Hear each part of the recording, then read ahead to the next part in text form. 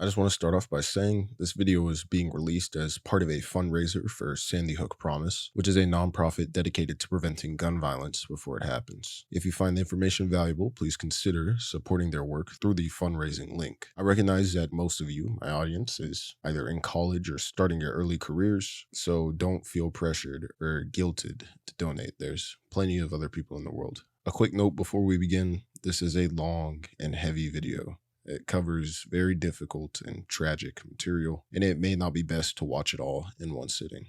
Feel free to take breaks, step away, and come back when you're ready. I'm not an AI, I'm a person. I breathe, and I feel, and I get tired as well. With that being said, let's start.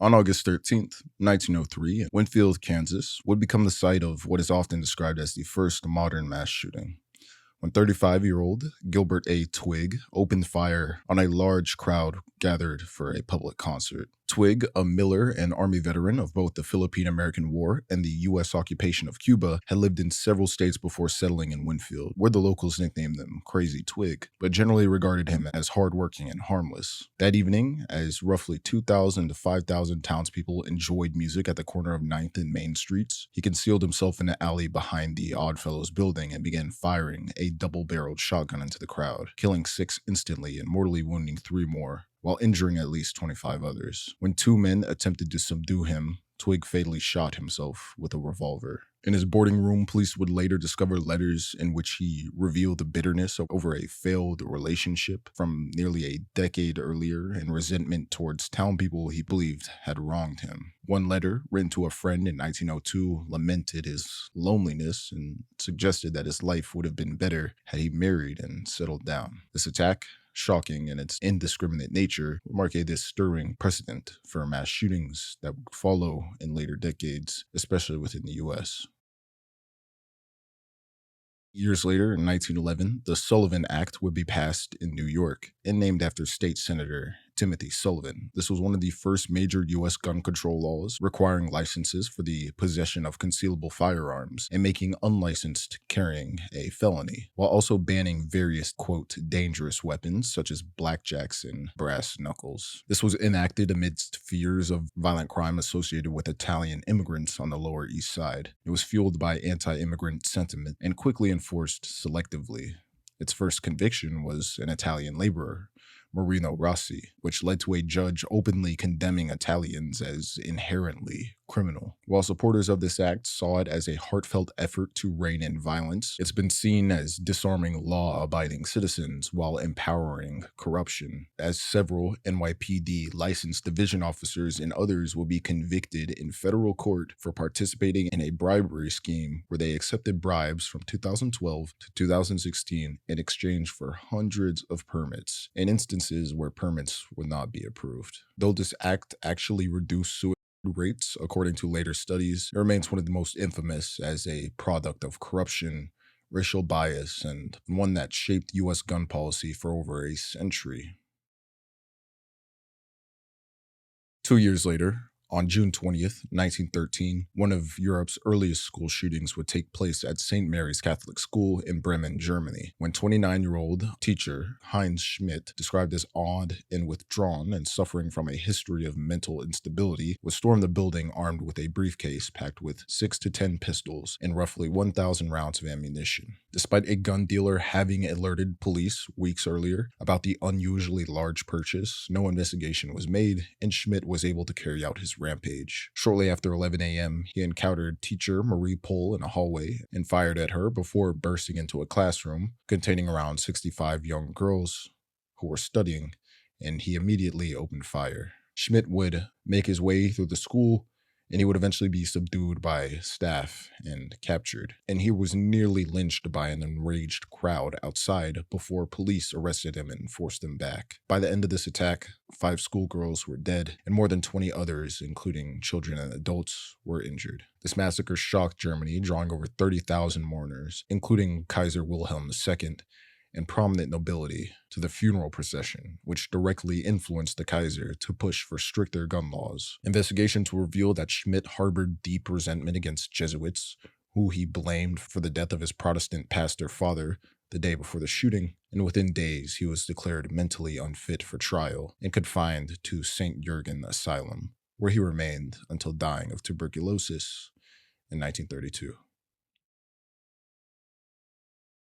That same year in 1913, we'd see Ernst August Wagner, a German schoolteacher plagued by depression, paranoia, and a lifelong sense of persecution, commit one of the most notorious family murders and mass shootings in early 20th century Europe. His life was marked by shame and delusion after an incident of bestiality in 1901 that left him convinced villagers in Mulhausen mocked him, and this paranoia grew into an obsession that fueled his hatred for the town. Despite marrying Anna Schlecht under social pressure and fathering 5 children, he remained embittered and detached. And on September 4th, 1913, he began his killing spree by bludgeoning his wife unconscious and stabbing her fatally before proceeding to stab his 4 children. He left notes to deflect suspicion, packed his weapons, including 2 Mauser C96 pistols and hundreds of rounds, and traveled by train to Mulhausen, where he set barns on fire and roamed the streets with his pistols, shooting indiscriminately at people he believed that mocked him. Over the course of his rampage, he fired around 80 rounds, killed 9 villagers and wounded many others, and burned several buildings before he was finally overpowered by locals and beaten nearly to death. After being arrested and confessing to both the massacre and his family's murders, he expressed a desire for execution, but instead became the first person in Württemberg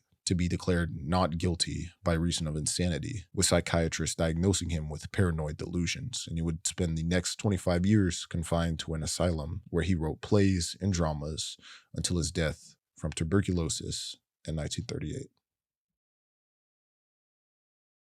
7 years later, in 1920, we'd see the Firearms Act of 1920, which marked a major turning point in British gun policy. This was introduced in the aftermath of World War I, amidst government fears of rising crime from surplus military weapons and potential uprisings by Irish Republicans during the Anglo-Irish War and broader working-class unrest. While officially framed as legislation to regulate the international arms trade in line with the 1919 Paris Arms Convention, its most significant domestic effect was the creation of a strict licensing regime, as anyone wishing to buy or possess a firearm or ammunition now had to obtain a renewable 3-year firearm certificate, which specified both the weapon and the quantity of ammunition allowed. Local chief constables had wide discretion to deny applicants who were deemed to have, quote, intemperable habits, an unsound mind, or were just otherwise untrustworthy, and applicants had to demonstrate a, quote, good reason for ownership, initially including self-defense. And violations carried penalties of up to £50, which is roughly £2,500, or $3,300 in today's value, and up to 3 months imprisonment, with or without hard labor. 14 years later, in 1934, we see the National Firearms Act in the U.S. enacted in response to Prohibition-era gangster violence, such as the 1929 St. Valentine's Day Massacre and the 1933 attempted assassination of President-elect Franklin D. Roosevelt. This was the first major U.S. federal gun control law and remains a cornerstone of firearms regulation. It imposed a $200 transfer tax and required registration of certain categories of weapons: machine guns, short-barreled rifles, shotguns, silencers, and concealable, quote, any other weapons, or AOWs. These were to be registered with the National Firearms Registration and Transfer Record. This act tightly regulated interstate transfer, manufacturing, and transport of these weapons, giving oversight to what is now the ATF, and established that even individual components, such as silencers or machine gun sears, could be legally defined as full NFA firearms. And thus, this would remain the legal framework governing America's most restricted firearms, with violations punishable by up to 10 years in prison and heavy fines. 3 years later, in 1937, we see the Firearms Act of 1937 in the UK, building on the previous 1920 Act and recommendations of a 1934 committee led by Sir Archibald Bodkin, significantly tightening gun regulation in Britain by raising the minimum age for purchasing a firearm or air gun from 14 to 17. This would extend controls to shotguns and other smoothbore weapons with barrels under 20 inches, and transferring certification of machine guns to military oversight, imposing stricter regulation on firearms dealers and granting chief constables authority to impose conditions on individual certificates. That same year, the Home Secretary would redefine the framework for ownership by declaring that self-defense was no longer considered a valid reason to obtain a firearm license, instructing police to reject such applications on the grounds that firearms posed more danger than protection, effectively ending the recognition of personal defense as justification for civilian gun ownership in the United Kingdom. The next year, in 1938, we see the Federal Firearms Act of 1938, which was a landmark U.S. gun control law that for the first time required gun manufacturers, importers, and dealers to obtain federal firearms licenses, or FFLs, also maintain detailed sales records, and refrain from transferring firearms to certain prohibited persons, most notably convicted felons. This framework established the concept of firearms, quote, disabilities, meaning legal conditions that barred individuals from ownership, and created the foundation for the modern regulation of commercial gun sales. Enforced by the Alcohol Tax Unit, which is a predecessor of today's ATF, the FFA marked the federal government's first attempt to systematically track gun dealers and regulate who could actually legally purchase weapons. Although the act was eventually repealed in 1968, most of its provisions, such as licensing, record keeping, and prohibited categories of buyers, would be absorbed and expanded into the Gun Control Act of 1968. The next year, in 1939, we'd see United States versus Miller, as we previously discussed, and this was a landmark Supreme Court case that tested the constitutionality of the National Firearms Act of 1934 under the Second Amendment. The case basically arose when Jack Miller and Frank Layton were indicted for transporting an unregistered sawed-off shotgun across state lines in violation of the NFA, and the district court initially ruled the law unconstitutional as infringing on their Second Amendment. And on May 15, 1939, the court unanimously upheld the NFA, ruling that the Second Amendment did not guarantee an unrestricted right to keep and bear arms, but rather protected weapons with, quote, some reasonable relationship to the preservation or efficiency of a well-regulated militia. The court held that it could not take judicial notice that a sawed-off shotgun had any military utility or role in the common defense, and this decision effectively tied the Second Amendment to militia-related purposes. And both gun control advocates, who cite Miller as a precedent for limiting civilian access to non-militia weapons, and gun rights supporters who argue that it affirms protection of military-style arms, claim the ruling supports both their positions, but its ambiguity and absence of defense arguments left many issues unresolved. In 1945, we'd see the Utah Prisoner of War Massacre, which would occur after midnight on July 8, 1945, when 23-year-old U.S. Army Private Clarence V. Bertucci would open fire with a Browning 1917 machine gun on sleeping German prisoners at Camp Salina, a small POW camp in Utah, housing around 250 German soldiers. In less than 15 seconds, Clarence sprayed 250 rounds across 30 of the camp's 43 tents, killing 9 prisoners and wounding 19 others before being taken into custody without resistance, later telling investigators that he hated Germans, so he killed Germans. The massacre, which is the deadliest attack on POWs in U.S. history, stunned the town of Salina, and the victims will be buried with full military honors. And initially, investigators like Captain Wayne Owens argued that Clarence was insane and should be court-martialed, but after weeks of evaluation, he was declared mentally unbalanced and confined to Mason General Hospital in New York, where he remained institutionalized until his death in 1969. 4 years later, in 1949, we'd see Howard Unruh, a religious man whose life descended into paranoia and resentment, committing what would become known as the Walk of Death, one of the earliest modern American mass shootings. Raised largely by his mother after his parents' separation, he excelled in school and dreamed of government service, and his trajectory shifted when he enlisted in the U.S. Army in 1942 and saw intense combat as a tank crewman in Europe during World War II. Decorated with medals for his service, he nonetheless returned from war, moody, nervous, and increasingly isolated, traits his family attributed to his psychological scars from combat. After a brief and unsuccessful attempt at studying pharmacy, Howard lived idly at home with his mother, obsessively decorating his room with war trophies and Bible verses. At 9:20 a.m. on September 6, 1949, armed with a German Luger pistol and pockets full of ammunition, Howard began a calculated 12-minute rampage through his Camden neighborhood, shooting indiscriminately at neighbors and passerbys, while also targeting those he had grudges with. He ended up firing into cars, homes, and businesses, killing 13 people aged 2 to 68 and injuring 3 more before police eventually surrounded his apartment. A local reporter would call him on the telephone during the siege, and Howard calmly described his killings as a, quote, pretty good score before hanging up. And after exchanging gunfire with police and being wounded in the leg, he would surrender, and inside, officers discovered an arsenal of weapons and over 700 rounds of ammunition. He would be diagnosed with paranoid schizophrenia and deemed criminally insane, and committed to Trenton Psychiatric Hospital, where he lived in seclusion for 60 years until his death in 2009 at age 88.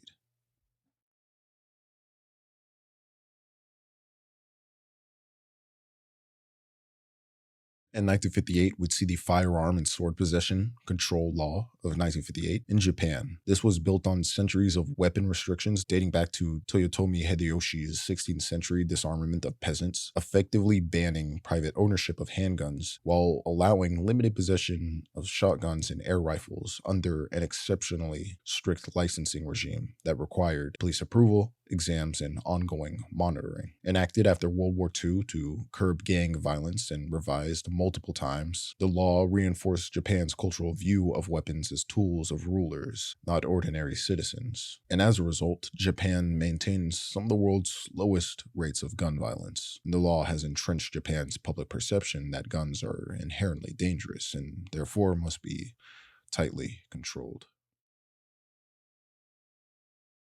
6 years later, Francisco Paula Gonzalez, a Filipino Olympic sailor, will become responsible for one of the earliest in-flight murders in U.S. history. After competing in the 1960 Summer Olympics in the dragon sailing event, Gonzalez moved to San Francisco, where he experienced personal turmoil, including mounting debts and a pending divorce. And on May 6, 1964, he flew to Reno, Nevada, and the following day he boarded Pacific Airlines Flight 773 on his return. During the flight, Gonzalez shot and killed both pilots before fatally shooting himself, causing this plane to crash and killing all 44 on board. The investigation revealed that he had recently taken out a $100,000 life insurance policy, naming his wife as the beneficiary, which, of course, indicated financial motives behind the tragedy. And this will become the United States' deadliest plane disaster. And after this, civil air regulation amendments will become effective on August 6, 1964, that required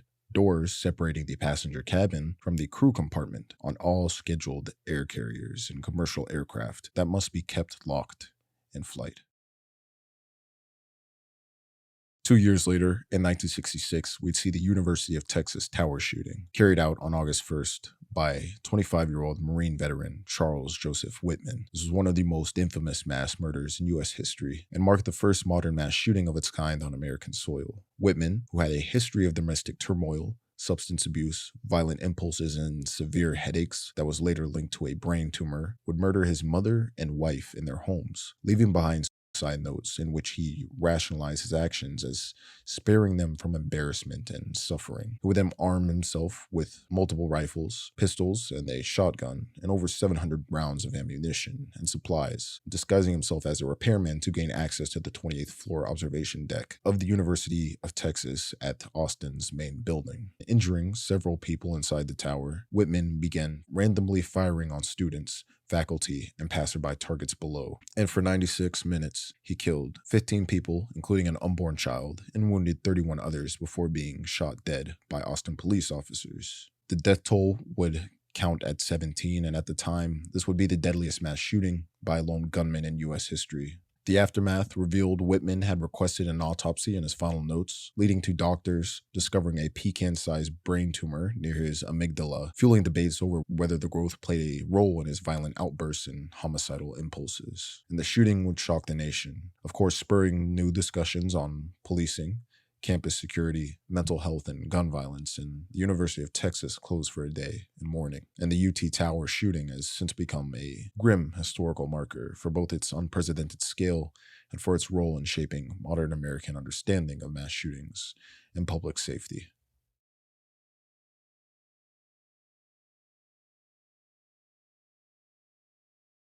The next year, in 1967, we'd see the Mulford Act of 1967 in California law being signed by Governor Ronald Reagan. This banned the public carrying of loaded firearms without a permit and was directly aimed at disarming the Black Panther Party, which had begun conducting armed patrols in Oakland to monitor police brutality. This bill gained bipartisan support and NRA backing after Black Panthers carrying rifles marched into the California state capitol on May 2nd, 1967, in protests. The incident prompted the bill to be declared a, quote, urgency statute requiring swift passage, and it cleared the Assembly and Senate with overwhelming majorities before being signed into law on July 28th. Both Democrats and Republicans pushed for the legislation, reflecting a consensus that armed Black self-defense movements represented a political and social threat, and Reagan, who witnessed the Panthers' arrival at the Capitol, publicly stated that there was, quote, no reason why on the street today a citizen should be carrying loaded weapons, calling firearms a, quote, ridiculous way to solve problems. The next year, in 1968, we'd see the Gun Control Act of 1968 signed into law by President Lyndon B. Johnson on October 22nd. This was a landmark federal legislation regulating the firearms industry and ownership, passed in the wake of the assassinations of John F. Kennedy, Martin Luther King Jr., and Robert F. Kennedy, as well as public concern over mass shootings like the 1966 University of Texas Tower Massacre. The law, which replaced the Federal Firearms Act of 1938 while retaining and expanding many of its provisions, prohibited mail-order gun sales, required all manufacturers, importers, and dealers to obtain federal licenses, and established categories of, quote, prohibited persons, that being felons, fugitives, drug users, and those deemed mentally unfit, barred from firearms purchases, and mandated serial numbers on all newly manufactured or imported guns. Ironically, the NRA did not strongly oppose the bill, and even shaped parts of it. And the Gun Control Act would become the backbone of U.S. federal gun regulation, later amended by the Brady Act of 1993 to require background checks, and by the Violence Against Women Act in 1994 to also bar domestic abusers. And this remains central to the legal framework of American firearms control.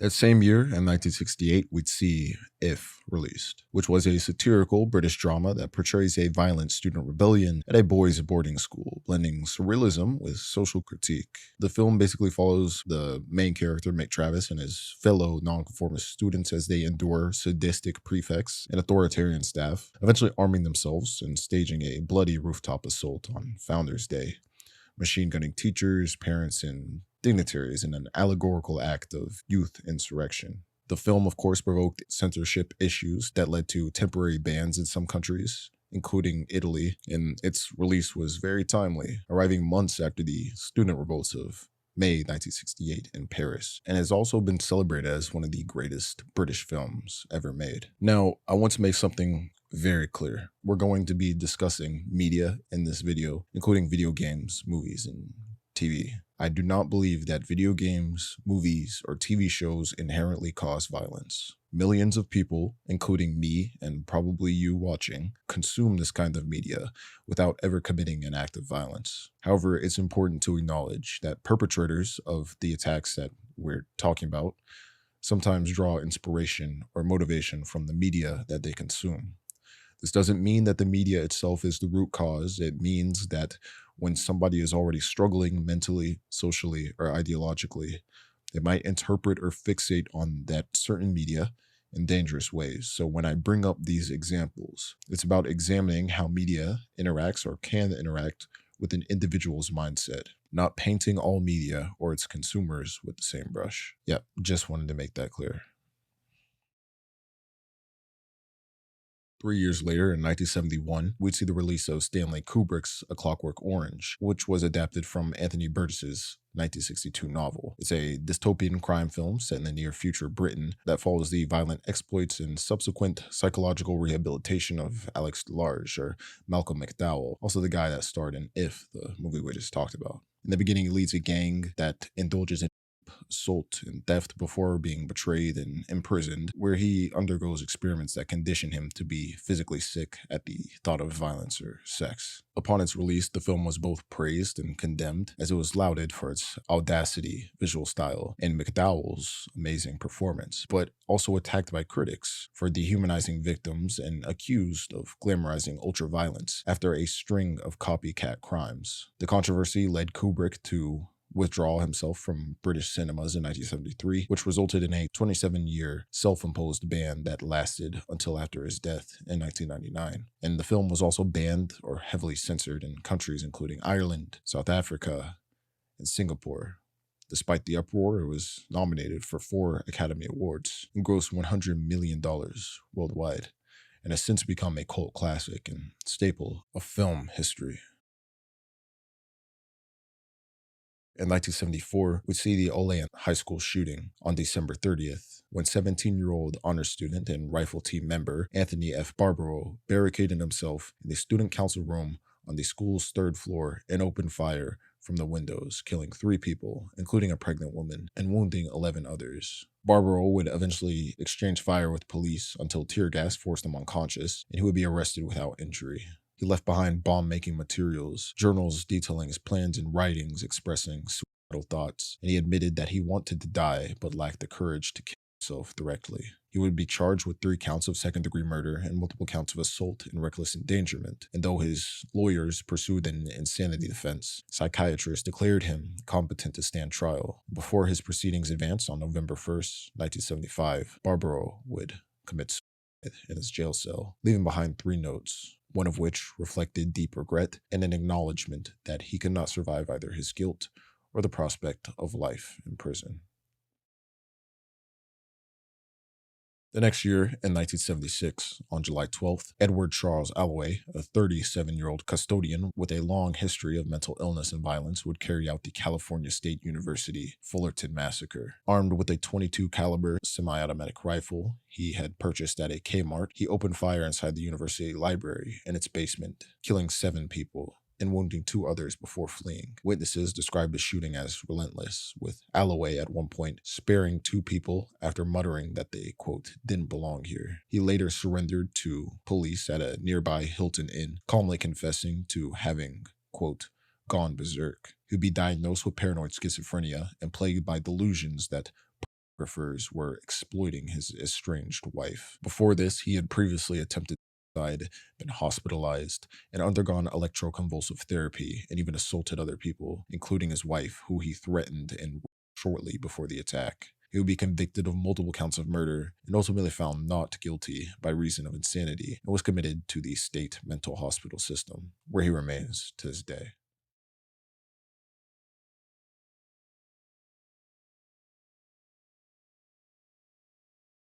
That same year, in 1976, Washington, D.C. would implement one of the strictest gun laws in the United States with the Firearms Control Regulations Act, which banned residents from owning handguns, automatic weapons, and high-capacity semi-automatic firearms, while prohibiting possession of unregistered guns except for police officers and those registered prior to 1976. The law also mandated that firearms in the home be kept unloaded, disassembled, or secured with a trigger lock, and this will be long regarded as among the nation's toughest firearm restrictions. And the law itself even faced constitutional challenges and was eventually struck down in the landmark 2008 Supreme Court case, District of Columbia versus Heller, which ruled that this ban and trigger lock requirements violated the Second Amendment. And of course, this would remain enacted until then.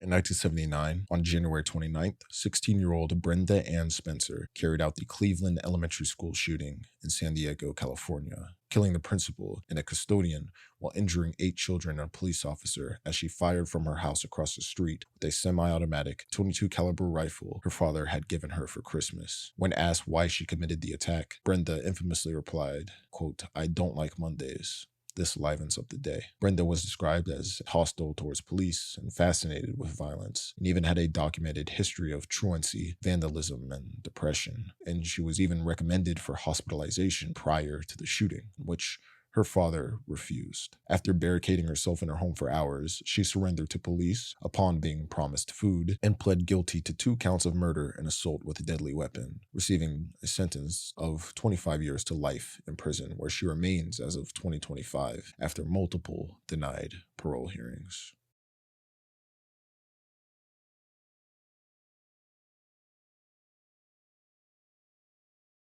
That same year, on April 27th, 64-year-old Ira Atterbury, a World War II Coast Guard veteran suffering from paranoia and high on PCP, opened fire from his RV on a crowd gathered for the Battle of Flowers Parade in San Antonio, Texas, killing 2 people and injuring 55, including several police officers, in what was later called the worst mass shooting in the city's history. Armed with 14 guns and shouting, quote, traitors, as he indiscriminately shot at parade goers for half an hour, Ira Atterbury engaged police in a 90-minute standoff before committing suicide after his rifle jammed.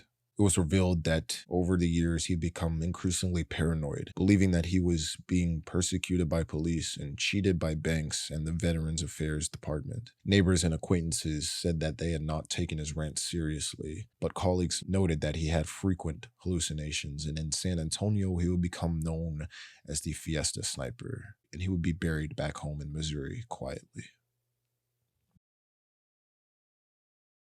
3 years later, in 1982, during the night of April 26, South Korean policeman Woo Boom Kan, a former Marine and skilled marksman with a history of heavy drinking, paranoia, and disciplinary problems, would launch one of the deadliest mass shootings in history, killing 56 people and wounding around 35 others across several villages in South Gyeongsang province before committing suicide with grenades as police closed in. This rampage would begin after a domestic argument with his girlfriend escalated, and Wu armed himself with rifles, handguns, grenades, and ammunition from a reservist armory, first killing phone operators at a post office before moving on from village to village, using his authority as a policeman to gain entry into homes where he massacred families and bystanders. Police, hindered by slow response times and poor communication, only confronted him hours later at a farmhouse, where Wu killed the hostages and committed suicide with explosives. The massacre shocked South Korea, leading to the resignation of Interior Minister Seo Chung-hwa and the suspensions of police officers for negligence and the creation of a parliamentary commission to investigate failures in handling the attack.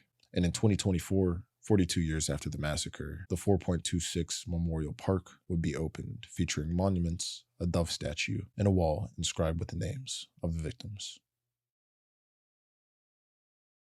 The San Isidro McDonald's massacre occurred on July 18th, 1984, when 41-year-old James Huberty entered a McDonald's restaurant in the San Isidro neighborhood of San Diego and fatally shot 22 people and wounded 19 others in a rampage that lasted 77 minutes before he was killed by a police sniper. Armed with a pistol, Uzi carbine, shotgun, and hundreds of rounds of ammunition, he indiscriminately targeted men, women, and children, many of whom were of Mexican or Mexican-American descent. Victims ranged from 4 months to 74 years old, and the massacre became, at the time, the deadliest mass shooting by a lone gunman in U.S. history. James, who had a history of domestic violence, paranoia, and untreated mental health struggles, had unsuccessfully sought help at a local clinic, and the day before the shooting, he told his wife he was, quote, going hunting for humans. And when the clinic failed to call him back due to a clerical error, he concluded society had, quote, had their chance. The aftermath of this massacre had wide-ranging consequences for the victims, survivors, and the city of San Diego. McDonald's demolished the restaurant and later donated the land, which became the site of a permanent memorial in 1990.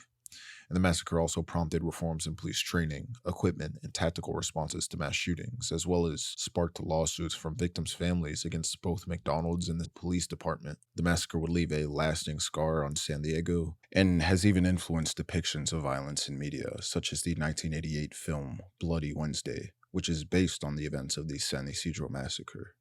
And I'd even say that in the 1993 movie Falling Down, the fast food scene from this movie while supposed to be comedic and not actually a shooting, is loosely based on the massacre itself. Nonetheless, this is one of the most infamous mass shootings in American history.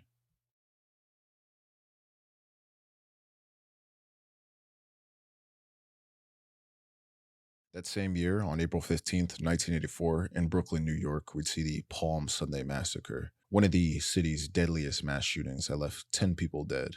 The victims were shot at close range with 19 bullets fired from two handguns, most of them being struck in the head. Investigations revealed that Christopher Thomas, a friend of the household, committed this mass murder out of jealousy and rage, as he suspected his wife was having an affair with the homeowner, and in 1985 he would be convicted on 10 counts of manslaughter rather than murder, as the jury concluded that he acted under, quote, extreme emotional disturbance and was also under the influence of drugs. He would be sentenced to 83 to 250 years and would serve just over 32 years before being paroled in 2018.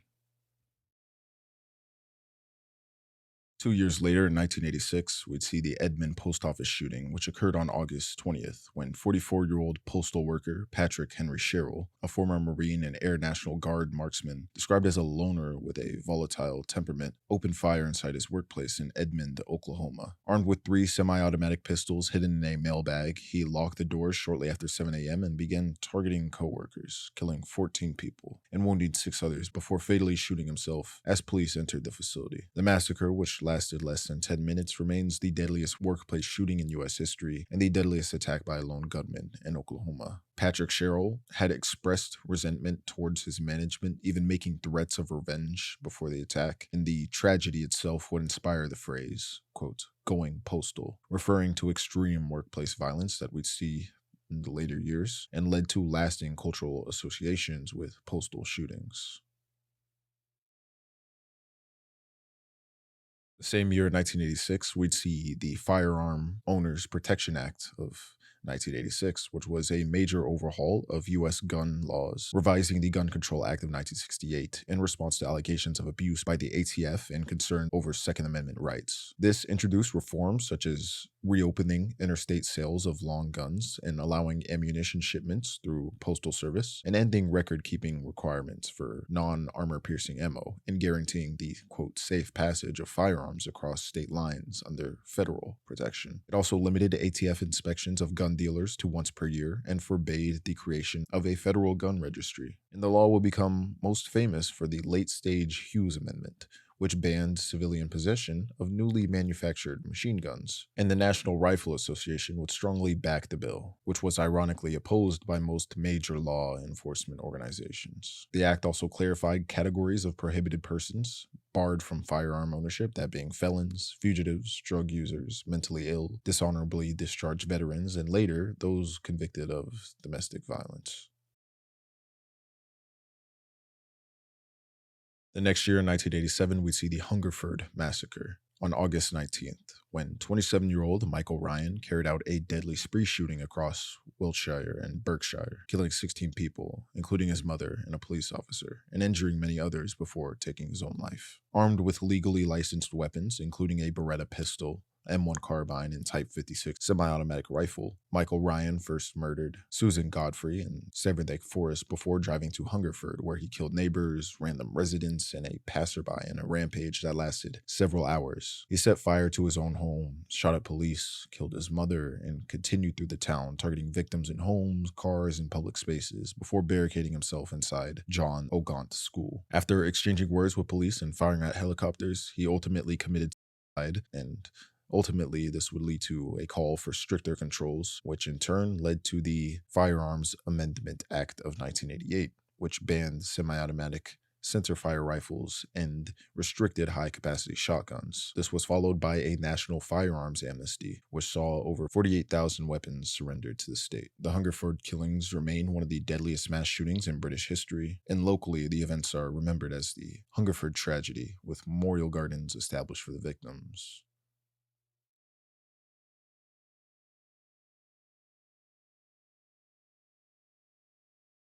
On December 7th, 1987, Pacific Southwest Airlines Flight 1771, traveling from Los Angeles to San Francisco, was hijacked and deliberately crashed by disgruntled ex-US Air employee David Burke. David Burke, recently fired for theft and denied reinstatement by his manager, Ray Thompson, who was also aboard the flight, used his employee credentials to bypass security at LAX and smuggled a .44 Magnum revolver onto the plane. He forced his way into the cockpit, where he killed both pilots and a flight attendant, and the plane rapidly pitched downward before another gunshot was heard in the cabin, likely the killing of an off-duty pilot who tried to intervene, and seconds later, the plane slammed into a hillside in San Luis Obispo County, disintegrating on impact with a force of nearly 5,000 Gs. And investigators from the NTSB and FBI confirmed David Burke's responsibility after recovering his revolver and a note linking him to the attack. This attack, one of California's deadliest mass murders, resulted in new federal security regulations, including the immediate revocation of airline and airport employee credentials upon termination, and the requirement that all airline staff must undergo the same security screenings as passengers. This remains an infamous act of workplace violence that escalated into mass murders, echoing the early 1964 Pacific Airlines flight that we talked about, and this will mark one of the deadliest days in U.S. aviation history. That same year in 1987, we'd see the Queen Street Massacre take place on December 8th, when 22-year-old Frank Vitkovich entered the Australia Post building at 191 Queen Street in Melbourne with a modified M1 carbine hidden in a bag. He moved through the building, targeting a former friend and employees, and shot several workers on the 12th floor before descending to the 11th, where he began indiscriminately targeting other people. Victims were shot at close range as they attempted to hide under desks, and in just minutes, 8 people were dead and 5 wounded. And the rampage ended when wounded employees overpowered Frank and stripped him of his weapon. Frank would then attempt to escape through a window, climbing onto a ledge before falling 11 stories to his death. After the massacre, it was revealed that Frank had obtained his rifle legally but illegally shortened the barrel, and he even left behind a diary, a note expressing his violent impulses, suicidal thoughts, and feelings of alienation. His writings revealed paranoia, depression, and references to films like Rambo and earlier shootings, and inquests concluded that he was likely a paranoid schizophrenic and legally insane at the time of the killings. 8 people were killed, and several survivors, including those who disarmed him, received Australia's Star of Courage for their bravery. However, many still suffered long-term trauma. And the massacre, which unfolded in just 7 minutes, remains one of the deadliest mass shootings in Australian history. 2 years later, in 1989, Mark Lapine would become the perpetrator of the École Polytechnique massacre in Montreal on December 6. Raised in a turbulent and abusive household, Mark grew up resentful of his father and hostile towards women, and his academic and professional pursuits repeatedly failed. He even dropped out of college, lost jobs, and twice had his application to École Polytechnique rejected. And over time, he developed a bitter hatred of women in traditionally male professions and feminism in general, voicing resentment that women were, quote, taking over positions he believed belonged to men. In 1989, after months of planning, he purchased a Ruger Mini-14 rifle and prepared for a violent attack. He framed as a political act against feminists, leaving a note behind that blamed women's equality movements for his failures and listed 19 women he wished he had time to kill. On the afternoon of December 6, 1989, he entered the École Polytechnique with his rifle and hunting knife, beginning his rampage in a mechanical engineering class by separating male and female students and declaring his war on feminism. He shot 9 women, killing 6, before moving through the school's corridor and classrooms, systematically targeting female students and staff. And in under 20 minutes, he murdered 14 women and wounded 14 others, including 10 women and 4 men, before fatally shooting himself. The massacre sparked national mourning and widespread debates about misogyny, violence against women, and gun control, and in the years that followed, December 6th was designated as a national day of remembrance and action on violence against women, and the killings galvanized feminist activism, leading to stricter gun laws such as Bill C-17 in 1992 and the Firearms Act in 1995, which created a national gun registry. And the event remains a defining moment in Canadian history, memorialized annually with ceremonies, monuments, and advocacy campaigns, symbolizing both the deadly consequences of misogyny and the ongoing struggle to combat violence against women.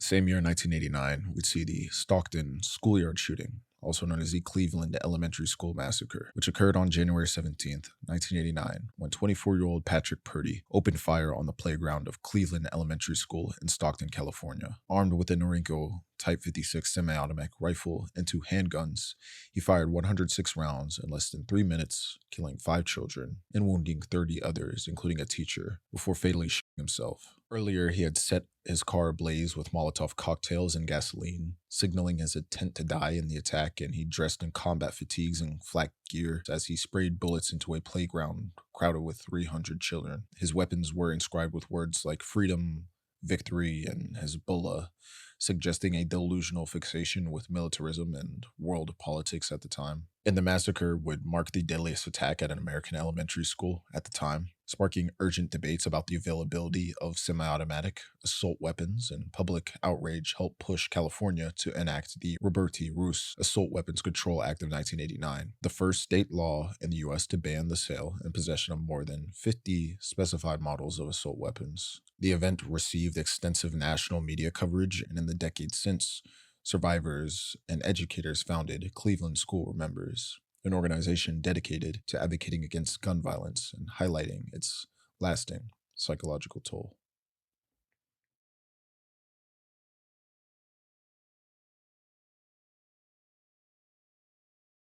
The next year, in 1990, we'd see the Aramoana massacre, which unfolded on November 13th, when 33-year-old local resident David Gray began a violent rampage after a dispute with his neighbor. Armed with a Norinco 84S semi-automatic rifle and other firearms, David Gray first shot and killed his neighbor, Gary Holden, before turning his gun on Holden's daughters and their friend. He then set the Holden house ablaze and then began firing indiscriminately at residents who rushed to help, killing multiple people, and victims range from children to elderly townspeople. As night fell, one of the first armed responders to this event attempted to contain Gray but was shot dead in the line of duty. And over the course of the night, the township was locked down by armed offender squad units. By the following day, the anti-terrorist squad launched a systematic house-to-house search with helicopters dropping tear gas and positioning snipers. And after hours of tense searching, David Gray was cornered where a fierce gun battle erupted. And late in the afternoon of November 14th, David Gray burst out of the house, firing from the hip and shouting, quote, "Kill me," before being shot multiple times and subdued, eventually dying later in an ambulance. In total, 12 people were murdered and marked the deadliest shooting in New Zealand until 2019. This shocked the country and led to a significant tightening of gun laws in 1992, including photographic firearm licenses and restrictions on military-style semi-automatic weapons. Survivors and responders received bravery awards, and the tragedy remains a defining moment in New Zealand's history. The same year, in 1990, we see James Edward Poe, a 42-year-old Jacksonville, Florida man whose past and personal decline culminated in one of the deadliest mass shootings in the state's history. Born in 1948, he grew up in poverty after his father abandoned the family and developed a criminal record as a teenager, including arrests for robbery, assault, and weapons violations. And in 1971, he killed his best friend during an argument, for which he would go to prison for, eventually being released later in life. And though prohibited from owning firearms, he was never officially entered into federal databases, allowing him to legally buy guns over the years, and by the late 1980s, his life had unraveled. His car had been repossessed, his marriage collapsed, and following his mother's death, he became increasingly reclusive, bitter, and violent. In the days before the massacre, he purchased an M1 carbine rifle and stockpiled weapons and magazines, and his killing spree would begin just after midnight on June 17th, 1990, when he gunned down 2 strangers in Jacksonville's north side, wounded 2 teenagers, and robbed a convenience store. The following morning, he visited his mother's grave and drove to the office that repossessed his car, and armed with his M1 carbine, a revolver, and hundreds of rounds of ammunition, he walked into the building and began firing without warning, killing 9 people and wounding 4 others. He then turned his revolver on himself and committed suicide. In total, in over 2 days, he killed 11 people, and this massacre would be the deadliest mass shooting by a lone gunman in Florida until 2016. The same year, in 1990, we see the Gun Free School Zones Act pass, which was passed by Senator Herb Kohl and signed into law by President George H.W. Bush as part of the Crime Control Act. And this prohibited unauthorized individuals from knowingly possessing a firearm within 1,000 feet of public, private, or parochial elementary and secondary schools, with certain exceptions for law enforcement, licensed carriers, and secured or unloaded weapons. The next year, in 1991, we'd see the Luby's shooting, also known as the Luby's Massacre, which occurred on October 16th, when 35-year-old George Hennard drove his pickup truck through the front of a crowded Luby's cafeteria in Killeen, Texas, and opened fire with two pistols, killing 23 people and wounding 27 others before dying by suicide in a shootout with police. Witnesses recalled him screaming misogynistic rants, calling women vipers and bitches. His rampage and investigations into George Hennard's life revealed a pattern of instability, racism, and violent misogyny. He served in the Navy and worked as a merchant mariner before being dismissed for drug use and racial incidents, and had a long history of hatred towards women, once stalking two sisters and sending them disturbing letters, and had explosive outbursts that alienated those around him, blaming women for his problems. The massacre would spark national debate over gun control and concealed carry laws, with lawmakers pushing for restrictions on high-capacity weapons, which would lead to Texas passing a concealed handgun law in 1995.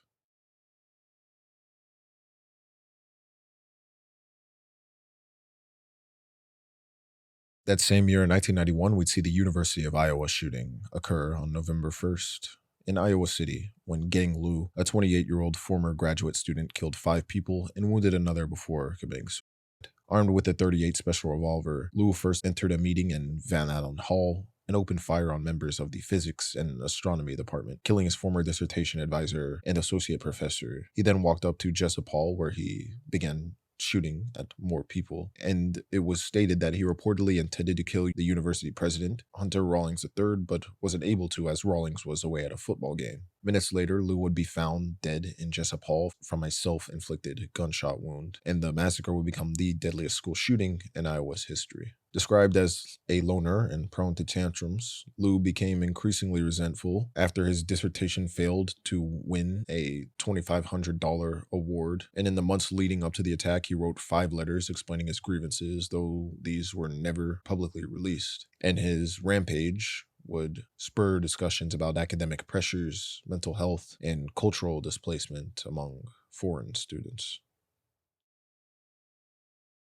That same year, in 1991, on November 14th, the Royal Oak, Michigan post office will become the site of a deadly workplace mass shooting carried out by 31-year-old former postal worker Thomas Paul McIlvaine. A former Marine and one-time professional kickboxer, Thomas had been discharged from the service after a reckless incident involving a tank, and later found work as a mail carrier, which he initially described as his ideal job. However, after repeated disciplinary write-ups and eventual termination in 1990, he tried to be reinstated, but in October 1991, his case was denied. He had already warned union officials that if he lost, he would make the infamous 1986 Edmond post office shooting, quote, look like Disneyland. And in the days before the attack, his threats intensified. Despite these red flags and requests for heightened security, no additional protective measures were provided at the Royal Oak facility. And on the morning of the shooting, Thomas entered the post office through a rear loading dock armed with a modified Ruger 22 caliber carbine and opened fire. In a matter of minutes, he killed 4 employees while wounding several others before turning the weapon on himself. The massacre was the 5th related postal shooting in 6 years, intensifying the phrase, quote, going postal, as we discussed. And this fallout led to sweeping management changes at the Royal Oak branch. And according to local union representatives, conditions dramatically improved once the previous regime was removed, as it was revealed that the post office itself had been a, quote, powder keg of abusive management practices. Nonetheless, the tragedy still underscored systemic issues within the U.S. Postal Service and would leave a lasting mark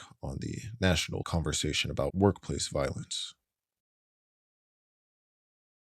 The same year, in 1991, Joseph Harris, a 35-year-old former postal worker, would carry out a shooting spree in Ridgewood, New Jersey. Joseph Harris, a former U.S. Marine who had worked as a mail handler until his dismissal in 1988, had a history of grievances against the Postal Service, particularly against his supervisor named Carol Ott. On the night of October 9th, 1991, he first attacked Carol at her home with a samurai sword and gun, killing her and her boyfriend. The next morning, armed with firearms, he stormed the Ridgewood post office where he previously worked, fatally shooting 2 employees. He then held police at bay in a tense 4-hour standoff before surrendering, and who would be later convicted and sentenced to death for the killings, although he died in prison in 1996 before his execution. This event would also cement the association of this rise in workplace gun violence and the phrase, going postal.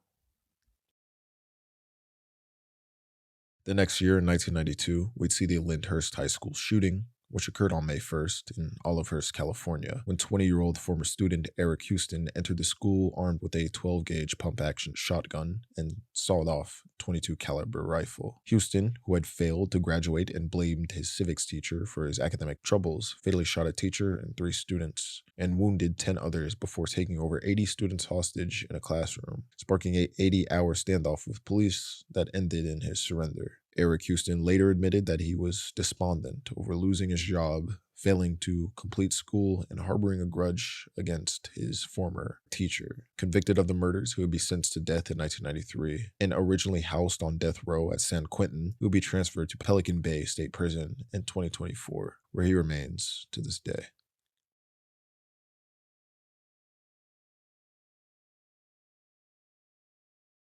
In 1992, we'd also see the fighting game, Mortal Kombat, be released in arcades, which was groundbreaking for its graphic violence and gore, especially through its infamous fatalities, which allowed players to finish off their opponents in gruesome ways. And while arcade exclusivity initially kept violent titles away from younger players, the game's transition to home consoles fueled controversy, particularly as Sega's Genesis version preserved the gore via an unlockable cheat code, while Nintendo's Super Nintendo version censored it. Of course, Sega's uncensored version outsold Nintendo's, escalating the console war between the two companies, and the game's popularity, alongside other violent titles like Night Trap and Lethal Enforcers, sparked national debate, drawing the attention of U.S. Senators Joe Lieberman and Herb Kohl, who led congressional hearings in 1993 and 1994 on game violence. The hearings would criticize companies for lacking a standardized rating system and threaten government regulation unless the industry acted, and in response, major console makers agreed to form the Voluntary Entertainment Software Ratings Board, or ESRB, by late 1994, and establishing the Entertainment Software Association to oversee the ESRB and represent the industry's interests, which would mark a major turning point in how video games would be regulated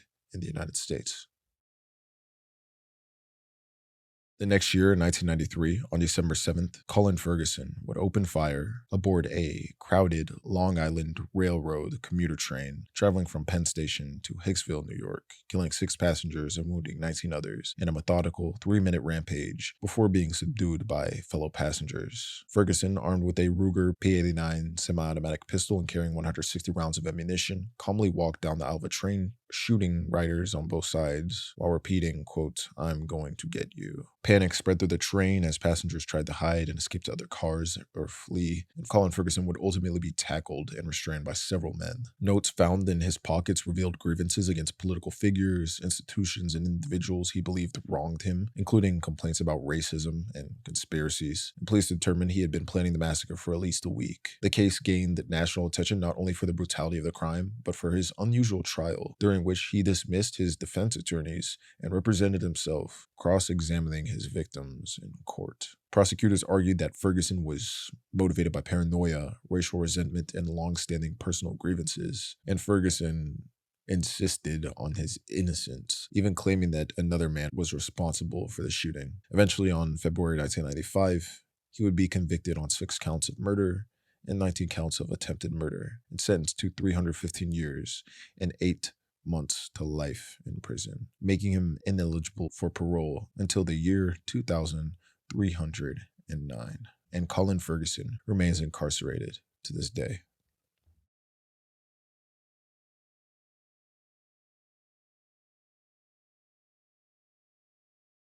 On July 1st, 1993, 55-year-old Gian Luigi Ferri would carry out a mass shooting at 101 California Street in San Francisco, targeting the law firm Petit and Martin and surrounding offices, killing 8 people and wounding 6 before taking his own life. Armed with 2 Tech 9 pistols modified with Hellfire trigger systems and a .45 caliber handgun, Ferry opened fire after exiting an elevator on the 34th floor, moving between floors and firing a mix of black Talon hollow points and standard ammunition. His motives were never fairly clear, though a rambling 4-page letter filled with grievances against lawyers, corporations, and government agencies would later be found, alongside bizarre claims about MSG poisoning. The victims included attorneys, secretaries, clients, and interns, and survivors also sustained severe injuries, with some succumbing to long-term complications. The massacre would of course shock the legal community, which accelerated calls for stronger gun control and directly influenced new legislation, including provisions that shaped the eventual 1994 federal crime bill.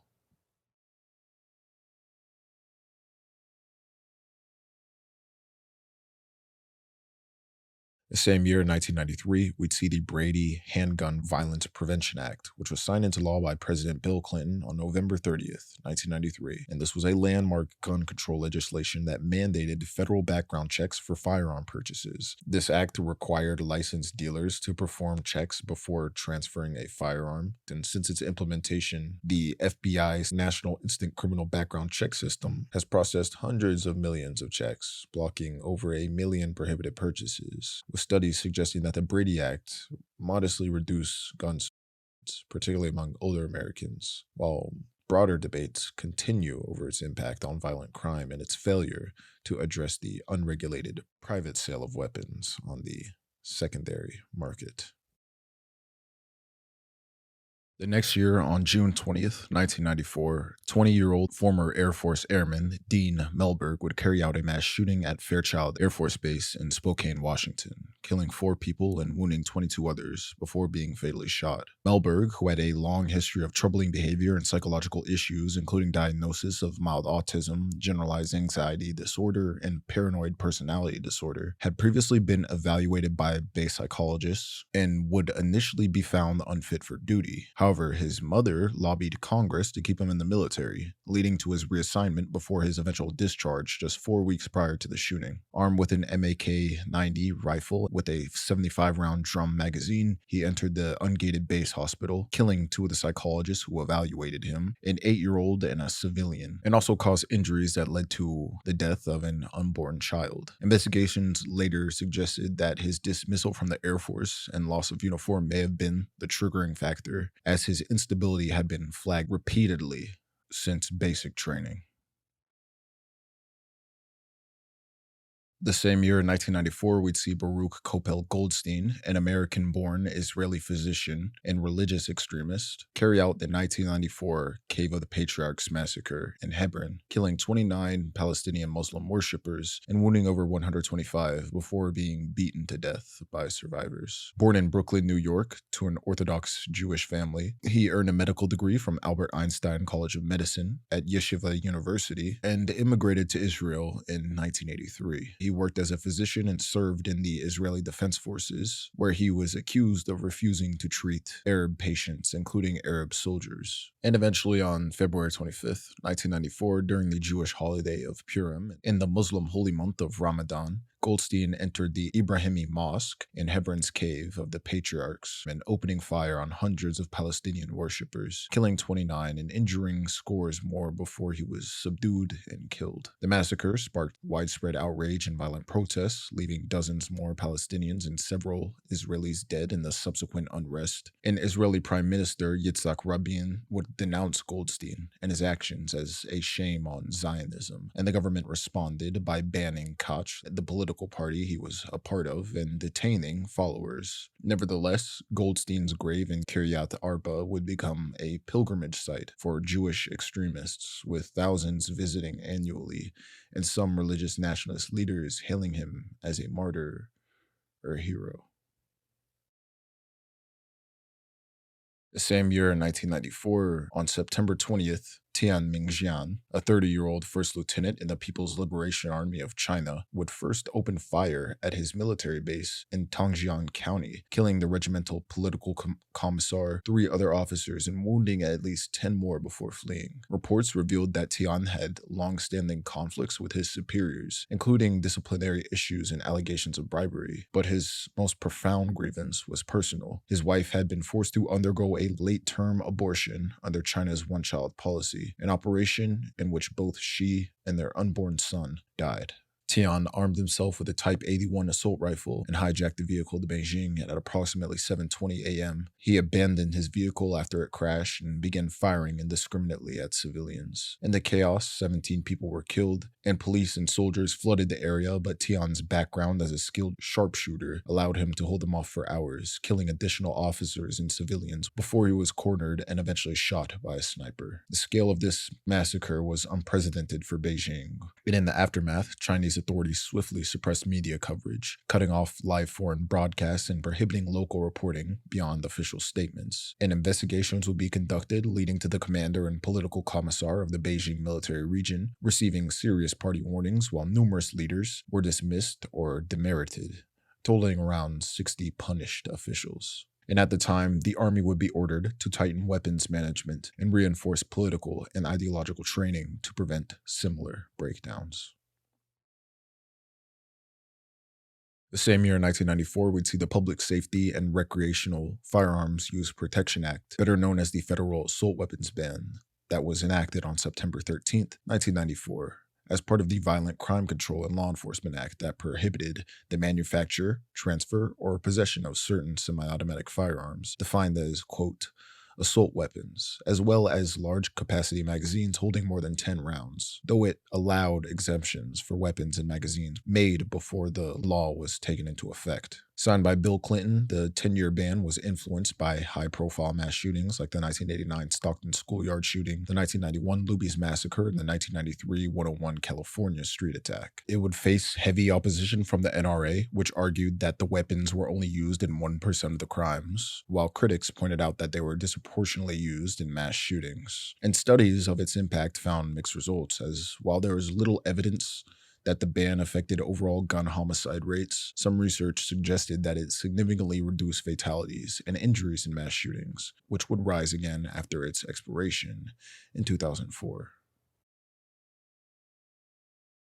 The same year, 1994, would see the release of Natural Born Killers, which was an American crime film directed by Oliver Stone, starring Woody Harrelson, Juliette Lewis, Robert Downey Jr., and Tommy Lee Jones. And it was basically about lovers with traumatic childhoods who embark on a killing spree across the American Southwest and are transformed into cult icons by the sensationalist media. The film would gross $110 million against a $30 million budget, with people praising its acting, style, and dark satire, while others criticized its graphic violence and interesting message. The movie would be notorious for censorship battles, cut to avoid an NC-17 rating, and banned in Ireland and the Philippines, and also delayed in the UK.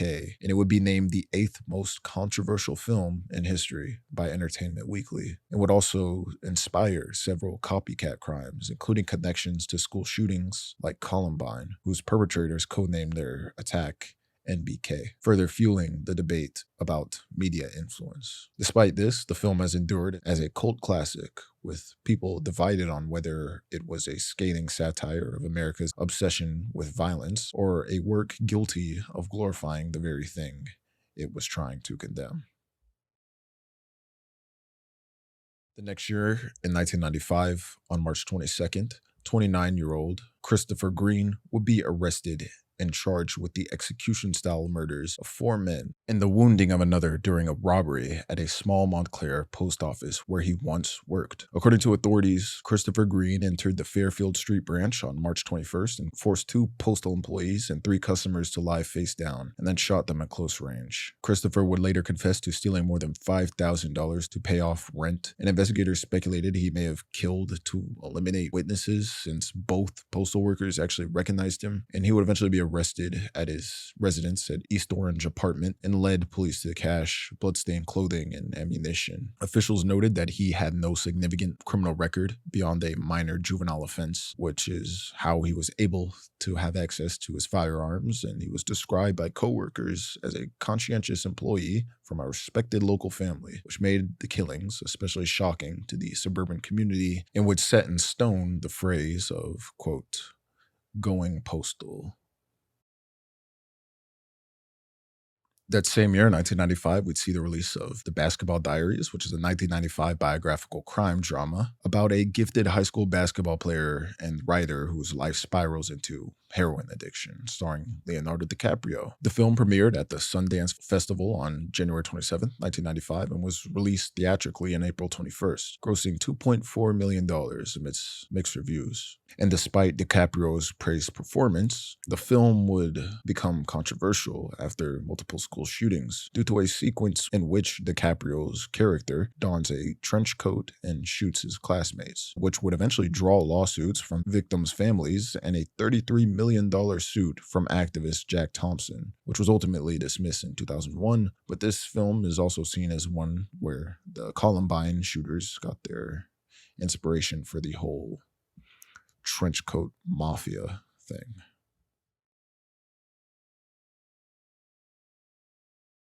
In 1996, on March 13th, we see the Dunblane Massacre at Dunblane Primary School near Stirling, Scotland, when 43-year-old Thomas Hamilton entered the school armed with 4 legally owned handguns and hundreds of rounds of ammunition, killing 16 students and their teacher and injuring another 15 others before turning a revolver on himself. Thomas Hamilton cut telephone lines before entering the school gymnasium and opened fire in a rampage that lasted just minutes, firing 106 shots in total. He indiscriminately shot children at close range before leaving the gym briefly and firing into nearby classrooms and returning to the gym to take his own life. Emergency services responded quickly, transporting the wounded to hospitals, and the death toll was around 16 children, all aged 5 or 6, and their teacher, which made it the deadliest shooting in British history. The massacre led to intense public debate centering on gun control and child protection, leading to the Cullen Inquiry, which investigated the events and Hamilton's background, including long-standing concerns about his behavior with boys' clubs and complaints to police that had been ignored. And the atrocities spurred the Snowdrop Petition, a grassroots campaign led by victims' families that gathered widespread support for banning private handgun ownership in the UK. Their efforts resulted in 2 pieces of legislation: the Firearms Amendment Act of 1997, introduced under Prime Minister John Major's Conservative government, which banned all cartridge handguns above .22 caliber, and the Firearms Amendment No. 2 Act in 1997, passed under Tony Blair's Labour government, which extended the ban to virtually all handguns in Britain. These bans were accompanied by a buyback program compensating owners, though the laws did not apply to Northern Ireland, where limited handgun ownership would remain legal. And the tragedy, of course, would profoundly reshape British gun laws, school safety practices, and remains a defining moment in UK history.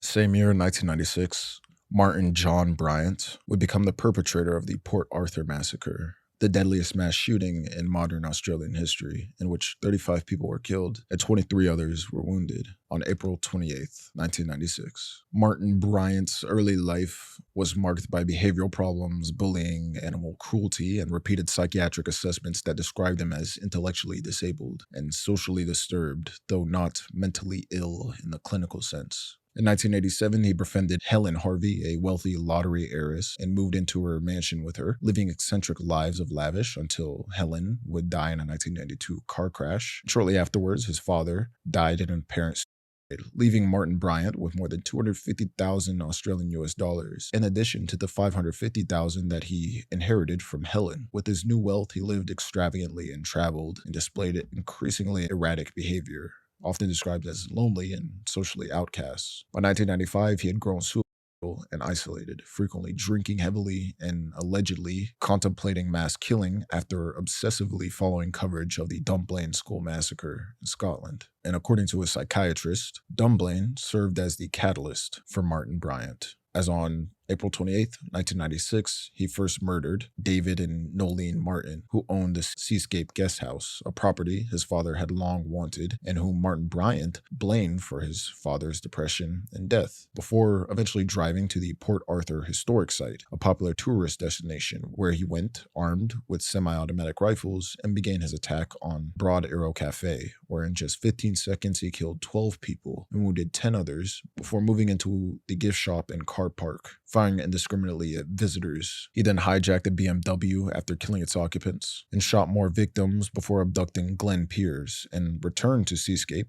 where he killed his hostage and held police in an 18-hour standoff before eventually setting the building on fire and being captured with severe burns. Martin Bryant later pleaded guilty to all his charges and was sentenced to 35 life sentences plus 1,035 years without parole, ensuring that he would die in prison. And the massacre prompted immediate and sweeping gun law reform under Prime Minister John Howard, leading to the National Firearms Agreement, which banned semi-automatic rifles and shotguns, and launched a mandatory gun buyback program that removed more than 640,000 firearms from circulation. And Martin Bryant himself remains incarcerated to this day.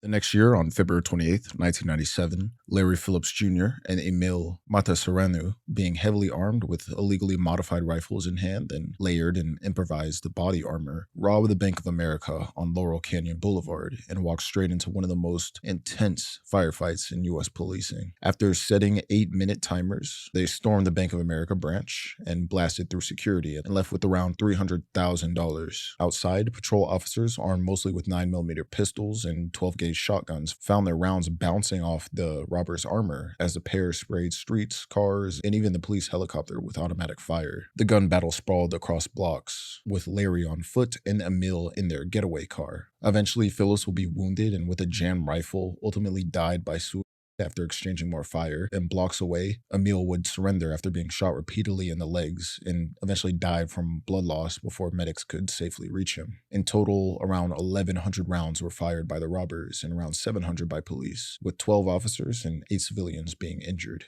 This North Hollywood robbery became a tipping point as it exposed how outgunned patrol officers could be against rifle-wielding suspects in body armor, and it drove nationwide upgrades, patrol rifles, better armor, and new deployment policies. And the LAPD, along with departments across the country, would retool training and gear to ensure that the next incident like this wouldn't look the same.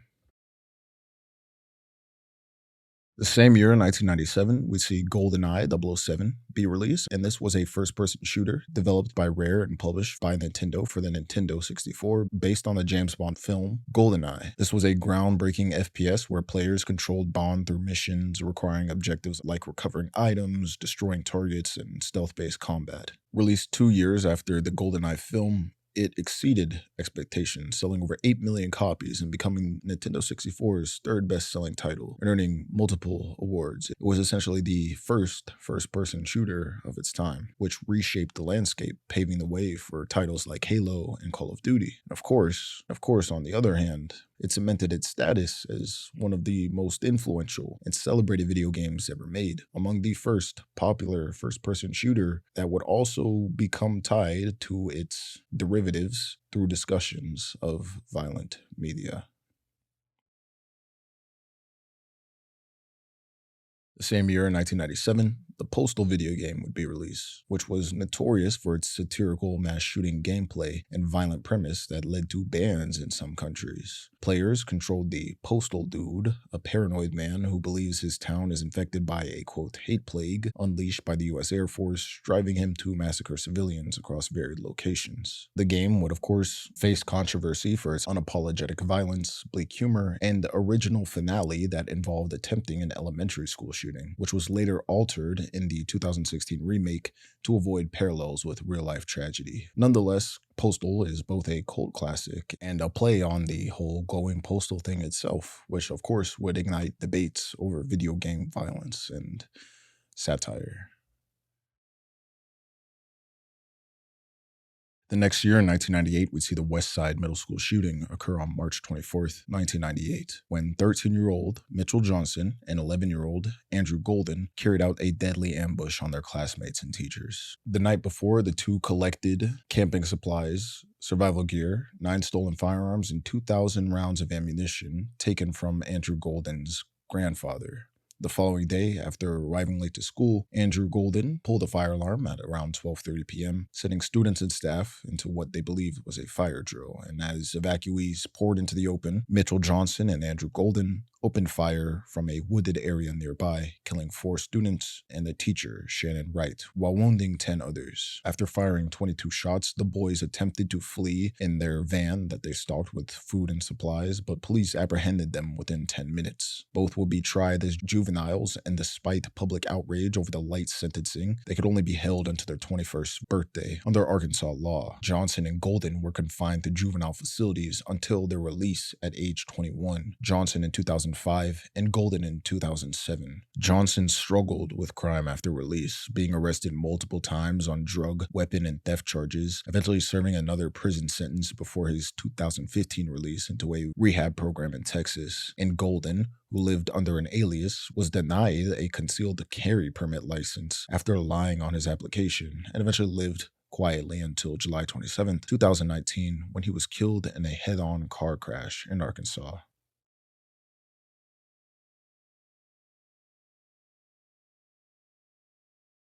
The next year, in 1999, we'd see the Columbine High School massacre that took place on April 20th in Columbine, Colorado, when seniors Eric Harris and Dylan Klebold carried out a meticulously planned attack that combined an attempted bombing with a mass shooting. Armed with sawed-off shotguns, a carbine rifle, a Tech-9 handgun, and dozens of improvised explosives, the pair murdered 12 students and teacher Dave Sanders while injuring 21 others before committing suicide.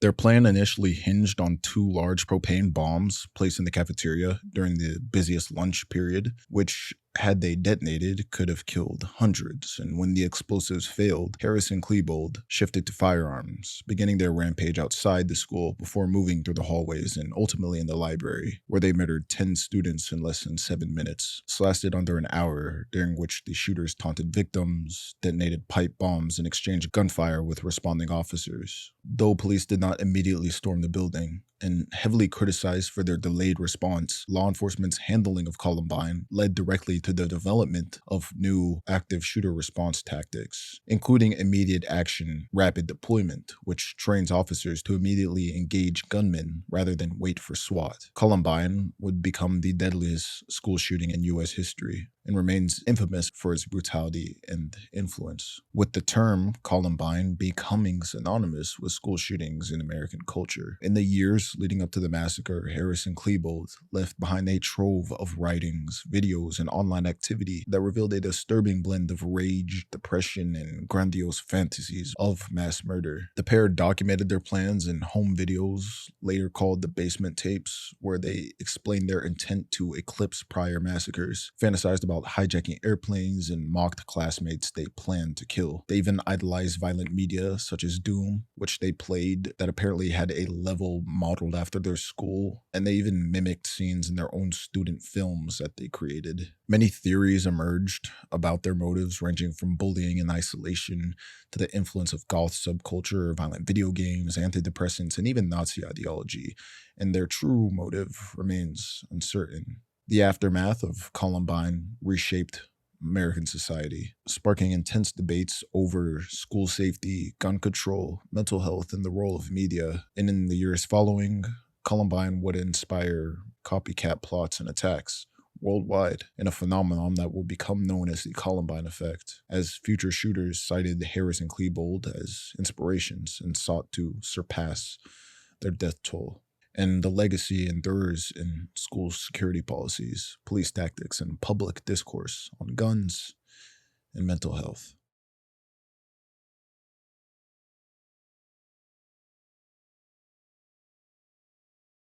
Same year, on July 20th, 1999, 44-year-old former day trader Mark Orrin Barton carried out the deadliest mass shooting in Georgia's history, killing 9 people and wounding 13 others at 2 Atlanta day trading firms. The spree followed the brutal murders of his second wife, who he bludgeoned to death, and his 2 children, who he killed the following night with a hammer. He left notes claiming he loved them, but he blamed his wife for his downfall and vowed to kill those he believed had destroyed him financially. On the morning of the shootings, he entered Momentum Securities, talked with the day traders, and opened fire with 2 pistols, killing 4 and wounding others before walking to a nearby Alltech office, where he lured his former bosses into a room under false pretenses and shot them all before murdering 5 others. He escaped, which led to a massive manhunt, and hours later he would be spotted driving his minivan, leading to a chase that ended at a gas station in Ackworth, where he fatally shot himself before officers could apprehend him. A subsequent search of his home uncovered his murdered family, and investigators concluded that Barton, who had a history of paranoia, depression, and violent tendencies, was motivated by catastrophic financial losses, having losing around $300,000 of an insurance payout and another $100,000 in the 2 months leading up to his rampage. The same year, 1999, on September 15th, 47-year-old Larry Gene Ashbrook carried out a mass shooting at Wedgwood Baptist Church in Fort Worth, Texas, killing 7 people and wounding 7 others before committing suicide. The attack occurred during a CU at the Pole Rally, which featured a Christian rock concert by the band 40 Days, and most of the victims were teenagers. Ashbrook entered the church in sunglasses and a pullover, smoking a cigarette, suddenly opening fire with a Ruger 9mm and .380 caliber handgun, while shouting anti-Christian rhetoric. He threw a pipe bomb into the sanctuary, which also detonated but caused no fatalities. And survivors recounted that Ashbrook confronted attendees about their faith, calling Christianity stupid, before ultimately sitting down in a pew and fatally himself. The shooting lasted less than 10 minutes. Ashbrook's background revealed a long history of paranoia, erratic behavior, and violent tendencies that had worsened after the death of his mother and later his father just 2 months before the attack. Police found pipe bomb materials in his house, and his brother described them as paranoid and schizophrenic, and investigators determined he had legally purchased the handguns at a flea market earlier in the year. It was noted that he had a deep resentment towards religion, and the 7 slain victims were later recognized as Christian martyrs, and a memorial would be built by the church.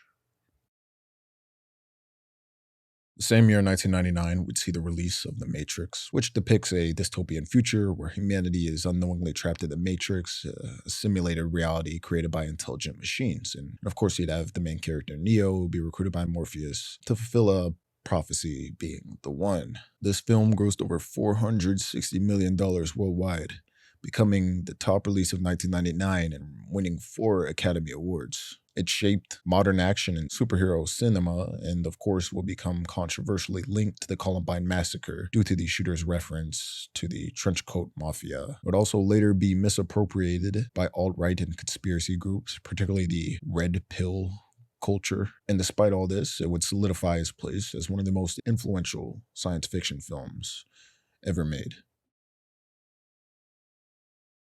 The same year, 1999, would also see the release of Counter-Strike, and this was first released as a Half-Life mod that quickly grew into one of the most influential first-person shooter franchises in gaming history. However, following the Columbine Massacre, it became entangled in media narratives about violent video games. Now, the original game, formerly released the next year in 2000, set the tone for the series as a tactical, team-based FPS, pitting terrorists against counter-terrorists. And of course, the franchise would become very popular, with over 25 million units sold by 2011. And the game remains synonymous with the FPS genre, with its effect being studied in both gaming and academic contexts for its mechanics, player psychology, and role in shaping online multiplayer culture, and, of course, violence.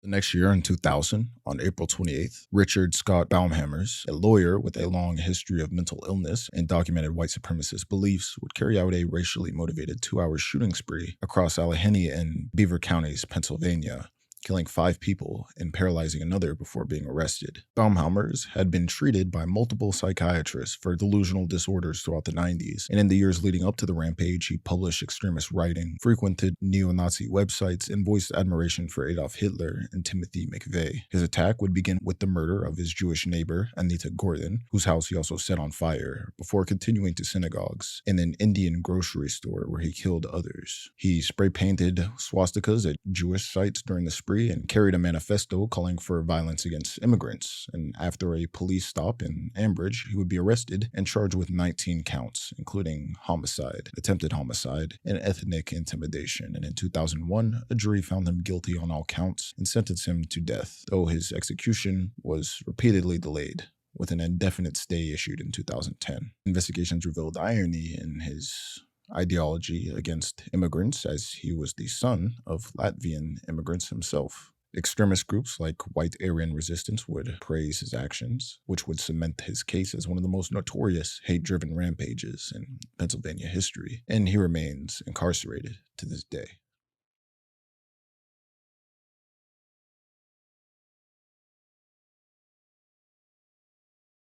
The same year, on May 24th, 2000, former Wendy's employee John Taylor and his accomplice Craig Gatineau would carry out a planned robbery that turned into a mass murder at Wendy's in Flushing, Queens. After luring staff to the manager's office under the guise of a meeting, they forced 7 employees into a freezer, bound and gagged them, and shot each one with a .380 caliber pistol, leading to 5 dying and 2 surviving. Around $2,400 would be stolen, and the 2 would be arrested within 48 hours. Craig Gatineau would plead guilty and receive life without parole, and John Taylor would be convicted in 2002 and initially sentenced to death. However, his sentence would be changed in 2007 to life without parole, and the crime would remain New York's deadliest mass shooting as of August 2025, and John Taylor and Craig Gatineau remain incarcerated to this day.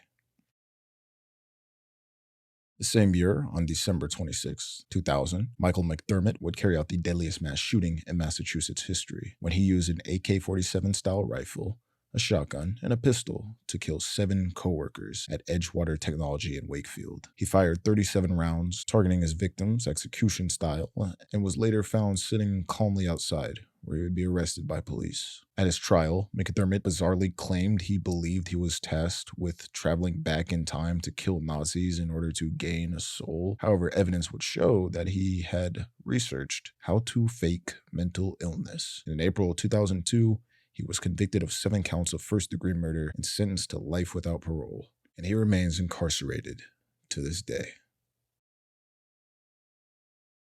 The next year, in 2001, on February 5th, former Navistar employee William Daniel Baker would carry out a deadly attack on the Navistar engine plant in Melrose Park, Illinois, killing 4 co-workers and wounding 4 others before committing suicide.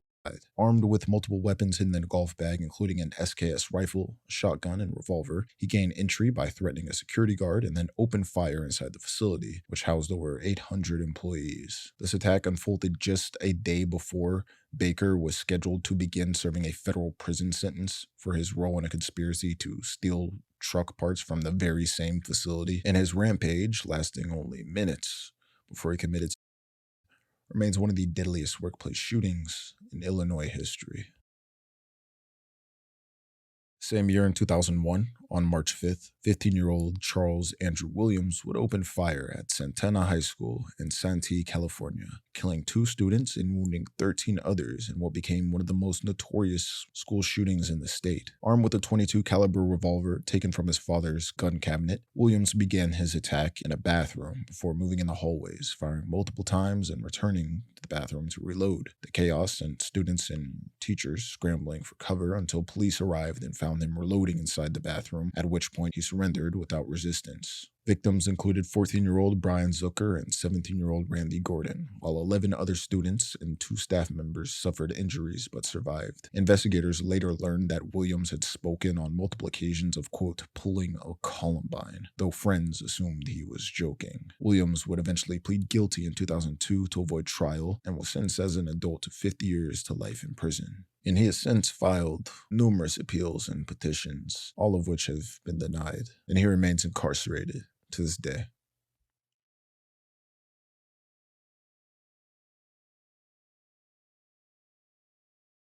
Same year, in 2001, on September 27th, Friedrich Liebecker would carry out the Zug massacre in the parliament building of the canton of Zug, Switzerland. Disguised as a police officer and armed with an assault rifle, a shotgun, 2 handguns, and a homemade bomb, the 57-year-old opened fire during a parliamentary session, killing 14 people and wounding 18 others before committing suicide This attack, which lasted less than 3 minutes, was the deadliest act of political violence in modern Swiss history, and the first time since the 19th century that Swiss politicians had been assassinated. Friedrich left behind a manifesto titled Day of Reckoning for the Zelga Mafia, in which he accused officials of corruption and injustice, and though heavily armed, his weapons, including the assault rifle and shotgun, had been legally acquired under Switzerland's permissive gun laws at the time. His background would reveal a long history of instability and criminality, as he would be diagnosed various times of antisocial personality disorder, mild schizophrenia, and other conditions, and committed numerous offenses ranging from fraud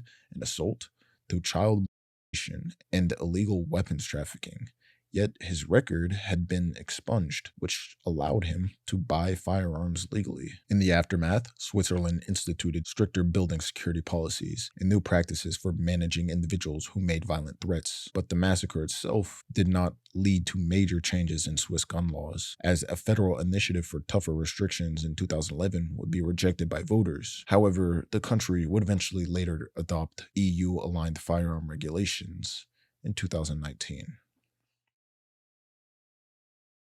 The same year in 2001, Rockstar Games will release Grand Theft Auto 3, a groundbreaking open-world game that gave players control of a silent protagonist named Cloud. The game allowed unprecedented freedom in completing objectives through gunplay, melee combat, and reckless driving, selling over 2 million copies within 6 months. And its popularity, however, fueled widespread controversy, with critics targeting its depictions of violence, crime, and mature themes. Rockstar also followed this up with Vice City in 2002 and San Andreas in 2004, with San Andreas leading to California banning the sale of violent video games to minors in 2005. In subsequent years, several violent crimes will be linked in the media to Grand Theft Auto titles, which prompted activist lawyer Jack Thompson to file lawsuits against Rockstar, arguing that the games directly incited youth violence. However, these lawsuits would be ultimately dismissed or withdrawn, and the games remain notorious and very popular to this day, remaining a subject of influencing violence within youth culture.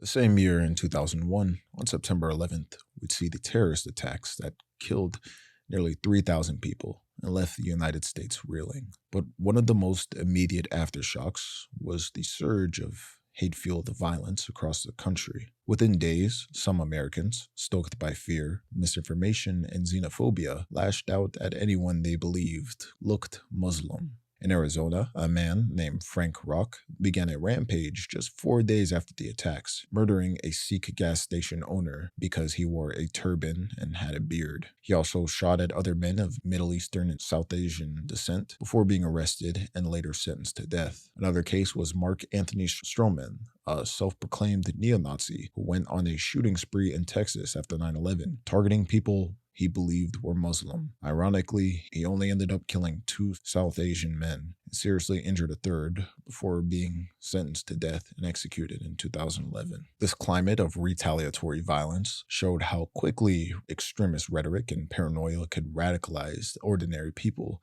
into carrying out hate crimes, very much like the pathways we would see in later mass shootings that were fueled by racial or religious hatred. The 9/11 backlash killings would highlight how acts of terror didn't just inspire government wars abroad, but also sparked domestic vigilante violence at home. And in this sense, the murders of innocent people mistaken for Arabs in the early days of 9/11 stand as an early warning of how cycles of hate, once ignited, could spread into wider patterns of radicalization and mass violence.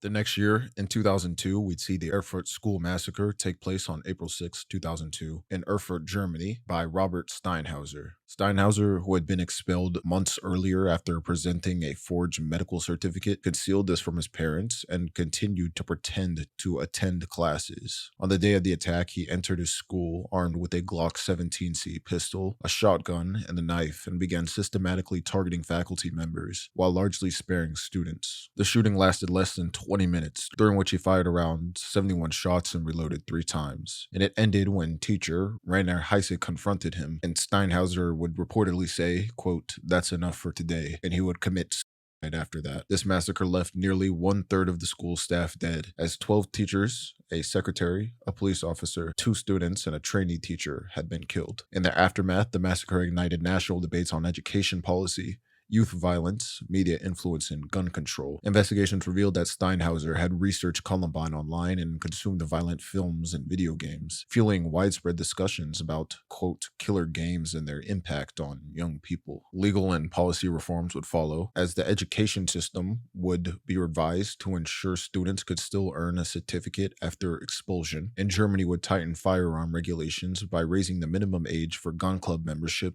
from 18 to 21. They also banned pump-action shotguns and required psychological evaluations for those under 25 seeking gun licenses. The same year, we'd see the Monash shooting take place on October 21st, 2002, when 36-year-old international student Huan Yun, or Alan Xiang, entered an econometrics class in the Menzies building on Monash's Clayton campus and opened fire with a handgun. During the attack, Zhang killed two students while wounding five others, and witnesses recalled Zhang shouting, quote, "You will never understand me," as he fired into the room. And the violence would eventually end when lecturer Lee Gordon Brown tackled Zhang with the help of another student and restrained him until police arrived. Authorities found Zhang carrying 5 firearms, including 2 Berettas, a Taurus, and 2 revolvers, as well as ammunition, all legally obtained through his membership with the Sporting Shooters Association of Australia. Zhang would be charged with 2 counts of murder and 5 counts of attempted murder. But during his 2004 trial, the defense and prosecution agreed that he suffered from a paranoid delusional disorder, as evidence revealed that he believed people were seeking to destroy him academically and the killings were part of a delusional destiny. And the Victorian Supreme Court jury found Zhang not guilty on grounds of mental impairment, and he would be committed to a psychiatric hospital, where he remains today. The shooting reignited national debate over firearm regulations in Australia, and this would culminate in the National Handgun Buyback Act of 2003, which imposed stricter limits on caliber, barrel length, and magazine capacity for legally owned handguns, and launched a statewide buyback program.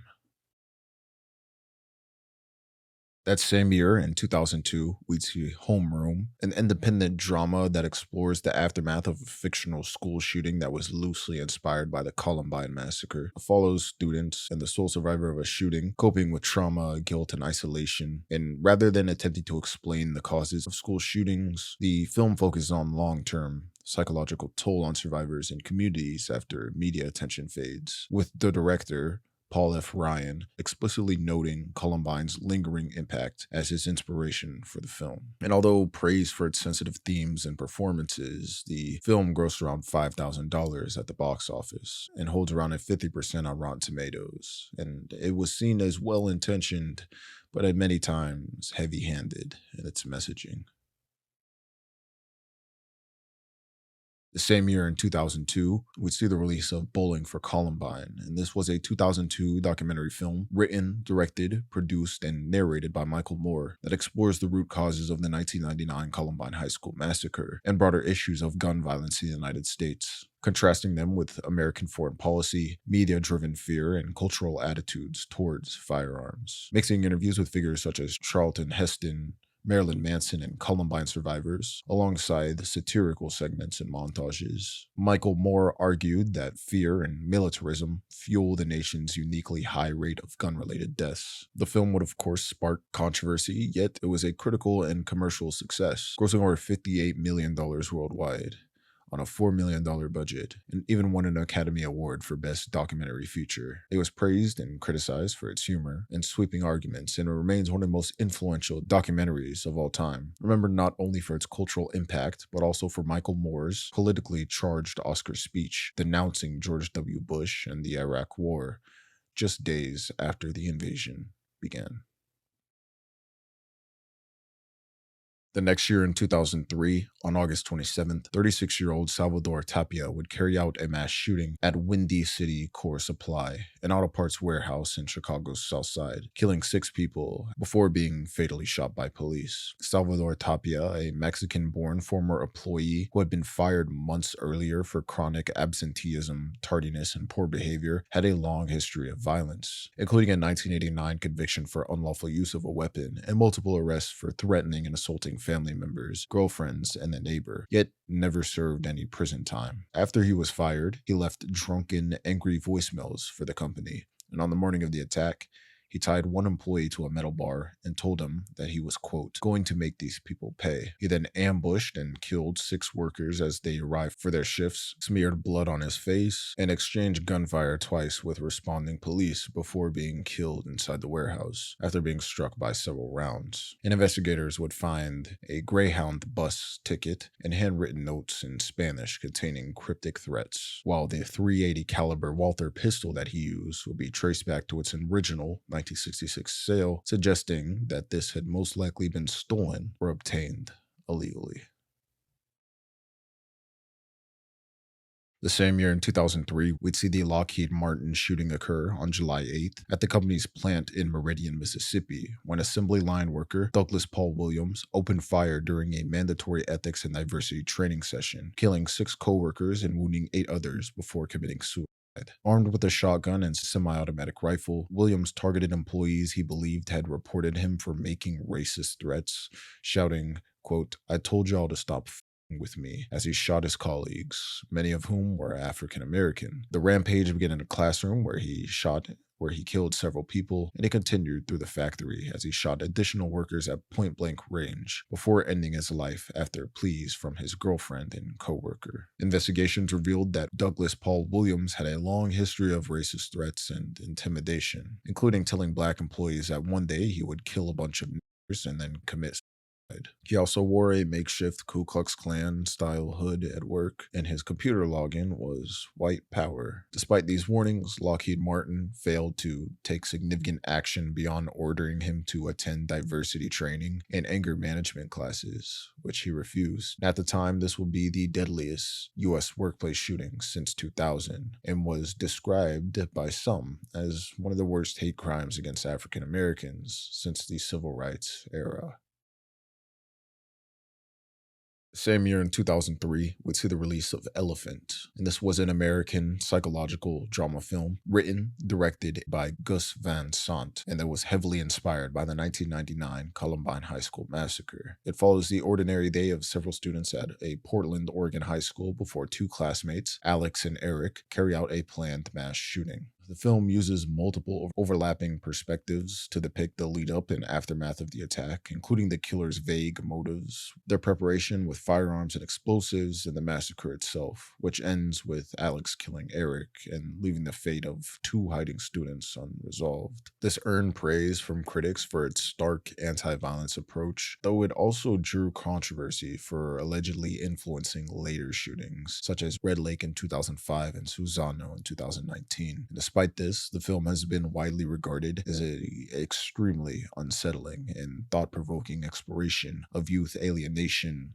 violence, and the randomness of tragedy. In 2003, we'd also see Zero Day, which is an American found footage indie film written and directed by Ben Kokyo, which was directly inspired by the Columbine High School massacre that follows 2 troubled teens as they plan and carry out a fictional school shooting they call Zero Day. Shot largely through the characters' own video camera, it depicts their preparations, personal struggles, and their eventual attack, in which they storm the school armed with multiple stolen firearms, explosives, and knives, killing 11 students and a school officer, and wounding 18 others before ultimately committing suicide after being surrounded by police. Ben Kokyo was motivated by Columbine and sought to explore school shooters as individuals consumed by superiority, and this will be critically praised for its unsettling portrayal of adolescent psychopathy, and however would receive around a 60% rating on Rotten Tomatoes and only grossed $8,000 before being pulled from theaters near schools and sparking debates on censorship, media influence, and the ethics of dramatizing mass shootings. The next year, in 2004, on December 8th, a mass shooting would take place at the El Rosa Villa nightclub in Columbus, Ohio, during a performance by the heavy metal band Damage Plan. The shooter, 25-year-old Nathan Gale, rushed the stage shortly after the band began playing, fatally shooting guitarist Daryl Abbott multiple times at close range before continuing to fire into the crowd. In the ensuing chaos, 3 others will be killed and several would be wounded. Nathan Gale briefly held somebody hostage before Columbus police officer James Nickmeyer entered the club through a back door and killed him with a shotgun blast. And in total, Gale fired 15 rounds and carried another 30 on his person at the time of his death. Daryl Abbott, a founding member of Pantera and one of metal's most influential guitarists, would be pronounced dead at the scene, sparking widespread shock and mourning throughout the heavy metal community. And the investigation into Nathan Gale revealed a troubled history marked by mental illness, erratic behavior, and obsession with Pantera. A former Marine who claimed to have been discharged for paranoid schizophrenia, Nathan Gale displayed increasingly disturbing behavior in the months leading up to the attack, including delusions that Pantera had stolen his lyrics and identity. And the shooting itself would raise serious concerns about concert security, leading many venues to tighten protocols. And of course, Abbott's death would leave a lasting mark on heavy metal culture, inspiring numerous musical tributes from artists such as Black Label Society, Nickelback, Disturbed, Machine Head, and Avenged Sevenfold.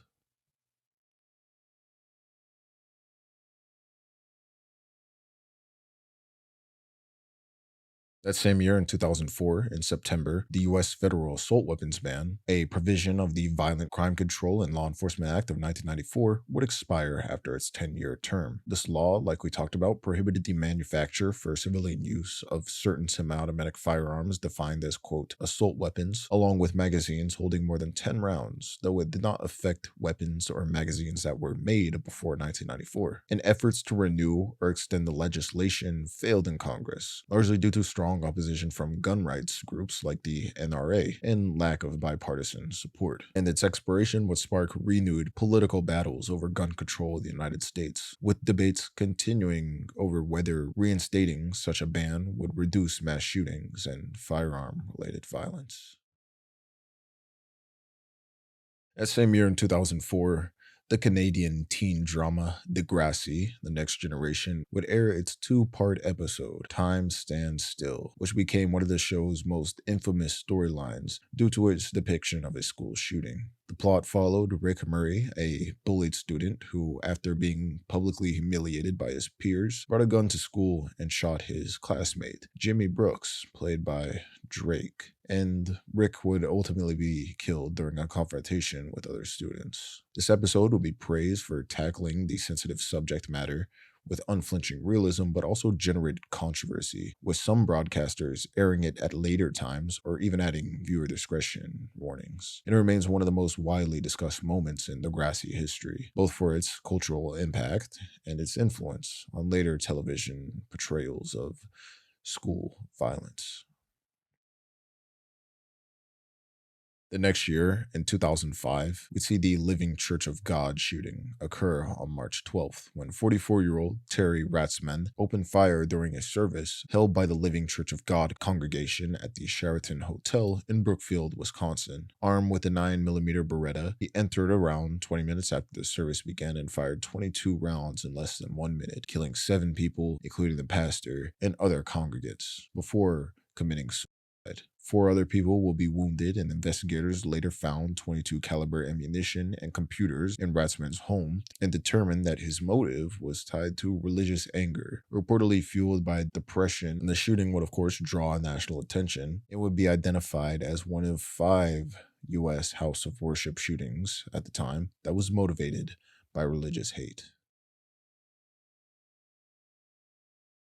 The same year, in 2005, we see the Red Lake shootings take place on March 21st, when 16-year-old Jeff Weissy killed his grandfather and his girlfriend at their home on the Red Lake Indian Reservation in Minnesota before taking his grandfather's police-issued weapons, vest, and squad car to Red Lake Senior High School around 2:49 p.m. and shot and killed a security guard and an English teacher before forcing his way into a classroom, where he began shooting students and taunted them with questions such as, quote, "Do you believe in God?"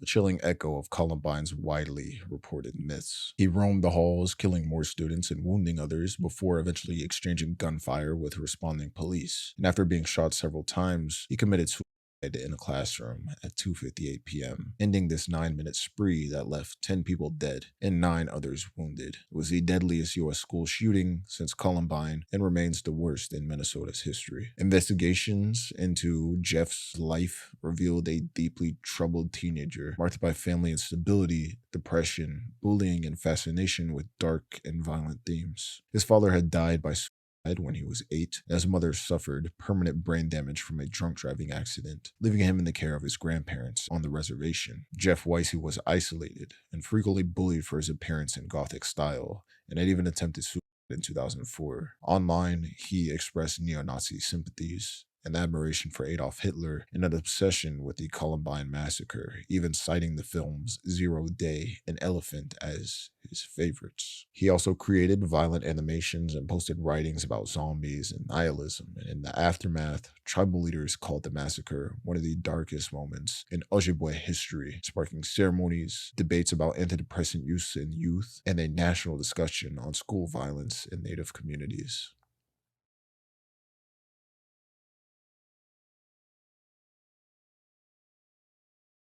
That same year in 2005, we see the Protection of Lawful Commerce in Arms Act signed into law by President George W. Bush on October 26. This shielded firearms manufacturers and dealers from liability when their products are used in crimes, though it allows lawsuits for defective products, breach of contract, negligent entrustment, and illegal sales. The law would be passed after waves of lawsuits in cities such as Chicago, Bridgeport, and New York, which argued that gun makers contributed to public nuisances by oversupplying firearms that reached criminals. The law would shape outcomes in high-profile lawsuits, including the Sandy Hook family's $73 million settlement with Remington in 2022. And despite this, people argue that this act blocks legitimate claims by victims of gun violence and undermines public health by limiting incentives for safer firearm design, while supporters, of course, contend that it prevents courts from being used to erode Second Amendment rights through endless litigation.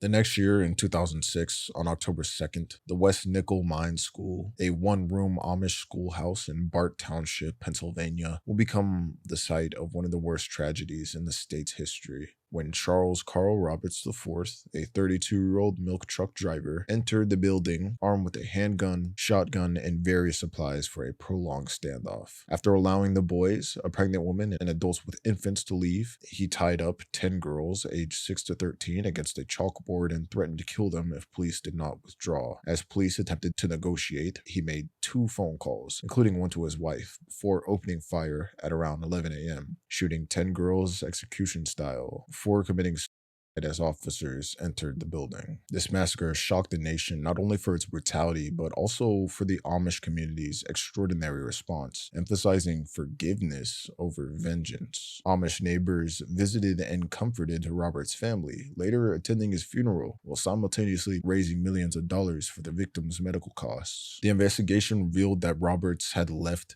multiple notes citing long-standing anger at God over the death of his infant daughter, and in the immediate aftermath, the West Nickel Mine School would be demolished and replaced with the New Hope School in 2007.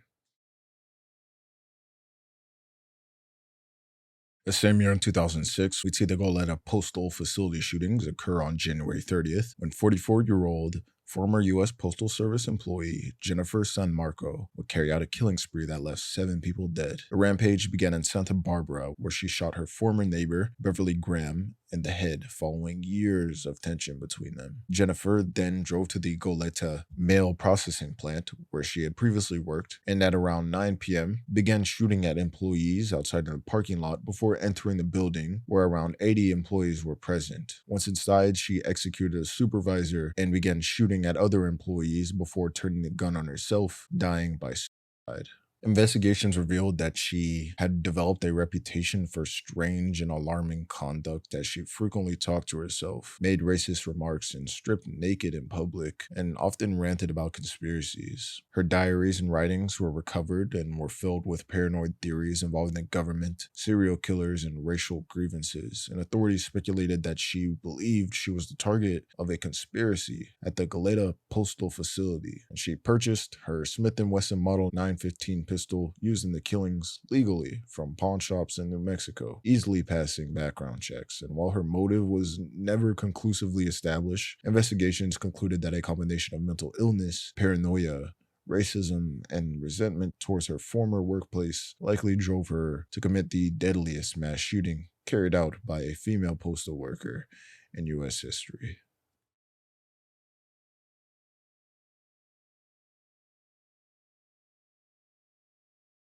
The next year, in 2007, we'd see the Ocala school shooting, also known as the Ocala High School Massacre, that took place on November 7th, 2007 in Tuusula, Finland, when 18-year-old Pekka Erik Alvinen entered Ocala High School armed with a semi-automatic pistol and carried out one of the deadliest school shootings in Finnish history. Beginning his attack around 11:40 a.m., Alvinen killed 8 people, including 5 students, a school nurse, and the head teacher, while wounding 1 directly by gunfire and injuring at least a dozen more in the chaos that followed. During the assault, he fired 53 rounds, set fuel on the walls, and failed to attempt to start a fire, and confronted classrooms of barricaded students. He even executed the principal outside the school and shot randomly through doors and windows while proclaiming a, quote, revolution. Shortly after police arrived, Alvinen retreated into a restroom where he shot himself in the head and would end up succumbing to his injuries. Investigations into his background revealed years of social isolation, bullying, depression, and unaddressed mental health struggles. Though his parents had sought psychiatric help months prior, he was prescribed only antidepressants and not admitted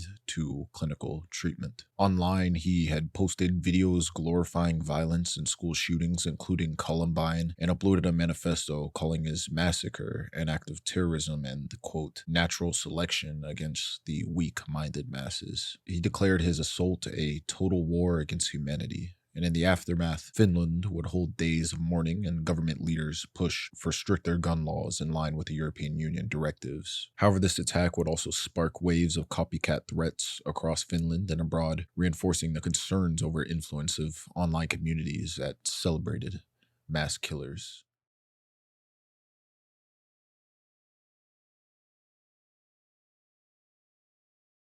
That same year, on October 10th, 2007, 14-year-old Asa H. Kuhn carried out a shooting at Success Tech Academy, an alternative high school in Cleveland, Ohio. Armed with revolvers and several knives, he opened fire shortly after 1 p.m., shooting a student during a confrontation, and he fired at another student before entering a classroom and shooting social studies teacher Michael Grassi in the chest. The attack would come to an end when Asa entered an empty classroom and took his own life. And in total, 2 students and 2 teachers were injured, but none of the victims were fatally wounded. The incident would leave the Cleveland community shaken and raise concerns about school safety and youth violence.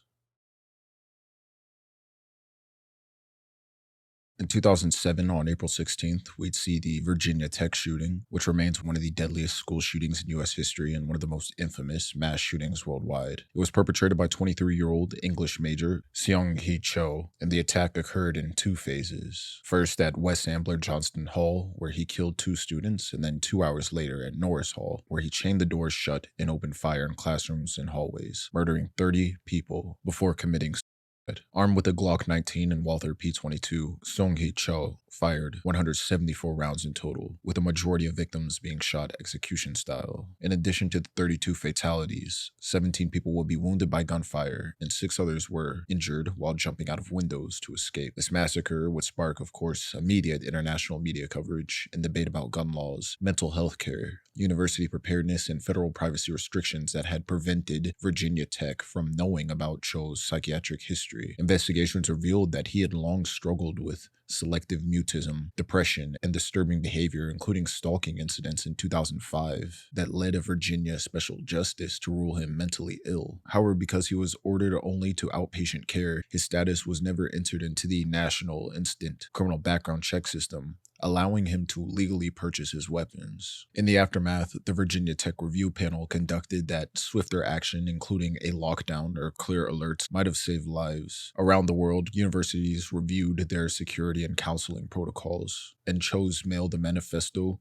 which NBC News controversially broadcasts, would reveal a disturbed worldview in which he railed against wealth and debauchery, comparing himself to Christ and calling Columbine shooters, Eric Harris and Dylan Klebold, quote, martyrs. Legal proceedings would also follow, including an $11 million state settlement with most victims' families and the Department of Education fines against Virginia Tech for delayed alerts. And today, the massacre remains a wake-up call to mass shootings in America, mental health failures, and gun politics.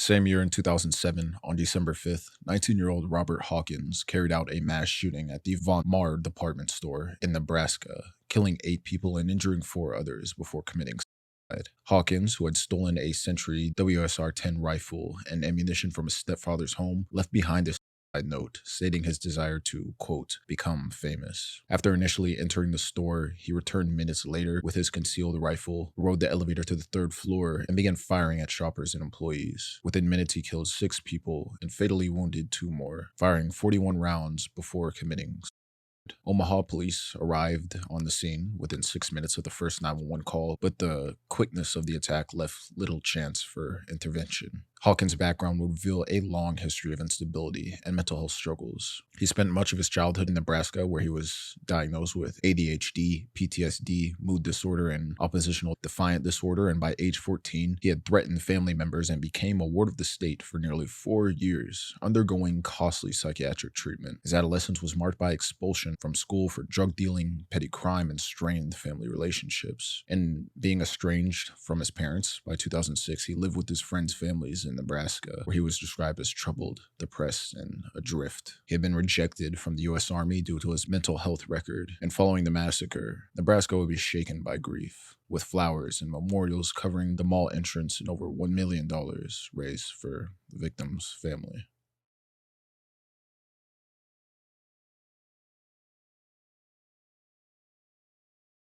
The same year in 2007, on December 9th, 24-year-old Matthew John Murray carried out 2 connected shooting attacks in Colorado. Early that morning, he approached the youth with a mission training center in Arvada after a Christmas banquet and asked to stay overnight. However, when staff refused, he pulled out a handgun and opened fire, killing 2 people and wounding 2 others before fleeing. Police were unable to track him, but the community was put on alert, and later that afternoon, Murray would attack the New Life Church in Colorado Springs, opening fire in the parking lot with a Bushmaster XM15 rifle, and injured several others as he moved into the church foyer before being confronted by the church security volunteer, Jian Assam, and Assam would shoot Matthew Murray multiple times, wounding him severely, after which he committed suicide. Investigations would reveal Murray's deep animosity towards Christianity, rooted in his expulsion from the Youth with a Mission program years earlier. His online posts showed a disturbing obsession with mass shootings, echoing the Columbine killers and threatening to kill Christians. Police found thousands of rounds of ammunition, multiple firearms, child property, and a letter addressed to God among his possessions. Authorities would later credit Assam for saving countless lives by stopping Murray before he advanced further into the church, and Murray's family would publicly apologize and admitted that they were left searching for answers.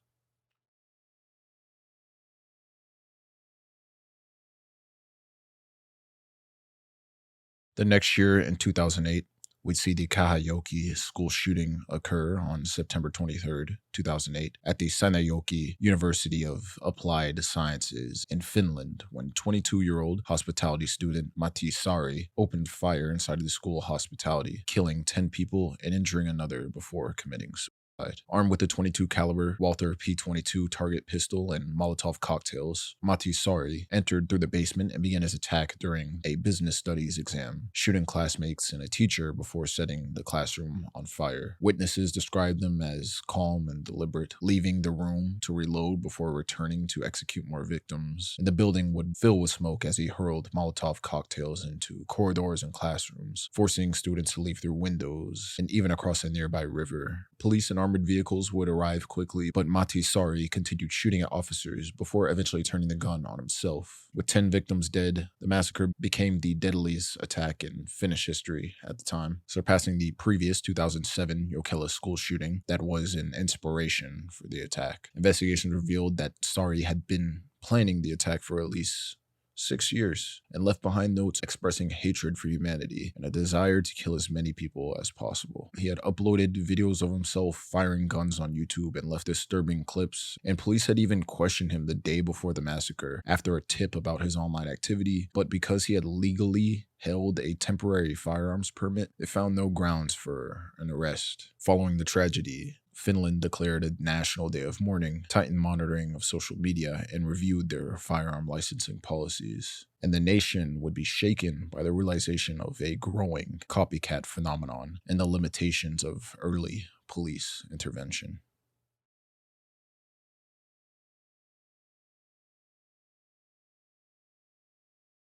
That same year in 2008, we'd see the Atlantis Plastics shooting occur on the early morning of June 25th, 2008, in Henderson, Kentucky, when 25-year-old employee Wesley Neil Higdon opened fire inside the factory, killing 5 coworkers and critically injuring another before taking his own life. The violence began around 12 a.m. after Higdon, who had a reputation for being difficult, was escorted out of the plant by his supervisor, following multiple reprimands that evening for using his phone excessively. Higdon would retrieve a 45 caliber high-point pistol from his truck and shot his supervisor outside the factory, and then entered the break room and killed more of his coworkers before committing suicide.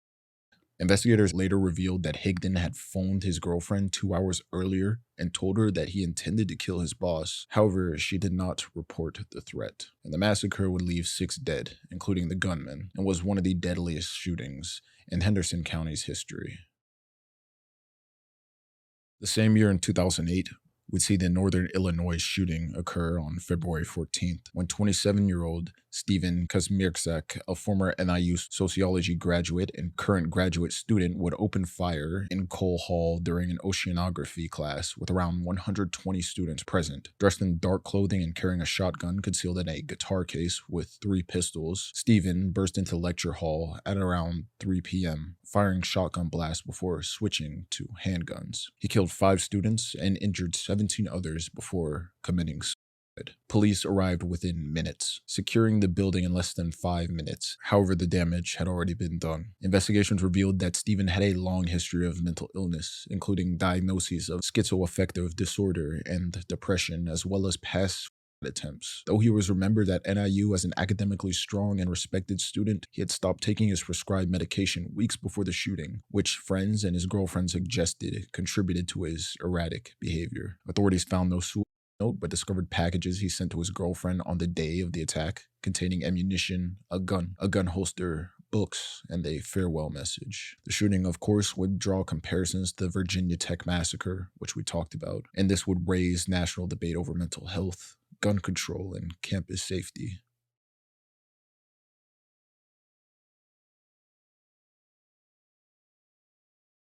That same year in 2008, would see Grand Theft Auto 4 release in April for PlayStation 3 and Xbox 360. If you don't know about it, it was an action-adventure game developed and published by Rockstar, serving as the 6th main entry in the Grand Theft Auto series. It's set in Liberty City, which is a fictionalized version of New York City, and follows Nico Bellic as he navigates organized crime while seeking a new life. The game costs over $100 million, making it one of the most expensive games ever produced, and would receive critical acclaim for its narrative and open world design, selling over 25 million copies by 2013. However, Florida lawyer Jack Thompson would attempt to block its release, claiming that it contained a parody of himself.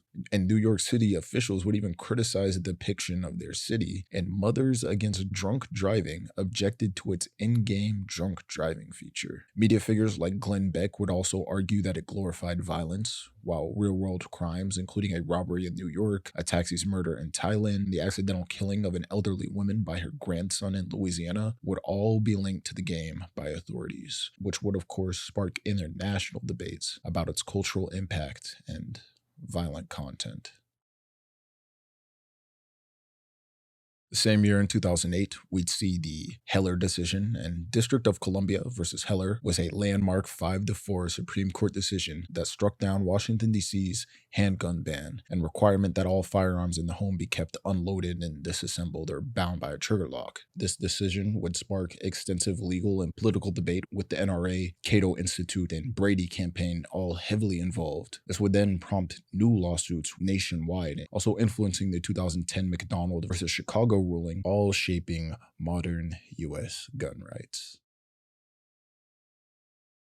The next year in 2009, we'd see the Winnenden school shooting take place on March 11th, when 17-year-old Tim Kretschmer, a former student, armed with a 9mm Beretta pistol he stole from his father, would enter the school around 9:30 a.m., moving through the classrooms on the school's upper floors, executing students and teachers at close range, killing 9 students and 1 teacher while injuring several others before police arrived and interrupted his attack. Tim fled the building, killing an additional 2 teachers in the hallway as he escaped, and hijacked a car and forced the driver to take him to Winlingen, during which he reportedly remarked that he was killing, quote, for fun, and even suggested finding another school. After arriving at a Volkswagen dealership, he murdered a salesman and customer before engaging in a shootout with police, during which he wounded officers and fired indiscriminately at surrounding buildings. Surrounded and injured, Tim ultimately committed ending the rampage that left 15 victims dead and 9 others wounded. Investigators revealed that Tim had a history of depression and social isolation, and he had previously received psychiatric treatment but had it ended prematurely, and a therapist even warned his parents about his violent thoughts. Police discovered that he had researched previous mass shootings, including Columbine and Erfurt, and was said to play violent video games, though experts stressed these were symptoms of deeper issues rather than direct causes. His father, a member of the shooting club, legally owned 15 firearms but left his Beretta unsecured, which led to his later conviction for negligent manslaughter and weapons violations. In the aftermath, politicians and victims' families demanded tighter gun controls, stricter oversights of shooting club, and restrictions on violent media, which led to legislative changes in June of 2009, including improved weapons security and electronic registry, random inspections of gun owners, and higher age limits for large caliber weapons. The same year in 2009, on November 5th, Major Nidal Malik Hassan, a U.S. Army psychiatrist, carried out the Fort Hood shooting in Killeen, Texas, killing 13 people and injuring more than 30 others in the deadliest mass shooting ever on an American military base. Armed with an FN-57 pistol, Hassan opened fire inside the Soldier Readiness Processing Center. He reportedly shouted Allahu Akbar before targeting uniformed soldiers. Several individuals attempted to stop him, and civilian police officers engaged Hassan in a firefight, leading to him being shot multiple times and subdued. Investigators later discovered that Hassan had corresponded with a radical cleric, Anwar al-Awlaki, and had expressed anti-American sentiment and pro-jihad statements for years, raising questions about why military and federal authorities failed to act on multiple warning signs. Despite calls to designate the attack as terrorism, the Department of Defense initially classified it as workplace violence, which is why we're talking about it in this video. Hassan would be charged with 13 counts of premeditated murder and 32 counts of attempted murder, and even represented himself at his 2013 court-martial, where he admitted to the shootings and declared that he, quote, switched sides to wage jihad against the U.S. military. Eventually, Hassan will be convicted on all counts and sentenced to death. And he remains incarcerated at Fort Leavenworth, Kansas, awaiting execution.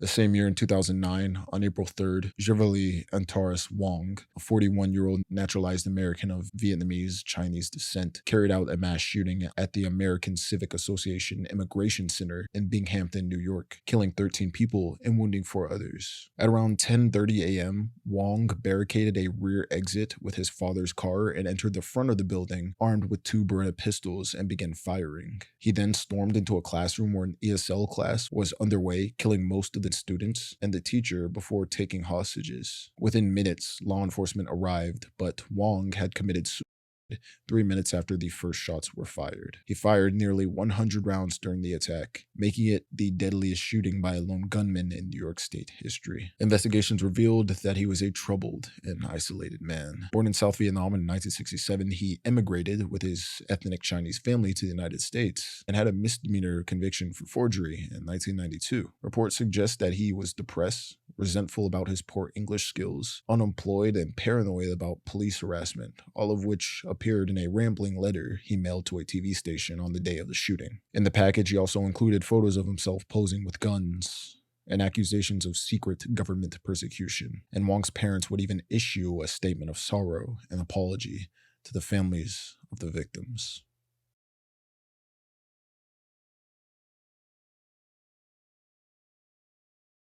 The same year in 2009, on August 4th, a mass shooting would unfold at the LA Fitness Health Club in Collier Township, just outside Pittsburgh, Pennsylvania. During a women's aerobics class, 48-year-old George Sedini entered the studio, switched off the lights, and opened fire with 2 Glock pistols, firing more than 50 rounds before committing suicide.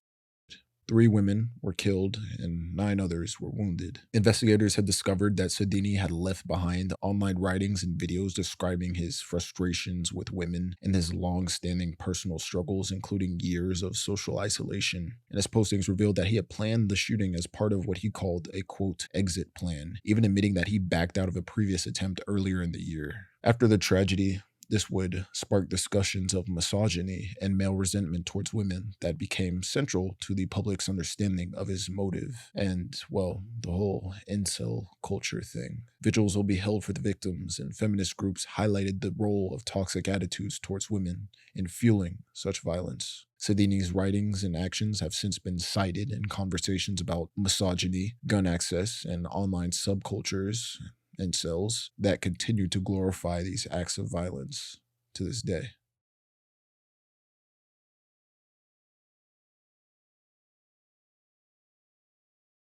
The same year in 2009, on March 29th, 45-year-old Robert Kenneth Stewart would storm Pine Lake Health and Rehabilitation in Carthage, North Carolina, apparently looking for his wife. After firing at her empty car and wounding an arriving visitor in the parking lot, he entered the facility armed with a shotgun, 2 pistols, and 22 caliber rifle, moving through the halls, shooting residents and staff. He ended up murdering 8 people in total, and the sole on-duty Carthage officer, Justin Garner, would confront Stewart within minutes, shooting Robert Stewart in the chest and ending the rampage. Stewart would be arrested, and prosecutors initially sought first-degree murder, but in 2011, a jury convicted Stewart of 8 counts of second-degree murder and other charges. He received consecutive maximum terms totaling 179 years, 4 months, and 20 days. And the death penalty would have been pursued on first-degree convictions, but the defense argued that Stewart had been impaired by the sleep drug Ambien and was incapable of premeditating this shooting. And as of today, he remains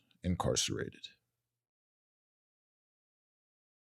The same year in 2009, on March 10th, Michael Kenneth McClendon would carry out a devastating shooting spree across 3 small towns in southern Alabama that left 10 people dead and 6 others wounded. The rampage began at his home in Kinston, where he killed his mother, set the house on fire, and shot their dogs. From there, he drove to his uncle's home in Sampson, where he murdered his uncle, 2 cousins, and a neighbor, along with her infant daughter. He also killed his grandmother next door before leaving the neighborhood and firing indiscriminately at strangers from his car. This spree stretched over 24 miles in nearly an hour, with Michael McClendon exchanging gunfire with law enforcement before ultimately committing suicide. He had been heavily armed, firing more than 200 rounds and carrying enough ammunition suggesting that he intended even greater carnage. His motives appeared rooted in years of personal frustration, failed attempts at military and law enforcement careers, unstable work history, strained family relations, and ongoing depression. And a note left behind revealed grievances with relatives over family disputes and a sense of bitterness towards his former employers. Authorities also found a list of past coworkers who had disciplined him, though none of these people were among the deceased. The attack shocked Alabama not only for its brutality, but for the breadth of its devastation. And the local community would raise tens of thousands of dollars for funeral costs and victim support. The same year, on April 4th, 2009, a deadly shootout would erupt in the Stanton Heights neighborhood of Pittsburgh when 22-year-old Richard Poplawski opened fire on police officers responding to a 911 call from his mother, who had asked for help removing him from their home after an argument over their dog. Although she warned the dispatcher that her son had guns, the report incorrectly stated no weapons, which left the responding officers unprepared. And when two officers entered their home, Richard Poplawski, wearing a bulletproof vest and waiting for them, immediately shot and killed both of them. Armed with multiple weapons, including an AK-47 style rifle and shotgun, he held police and SWAT teams at bay for hours, exchanging more than 600 rounds before surrendering after being shot in the leg. He ended up killing 3 officers, which were the first Pittsburgh police killed in the line of duty in nearly 2 decades. Investigations revealed that Poplawski was a former Marine recruit discharged during training, had a history of violent behavior, failed relationships, job loss, and growing involvement with extremist ideologies, as he frequented white supremacist forums such as Stormfront and InfoWars, even posting anti-Semitic rants online and expressing conspiratorial fears of a Zionist-occupied government. Eventually, Richard Poplawski would be tried in 2011 and found guilty on 3 counts of first-degree murder and was sentenced to death by lethal injection. And he remains on death row to this day.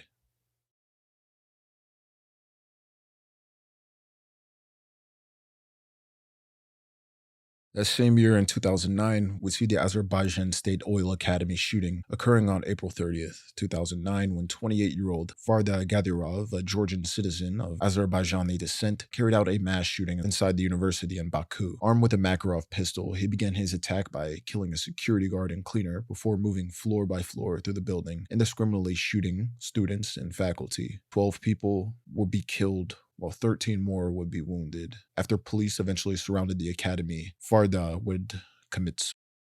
The investigation in the massacre would expand, and authorities alleged that Farda was not acting alone but had been recruited into a criminal group. Several alleged accomplices, including fellow villagers of Farda Gadirov, would be detained, though many later testified that their confessions were extracted under torture. And the inconsistencies in this investigation fueled speculation that the Azerbaijani government sought to shift blame onto Armenians amid tense regional politics. And journalists who investigated into the case, such as Tofig Yagublu, would face arrest. An international reaction to the massacre was one of widespread condemnation, with condolences issued by leaders and officials from countries including Russia, Turkey, Iran, and the US, and many members of the EU. However, commemoration of the tragedy within Azerbaijan was heavily restricted, and on later anniversaries, police blocked or even beat citizens attempting to honor the victims, reflecting the political sensitivity that still surrounds the case to this day. That same year in 2009, Pumped Up Kicks would be written by Mark Foster of Foster the People and released as the band's debut single in 2010, and would become one of the most popular songs of 2011, earning a Grammy nomination and widespread commercial success despite its dark subject matter. Written from the perspective of a troubled youth named Robert, lyrics describe homicidal thoughts and jealousy, and basically outlines a school shooting. Nevertheless, this song peaked at number 3 on the Hot 100, and Foster explained that the song was inspired by rising rates of youth mental illness, aimed to spark conversation about isolation, violence, and gun culture. And though its subject matter led to controversy, including temporary radio bans, the track sold millions worldwide and was certified multi-platinum, remaining Foster the People's signature hit and a defining indie anthem of the 2010s.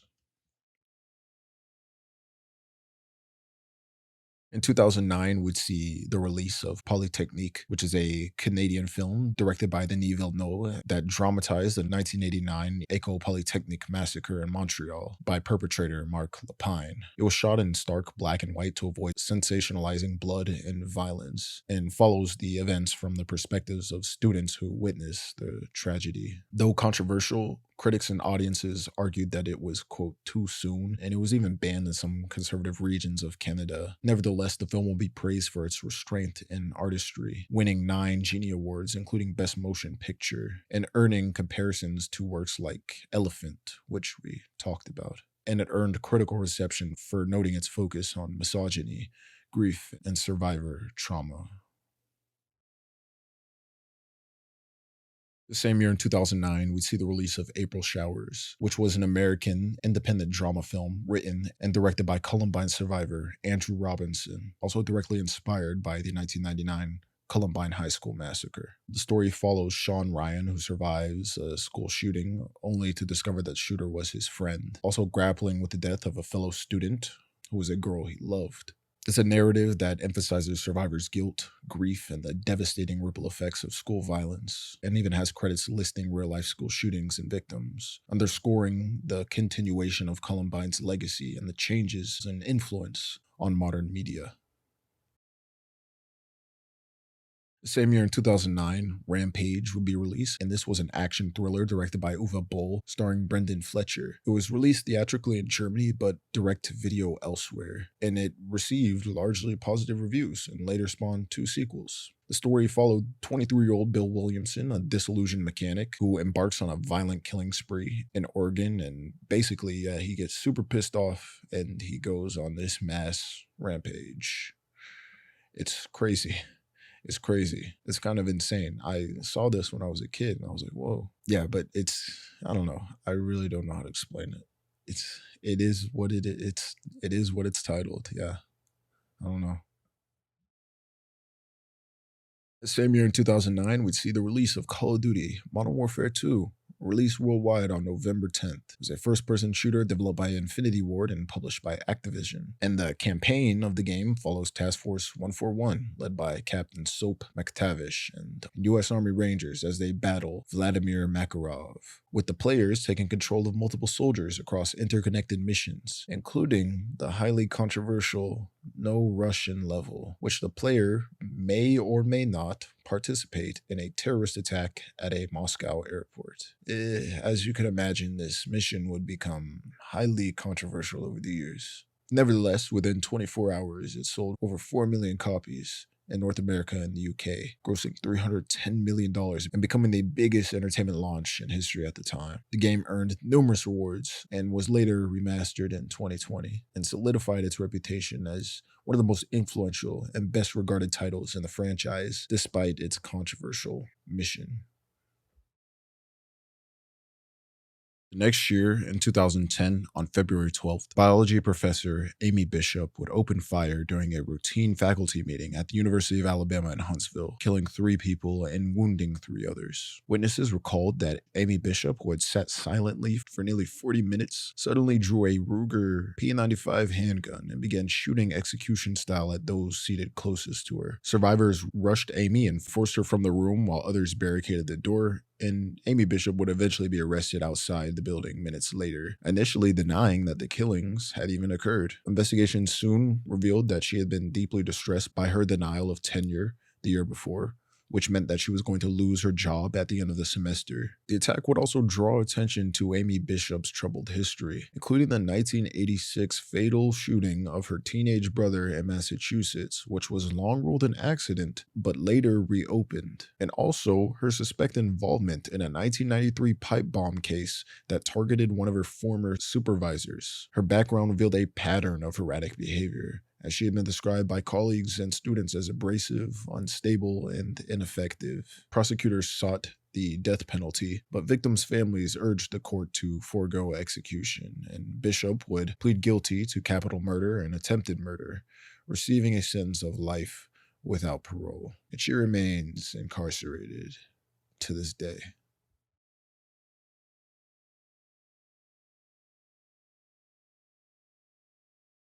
The same year in 2010, the Cumbria shootings would take place on June 2nd, 2010, when taxi driver Derek Bird carried out one of the worst mass shootings in British history, killing 12 people and injuring 11 across multiple towns. Derek Bird began the spree by fatally shooting his twin brother with a .22 caliber rifle and then murdered the family solicitor, and he continued to Whitehaven, where he killed a rival taxi driver and wounded several others before embarking on a series of seemingly random attacks in Egremont, Wilton, Gosforth, and Seascale, targeting both pedestrians and motorists. These attacks stretched a 24-kilometer area, creating more than 30 separate crime scenes and prompting a massive police manhunt. And Derek Bird would eventually abandon his car and would be found dead from committing suicide, which brought the rampage to an end. Investigations revealed that he held shotgun and rifle certificates for decades and was described as quiet and even well liked, but had a history of personal and financial troubles, including a dispute over his father's will, a failed relationship, and tax evasion. Nevertheless, the shootings would leave an enduring mark on West Cumbria, remembered as one of the darkest days in British history, alongside the Hungerford Massacre and Dunblane school shooting.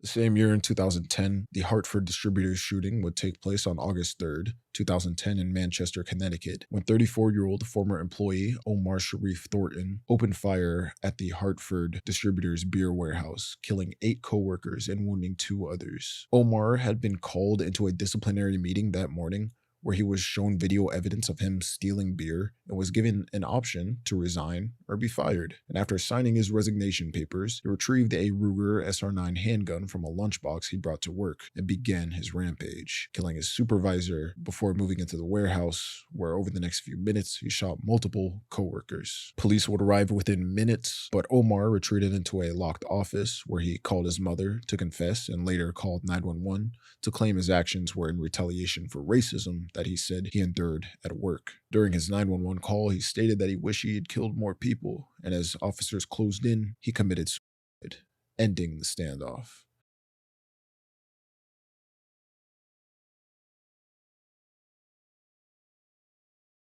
The next year, in 2011, Jared Lee Launer will become responsible for the January 8th, 2011 Tuscan shooting, where he opened fire at a Congress on Your Corner event hosted by U.S. Representative Gabby Giffords outside a Safeway supermarket in Arizona. Armed with the Glock 19 pistol and high-capacity magazines, he shot Gabby Giffords in the head at point-blank range before firing indiscriminately into the gathered crowd. The attack would kill 6 people, while 13 others were wounded.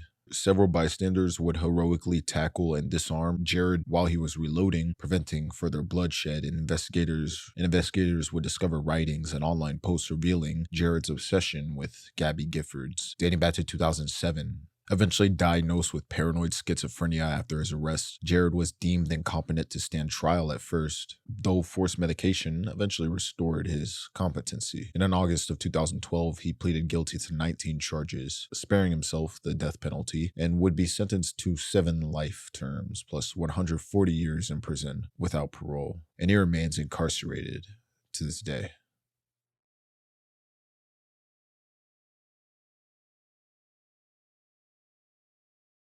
The same year in 2011, on July 22nd, Norway would be shaken by a meticulously planned terrorist attack that combined a bombing in the capital and a mass shooting on a nearby island, carried out by Anders Behring Breivik, a 32-year-old Norwegian far-right extremist. At around 3:25 p.m., Breivik detonated a car bomb made of fertilizer and fuel oil outside government buildings in Oslo, and the powerful explosion killed 8 people and injured more than 200, severely damaging multiple buildings and shattering windows across central Oslo. Emergency services rushed to the scene, and while authorities were still reeling from the bombing, Breivik, dressed in a fake police uniform and carrying forged identification, would be en route to Utoya Island, around 25 miles northwest of Oslo. His disguise and timing exploited the confusion created by his bombing, allowing him to pose as a police officer supposedly sent to secure the Labour Party's youth summer camp that was taking place on the island. Breivik, armed with a Ruger Mini 14 semi-automatic rifle and Glock 34 pistol, began systematically shooting attendees. He moved across the island with precision, shooting individuals at close range and pursuing groups into buildings, wooded areas, and down to the shoreline. Many campers even tried to swim across the lake to escape, but Breivik shot at them in the water. This attack would last around 75 minutes before Norwegian special forces arrived and arrested him without resistance at 6:34 p.m. And in total, 69 people will be killed in Utoya, most of them under 20 years old, which brought the overall death toll, including the bombing, to 77 people, and hundreds would be physically injured. In the aftermath, Breivik released a 1,500-page manifesto titled 2083, a European Declaration of Independence, in which he railed against Islam, multiculturalism, feminism, and the Labour Party, presenting himself as a knight in a supposed war to save Europe from, quote, Islamization. His actions and writings were, of course, influenced by far-right networks, Islamophobic rhetoric, and extremist conspiracy theories circulating online. and the impacts of his attacks would be profound. His trial in 2012 became a global focal point as he used the proceedings to espouse his ideology, though he was consistently described by psychiatric experts as suffering from narcissistic and paranoid worldview, and he was initially declared insane. He would eventually be convicted of terrorism and premeditated murder, receiving Norway's maximum sentence, 21 years of preventative detention, a form of indefinite imprisonment that can be extended as long as he is deemed a threat. And of course, he remains incarcerated to this day.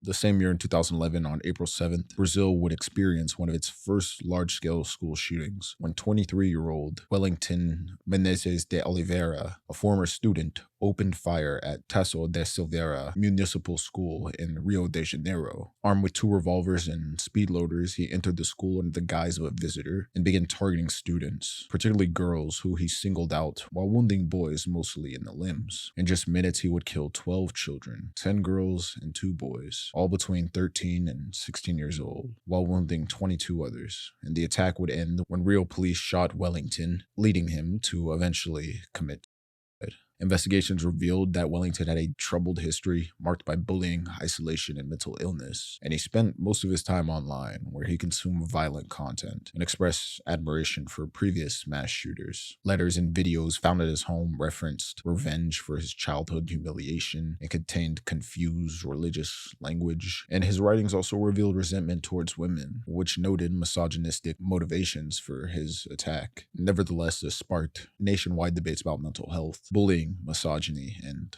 gun control, leading to the government to push forward disarmament measures.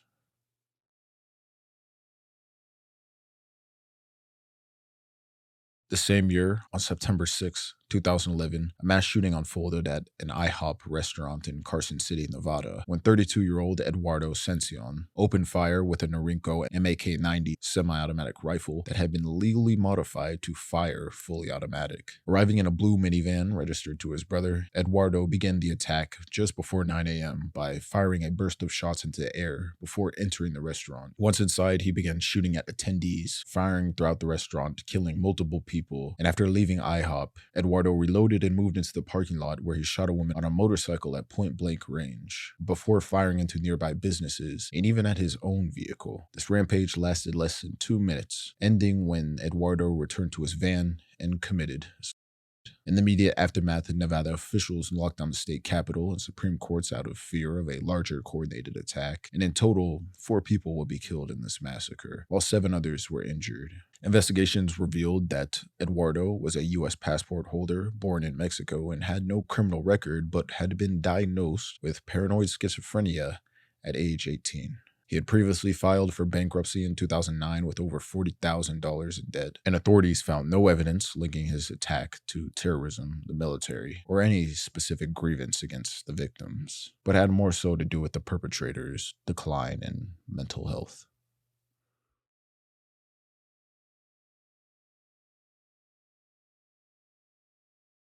The same year in 2011, on August 7th, Michael E. Hance carried out a mass shooting in Copley Township, Ohio. As armed with a high-point 45 caliber pistol and Smith & Wesson 357 Magnum revolver he recently purchased, he began the rampage at the home he shared with his girlfriend, Rebecca Dieter, shooting her multiple times, and she would survive by playing dead, and later called 911. Michael then moved to a neighboring house, killing multiple people, pursuing the homeowner, Brian Johnson, down the street and fatally shooting him in the driveway, before shooting other family members within the house. Eventually confronted by officers, Michael ignored commands to drop his weapon and opened fire, prompting the officers to fatally shoot him. Now, investigations revealed Michael had exhibited signs of instability and delusional behavior, though he had no formal psychiatric treatment aside from using herbal remedies. And in the months leading up to the massacre, he had been forced to care for his girlfriend's sick father. He also lost his job and grew increasingly agitated. He purchased his weapons, holster, and nearly 200 rounds of ammunition just days before the attack, and practiced at a gun range multiple times, and police later suggested he may have been planning a larger attack in Cleveland or Pennsylvania, with the nearby family he attacked becoming collateral damage to his main grievances. And in the aftermath, the shooting would would reignite debates over gun control and mental health.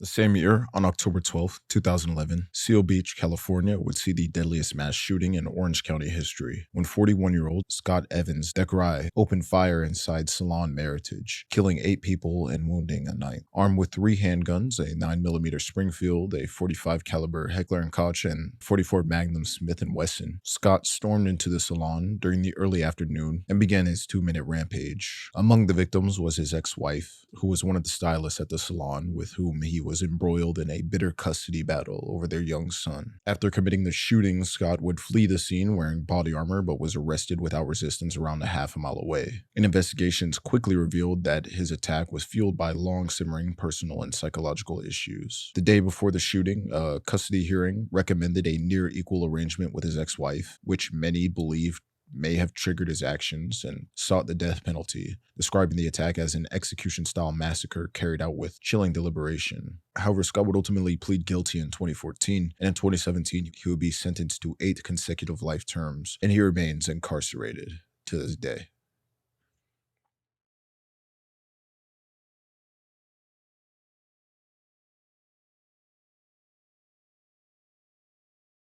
The same year in 2011 would see the release of American Horror Story, Murder House, and this is an anthology television series that debuted in 2011 on FX, with each season presenting a self-contained story blending horror, drama, and social commentary. It's pretty good. It would become known for its graphic violence and willingness to push cultural taboos. The show often draws on real-life tragedies and urban legends to create disturbing but thought-provoking narratives. And in its first season, Murder House, one of the most infamous storylines, featured a flashback in which Tate Langdon, a troubled teenager, committed a mass shooting at his high school. The sequence, particularly the chilling library scene, would be widely noted for its similarities to the Columbine massacre and set a precedent for the series' deeply unsettling subject matter. As years later, in American Horror Story Cult in 2017, the series again tackled mass shootings, showing one that took place during a political rally in a scene that mirrored modern-day mass violence. And just days before this specific episode's release, the October 2017 Las Vegas mass shooting occurred, leaving FX to heavily edit the broadcast version. The original 2-minute, 16-second sequence of graphic gunfire and crowd deaths would be cut nearly in half. And while the edited episode aired on FX, the full uncut version would be released on VOD platforms, making it one of the most controversial censorship decisions in the show's history. The next year, in 2012, on the morning of February 27th, a school shooting would take place at Chardon High School in Ohio, leaving 6 students shot, 3 of them fatally. The attack began around 7:30 a.m. when 17-year-old Thomas Michael, or TJ Lane, a student at Lake Academy Alternative School and former Chardon High School student, opened fire in the cafeteria using a .22 caliber Ruger semi-automatic handgun he stole from his uncle, during which he shot 6 students before fleeing the scene after being chased out by teachers.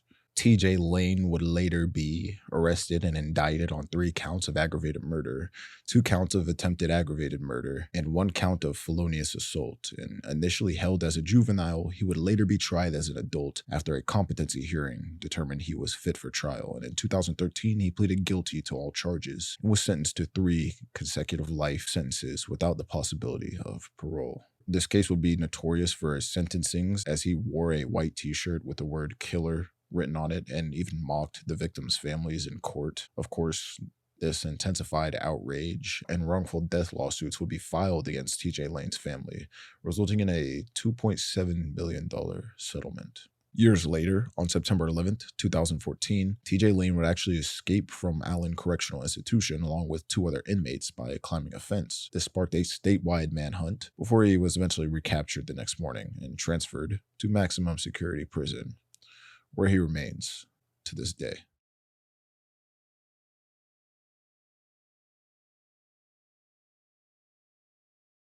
The same year, on April 2nd, 2012, a mass shooting would take place at Oikos University, a small Korean Christian college in Oakland, California, leaving 7 people dead and 3 others wounded in what became the deadliest mass killing in the city's history. The gunman was 43-year-old former nursing student Won L. Go, who entered a classroom armed with a 45 caliber semi-automatic handgun and four 10-round magazines. Witnesses reported that he ordered students to line up against the wall, saying, "I'm going to kill you all," before opening fire. 6 students and a receptionist were killed, while 3 others sustained injuries, and after the shooting, Go fled the campus in a stolen vehicle, and hours later, he surrendered to authorities at a Safeway around 5 miles away. Police revealed that Go's rampage was fueled by anger over disciplinary problems he faced at school, and alleged mistreatment by fellow students, and frustration with administrators, particularly after being denied a tuition refund. And following his arrest, he would be arraigned on 7 counts of murder and 3 counts of attempted murder. However, psychiatrists diagnosed him with paranoid schizophrenia,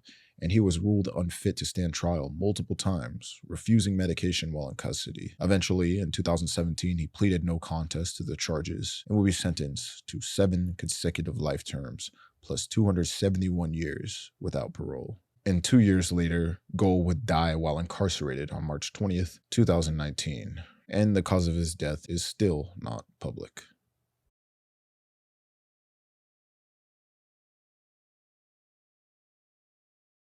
That same year in 2012, on November 7th, Dmitry Vinogradov would open fire in a warehouse in northeast Moscow. Armed with 2 semi-automatic shotguns, Dmitry entered the building around 10 a.m. and began shooting his coworkers at their desks. He killed 3 men and 2 women instantly and wounded 2 others. And hours before the attack, Dmitry had posted a lengthy manifesto expressing deep hatred for humanity and comparing people to a, quote, cancer on Earth. His rampage would end when his weapon ran out of ammunition and a colleague tackled him, allowing guards to subdue him. Investigators revealed that Dmitry had been planning the massacre since January of that year, and reports suggested the immediate trigger for his actions may have been emotional turmoil that was connected to him being rejected by one of his female coworkers.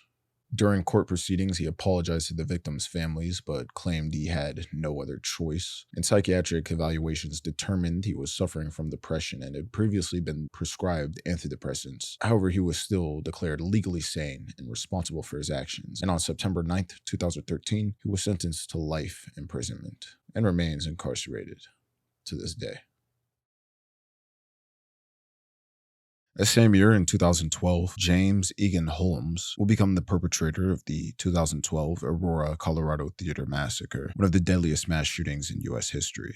On July 20th, 2012, Holmes, a 24-year-old neuroscience graduate student at the University of Colorado, entered a midnight screening of The Dark Knight Rises at the Century 16 multiplex in Aurora, armed with a Remington 870 shotgun, a Smith & Wesson M&P 15 rifle, and a Glock 22 pistol, and wearing tactical gear, including a gas mask and body armor. Holmes would set off gas canisters before opening fire on the crowd of more than 400 people. He killed 12 individuals, including a 6-year-old child, and injured 70 others. Police arrested Holmes without resistance minutes later just outside the theater, where he admitted to having booby-trapped his apartment with explosives. Investigators learned that Holmes had legally purchased his firearms and thousands of rounds of ammunition in the months prior to the attack, and had spent weeks planning the massacre. His writings and psychiatric interviews revealed long-standing homicidal ideation and fantasies of killing as many people as possible. It was revealed that he sought psychiatric help prior to the shooting and expressed homicidal thoughts to his campus psychiatrist, who assembled a threat assessment team, but ultimately did not have Holmes committed. And after Holmes' arrest, his lawyers entered a plea of not guilty by reason of insanity, citing his diagnosis of schizophrenia and schizoaffective disorder. However, court-appointed psychiatrists determined he was legally sane. Eventually, on July 16, 2015, Holmes will be found guilty on 24 counts of first-degree murder, 140 counts of attempted murder, and weapons charges, and he will be sentenced to 12 consecutive life sentences without parole, plus 3,318 years in prison. This massacre sparked national debates on gun control, mass shooting prevention, and mental health treatment, also prompting cultural reverberations, which included tightened theater security and changes to film releases. This unfortunately even inspired the July 2015 Broken Arrow killings, during which 2 brothers murdered 5 of their family members. One of the perpetrators claimed that he and his brother planned the act for some time and intended to commit a shooting spree outside of the family, hoping it would rival and even outdo, quote, both the Columbine High School massacre and the Aurora theater shooting. Nevertheless, Holmes remains incarcerated at USP Allenwood in Pennsylvania to this day.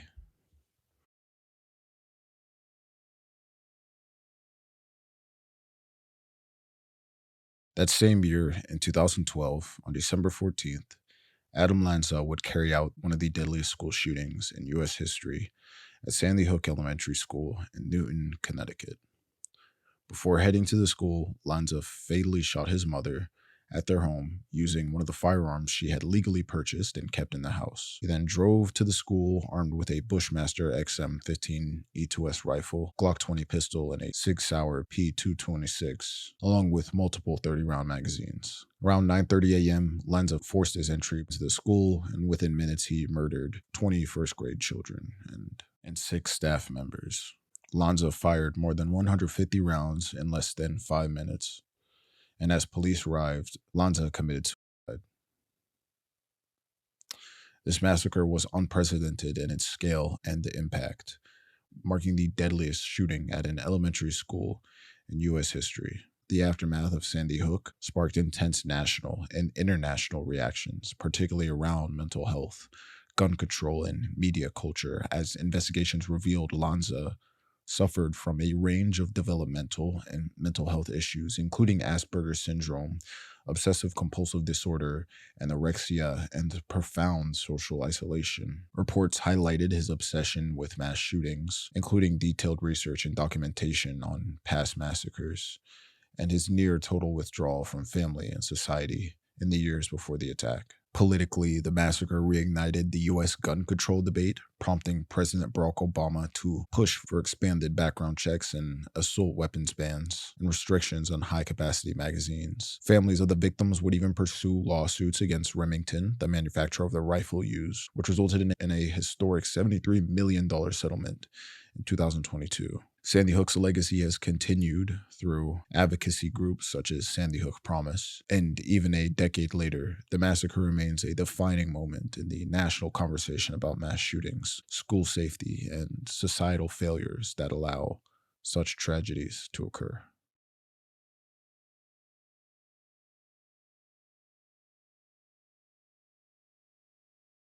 The next year, in 2013, we'd see the Washington Navy Yard shooting take place on September 16th, when 34-year-old Aaron Alexis, a former U.S. Navy sailor and civilian contractor, opened fire inside Building 197 of the Naval Sea Systems Command Headquarters in Washington, D.C. Arriving at the base with a valid pass, Aaron Alexis carried a sawed-off Remington 870 shotgun in a bag, which he assembled in a bathroom before beginning his attack at 8:16 a.m. Within minutes, he killed 8 people on the 4th floor and then moved through the building, fatally shooting 4 more victims and wounding several others. Hundreds of officers from the Metropolitan Police Department, NCIS, and other agencies responded to the chaotic scene, at times believing that there were multiple shooters, and after nearly an hour, Aaron Alexis ambushed officers from a cubicle bank on the 3rd floor, wounding one before engaging in a final gunfight, where he would be fatally shot by Officer Dorian DeSantis, and his rampage would be ended. By the end of the attack, 12 people were dead, and 3 others were wounded by gunfire, marking the deadliest mass shooting in Washington, D.C. history, and the second deadliest on a U.S. military installation after Fort Hood in 2009. Investigations into Alexis's background revealed a troubled history that combined mental health struggles with overlooked red flags in his military and contracting career. He had served in the Navy from 2007 to 2011 and was cited multiple times for misconduct before being discharged, and his criminal record would include incidents of anger and gun misuse, though none of his charges led to a serious prosecution. In the months before the shooting, Alexis reported hearing voices and believed he was being targeted by, quote, extremely low-frequency electromagnetic waves, and he visited emergency rooms, complaining of insomnia and paranoia. However, despite these warnings, he maintained his secret-level security clearance and continued working as a subcontractor. 2 days before the massacre, he legally purchased the shotgun he used, and the shooting would prompt congressional hearings on background checks and contractor vetting, exposing failures in the clearance system and leading to Building 197's $44 million renovation and renaming.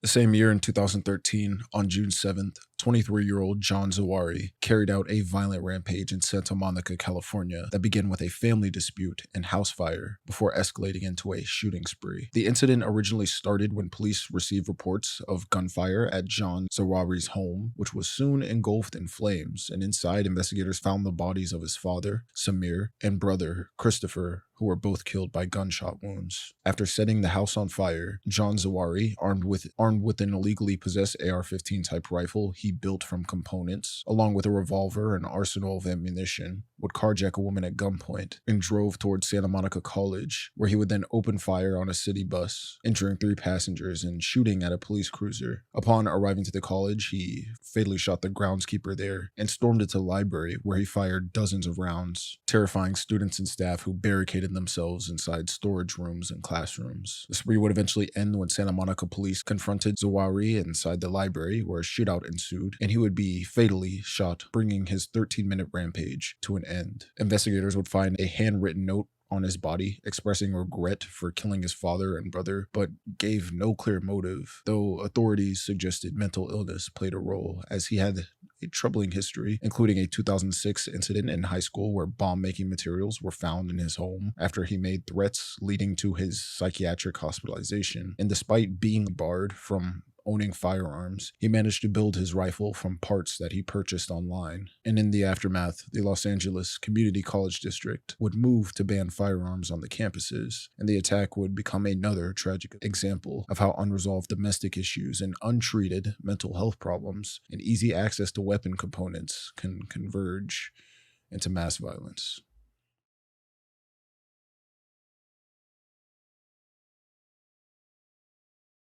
The same year, in 2013, Grand Theft Auto V would be released, developed by Rockstar, released on September 17th, 2013, and it quickly became one of the most significant and controversial games of its era, breaking industry records by earning $800 million in its first day and $1 billion within 3 days. It's set in the fictional state of San Andreas, and it follows 3 protagonists through heists and criminal escapades in an expansive open world modeled after Southern California. Of course, it would be praised for its gameplay, design, immersive world, and storytelling. However, it would draw widespread criticism and political attention for its depictions of violence and torture, and accusations of misogyny and transphobia would even fuel later debates, leading to petitions, review controversies, and even the game being pulled from certain Australian retailers, Targets, and Kmart's. Its content has been repeatedly cited in political hearings about violent media's influence, which, of course, echoes long-standing cultural debates that we talked about when it comes to the Grand Theft Auto franchise. Nevertheless, the game has endured as both a commercial juggernaut and a flashpoint in conversations about media violence, representation, and artistic freedom, with Rockstar even altering later re-releases to remove offensive content following advocacy group pressure. The next year, in 2014, Elliot Rodger, a 22-year-old British-American college student, would carry out the 2014 Isla Vista killings near the University of California, Santa Barbara, an attack that killed 6 people and wounded 14 others. Born in London in 1991, Elliot Rodger grew up in California in a privileged but fractured household, as he was the son of filmmaker Peter Rodger. He would be diagnosed with pervasive developmental disorder and struggled socially from a young age, often displaying withdrawal, repetitive behaviors, and difficulty engaging with peers. His adolescence was apparently marked by bullying, social isolation, and a growing resentment towards women, particularly over his inability to form romantic or sexual relationships. And by his college years in Isla Vista, Rodger had become consumed by feelings of envy and misogyny, exacerbated by his immersion in online forums like PUA Hate and Forever Alone, where he identified as a, quote, incel, or involuntary celibate. He cultivated fantasies of revenge against women and sexually active men, and ideas that he would express in his YouTube videos and eventual 137-page manifesto titled My Twisted World. In his document, he detailed his life, frustrations, and a meticulously planned, quote, day of retribution. Despite years of therapy and psychiatric interventions, he disengaged from treatment by age 18 and became increasingly hostile. As on May 23rd, 2014, Elliot Rodger set his plan into motion. and he began by ambushing and fatally stabbing his two roommates, along with their visiting friend, in his Isla Vista apartment. Hours later, he drove to the Alpha Phi sorority house, but unable to gain entry, he opened fire on three women nearby, and then drove past a local deli, firing into the store. And over the next several minutes, he sped through Isla Vista, shooting pedestrians from his car and running others down before crashing into a parked vehicle. He would be found dead inside from committing suicide. And in total, 6 UCSB students would be killed and 14 others will be wounded. In the aftermath, his manifesto and YouTube drew national and international attention, sparking heated debates about misogyny, gun laws, and mental health. And his writings, ironically, quickly became touchstones for online incel communities, where he was celebrated as a saint and a supreme gentleman. His attack has since influenced numerous copycats and has been referenced in subsequent acts of misogynistic violence, cementing his place as a grim figure in discussions of radicalization, gender-based violence, and extremist subcultures. And lawmakers in California would end up passing the nation's first, quote, red flag law in 2014, allowing relatives to petition courts to temporarily remove firearms from potentially dangerous individuals.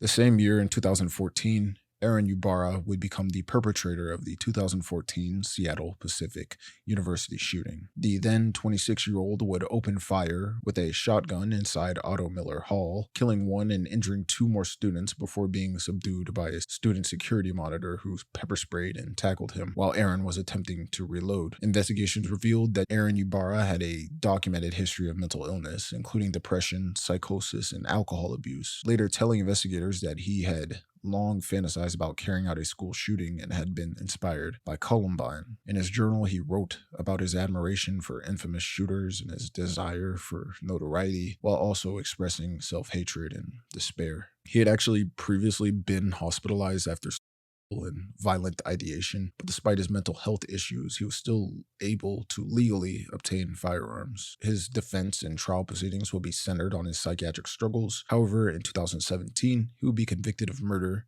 and attempted murder and sentenced to over 112 years in prison, and he remains incarcerated to this day.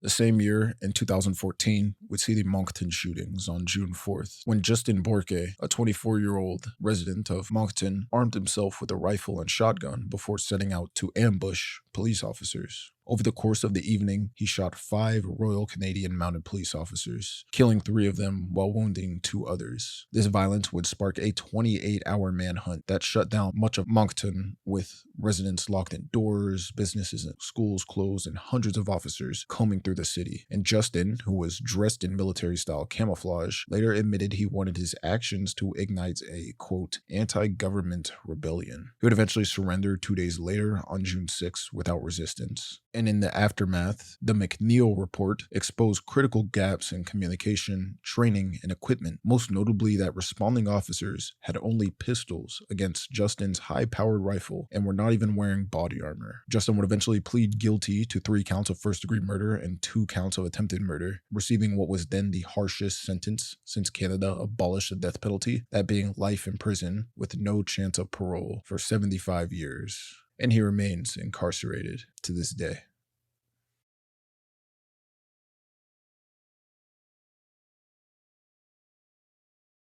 The same year, in 2014, on October 24th, 15-year-old freshman Jalen Freiberg would open fire in Marysville Pilchuck High School in Washington in the school cafeteria, killing 4 friends and wounding another before committing suicide.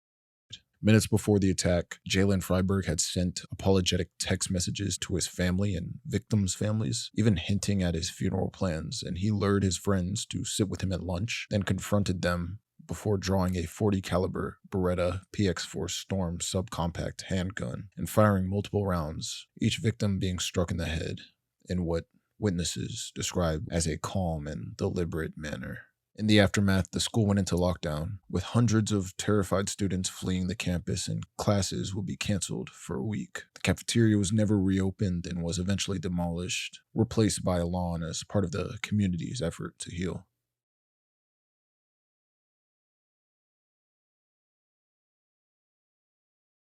That same year, on June 10th, 2014, Jared Michael Paget, a 15-year-old freshman at Reynolds High School in Troutdale, Oregon, carried out a school shooting that left one student dead and a teacher injured. Jared smuggled an AR-15 style rifle, a semi-automatic handgun, and a large cache of ammunition onto campus inside a guitar case and duffel bag, and shortly after arriving at school, he opened fire in a locker room area, fatally shooting a student and wounding a physical education teacher who managed to alert authorities despite his injuries. The attack prompted an immediate lockdown of the school as law enforcement converged on the scene, and after firing at students and staff, Paget retreated into a school bathroom where he was cornered by responding officers and would end up committing suicide.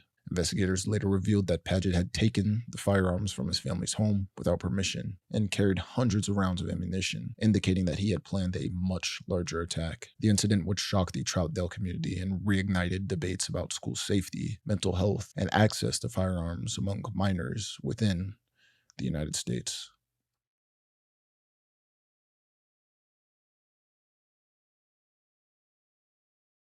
The same year, in 2014, on June 8th, Jared and Amanda Miller would carry out the Las Vegas shootings, a deadly anti-government attack that left 5 people dead, including the perpetrators. The couple first targeted 2 Las Vegas metropolitan officers who were eating lunch at a Cece's Pizza, and after fatally shooting them, and they would cover one body with a Gadsden flag and a swastika alongside the note proclaiming, quote, "the beginning of our revolution." The Millers then stole the officers' weapons and fled into a nearby Walmart. There, Jared fired into the air and ordered shoppers to leave, prompting a civilian, Joseph Wilcox, to confront him with a concealed handgun. And unaware that Amanda Miller was also armed, Wilcox would be shot and killed by her. Police would soon arrive and engage the couple in a gunfight inside the store, where Jared would be shot and killed by police officers, and Amanda would commit after being wounded. The investigation recovered multiple firearms, ammunition, knives, and documents outlining plans to attack courthouses and execute public officials. The Millers' background and motives revealed a history steeped in anti-government extremism, conspiracy theories, and admiration for past mass shooters like the Columbine perpetrators. Friends and neighbors recalled the couple spreading white power propaganda and fantasizing about launching the, quote, "next Columbine," and the killings would prompt widespread condemnation from Nevada officials and federal leaders, and the incident would also become a large example of online radicalization and the growing threat of extremist violence tied to anti-government movements.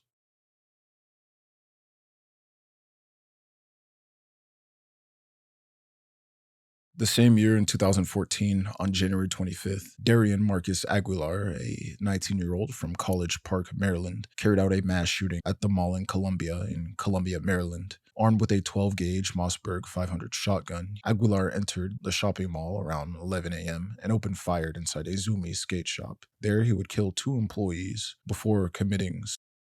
5 other people were also injured in the attack, and the investigation revealed that Aguilar had legally purchased the shotgun a month before the attack and even kept a journal describing feelings of depression, anger, and his plans for violence. Authorities found no evidence that he knew his victims or had a personal grievance with Zoomies, concluding that the shooting appeared random, but also was apparently inspired by Columbine, as he was dressed in the same outfit that Eric Harris wore in 1999. His writing suggested that he had been contemplating mass violence for some time, though no clear motive beyond mental health struggles and a desire for notoriety was ever identified.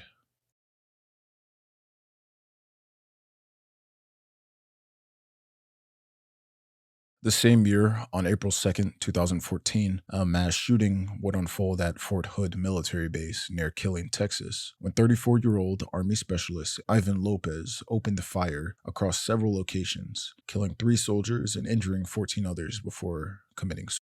The violence originally began after Lopez was frustrated by being denied a 10-day leave request, so he returned armed with a .45 caliber Smith & Wesson MMP pistol and shot 3 soldiers involved in the earlier dispute. He then fatally shot Sergeant First Class Daniel Ferguson, who died while barricading a door to protect others, and Lopez would drive to other parts of the base, all while continuing to fire at people. Over the next 8 minutes, Lopez fired 34 rounds across multiple buildings from his car, wounding more than a dozen soldiers, and his rampage ended in a parking lot when he was confronted by a military police officer. And after a brief exchange, Lopez committed suicide. suicide. This attack was particularly chilling for Fort Hood as it occurred just 5 years after the 2009 shooting that we talked about, and the Army later revealed that Lopez, an Iraq War veteran, had been struggling with mental health issues, including depression, anxiety, and PTSD, for which he was receiving psychiatric treatment. He had purchased his handgun just weeks before the attack from the same gun store that was used by Nidal Hussein in the 2009 Fort Hood shooting, but he would fail to register the weapon on base as required.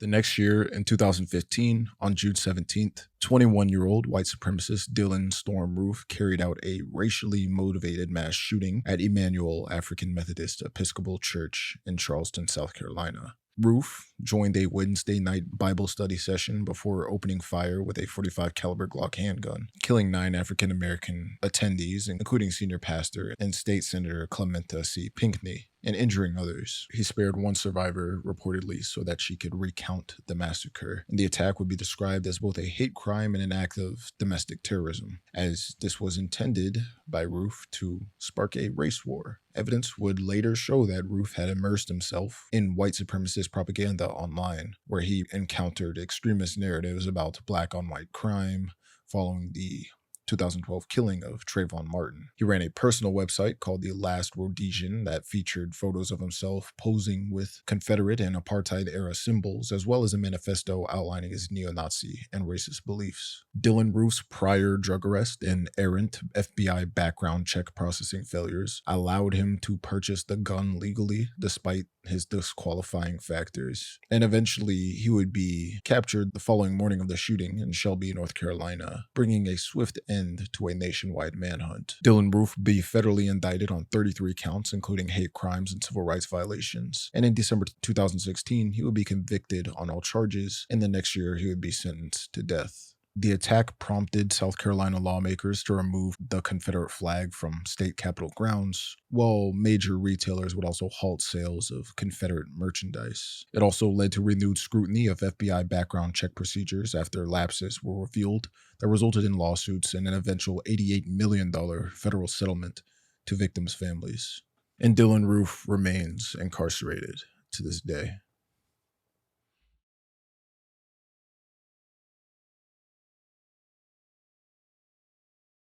That same year, in 2015, on July 16th, 24-year-old Mohammed Yusuf Abdulaziz carried out a coordinated shooting attack against 2 U.S. military facilities in Chattanooga, Tennessee, killing 5 servicemen and wounding 2 others before being killed by police. The assault began around 10:30 a.m. when Mohammed drove up to an Armed Forces Career Center on Lee Highway and shot around 30 to 45 rounds from an AK-47 style rifle into the office from his Ford Mustang. He then fled the scene, leading police on a 7-mile chase, before arriving at a U.S. Navy Reserve Center. There, he rammed through a security gate and opened fire on personnel inside the building and in a nearby motor pool, killing 4 Marines and wounding another. Muhammad would exchange heavy gunfire with Chattanooga police and would ultimately be killed outside the Reserve Center after firing approximately 100 rounds in total. And authorities would later recover multiple firearms, including a rifle, shotgun, and handguns. The investigation revealed that Mohammed Abdulaziz was a naturalized U.S. citizen of Palestinian, Jordanian descent who had immigrated from Kuwait in the 1990s. He earned an engineering degree and struggled with mental illness, drug abuse, and debt in the years prior to the attack. And in the months before the shootings, he had written about martyrdom, despair, and jihad in personal notes. However, the FBI found no evidence of direct operational ties to groups like ISIS or Al-Qaeda, which is why this event is in this video. And FBI Director James Comey concluded that Abdulaziz was clearly, quote, inspired by foreign terrorist organization propaganda.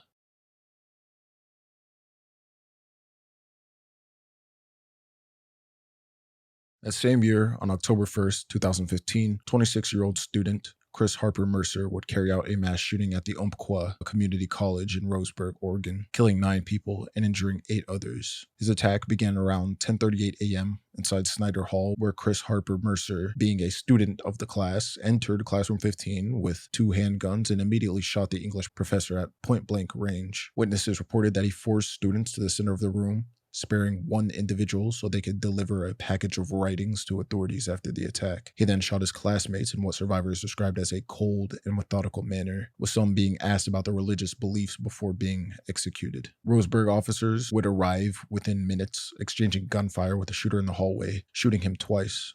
And once wounded, Chris Harper Mercer would retreat back into the classroom and committed suicide. Investigations later revealed that Chris Harper Mercer was deeply isolated and had a history of mental health struggles and expressed views aligned with misogynistic and extremist online communities, particularly those associated with the incel subculture. In his writings, he lamented his lack of friends, relationships, and sexual experience, and expressed an admiration for other mass killers, including Elliot Rodger. Police recovered 6 firearms at the scene and another 8 from his residence, all that were legally purchased by him or other family members, despite his psychiatric history. And the shooting would become the deadliest in Oregon's history, leading Oregon to enact an extreme risk protection law, allowing courts to temporarily remove firearms from individuals deemed a threat.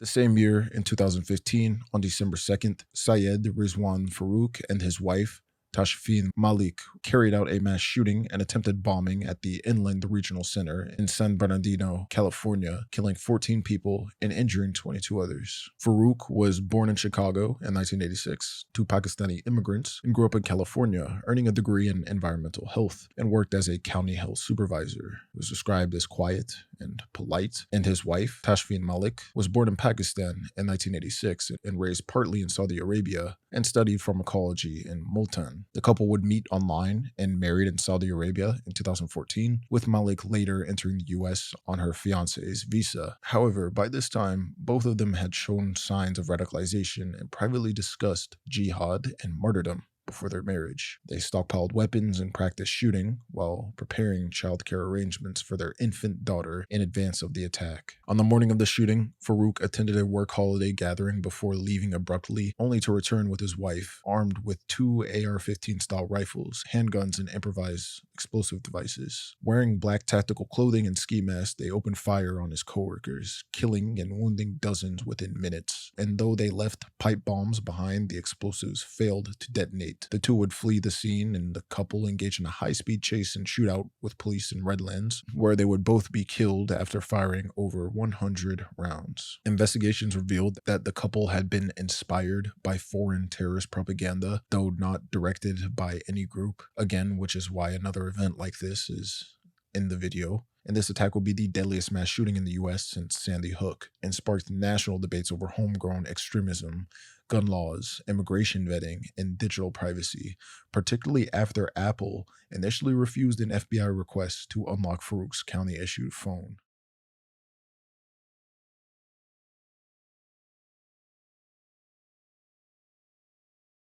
That same year, in 2015, we see the release of 19-2, a Canadian police procedural crime drama television series, would release their season 2 premiere called School, and is regarded as one of the show's most intense installments, premiering on January 19th, 2015. The story follows officers Nick and Ben, who begin the day responding to minor calls before being pulled into a chaotic and harrowing school shooting at Viger High. The episode delivers a tense cat-and-mouse pursuit through the school that results in several casualties before the shooter is eventually cornered and killed. And the episode is notable for its technical achievement, as it contains a 13-minute uninterrupted single camera sequence, or one take, that the director said was inspired by the 2006 Dawson College shooting in Montreal. Yeah, it's a very, very intense episode. Yeah, I don't know. The next year, in 2016, on the night of February 20th, Kalamazoo County, Michigan, would be shaken by a horrific spree shooting that unfolded over several hours at multiple locations. The gunman, 45-year-old Uber driver Jason Brian Dalton, killed 6 people and injured 2 others seemingly at random while still picking up fares for Uber in between attacks. The violence began around 5:42 p.m. when Jason Dalton shot Tiana Carruthers 4 times outside an apartment complex, though she miraculously survived, and hours later he fatally shot a father and son at a Kia dealership before driving to Cracker Barrel, where he shot 4 women and critically wounded another. Throughout the spree, Dalton carried out ordinary Uber pickups without alarming passengers, even denying when directly asked if he was the shooter. Police would track his vehicle, and at 12:40 a.m. on February 21st, he was arrested without incident, wearing a bulletproof vest and carrying a handgun. Investigators later discovered that Dalton blamed the killings on his Uber app, claiming that it took control of him. Yeah, he would be charged with 6 counts of murder, 2 counts of assault with intent to commit murder, and multiple firearms offenses. And he would plead guilty to all charges on January 7th, 2019, being sentenced to life in prison without parole. And he remains incarcerated to this day.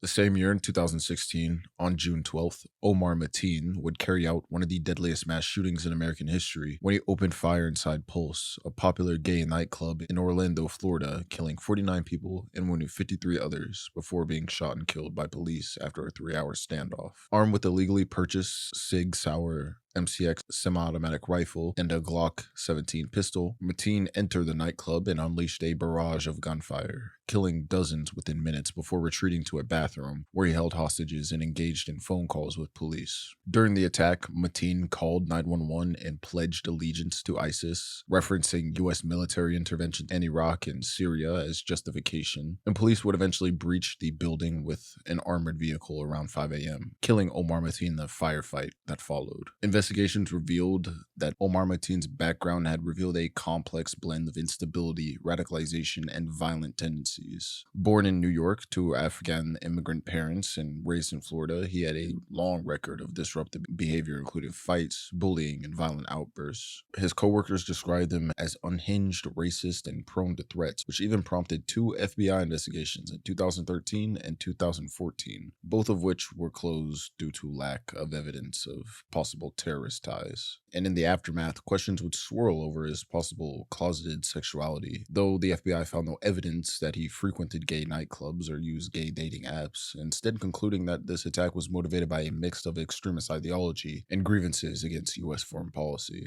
The attack led to the creation of the One Pulse Foundation and ongoing efforts to memorialize the victims, cementing the event as both a national tragedy and a turning point in conversations around terrorism, hate violence, and mass shootings within the United States.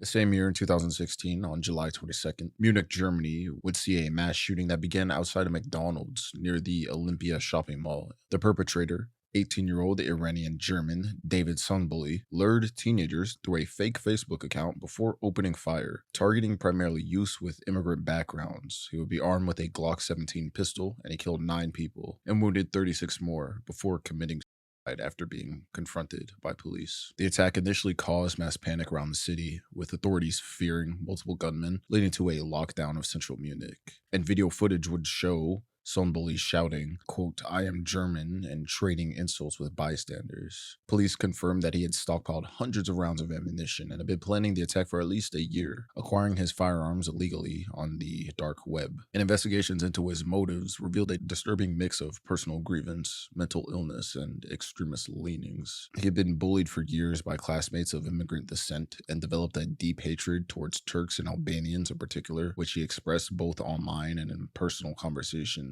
And he had even been treated for depression, anxiety, and post-traumatic stress disorder, spending time in psychiatric care. Police discovered he was obsessed with previous school shootings, collecting books and news clippings on rampage killers. And he considered himself Aryan, and even bragged about sharing the same birthday as Adolf Hitler. By 2019, Bavarian police officially classified the incident as politically motivated, acknowledging that David Sumbuli's hatred of immigrants and far-right sympathies were inseparable from his decision to carry out the massacre.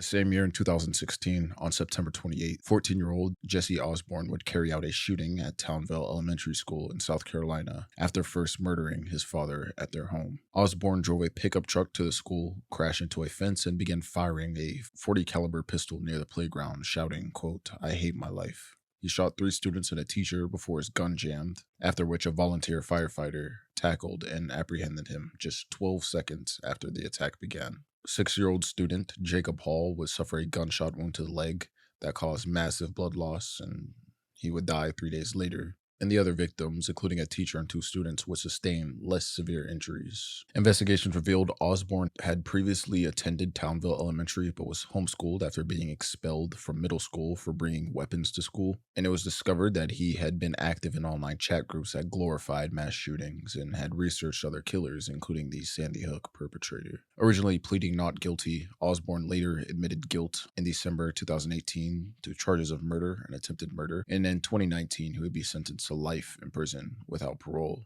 and he remains incarcerated to this day.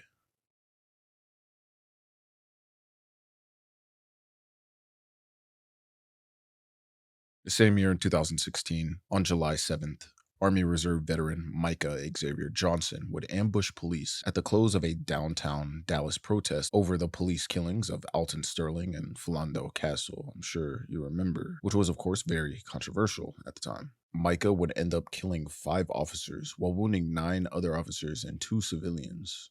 Moving through the streets, he used tactical movement and rifle fire to outmaneuver officers and eventually forced a running gun battle into El Centro College, where he fired through windows towards police below. A prolonged indoor standoff would follow as negotiators engaged Micah for hours as he alternated between taunts, demands, and threats. Eventually, Dallas police would deliver and detonate about 1 pound of C4 using a bomb disposable robot at 2:30 a.m., killing Micah. And the investigation found that, of course, Micah had acted alone and prepared for the attack, stockpiling weapons and materials. And officials cited his expressed anger over police shootings of black men and his interest in black nationalist content online. His friends even described him as increasingly resentful and withdrawn after his Afghanistan deployment and a troubled Army discharge. And this will become America's deadliest single attack on law enforcement since 9/11.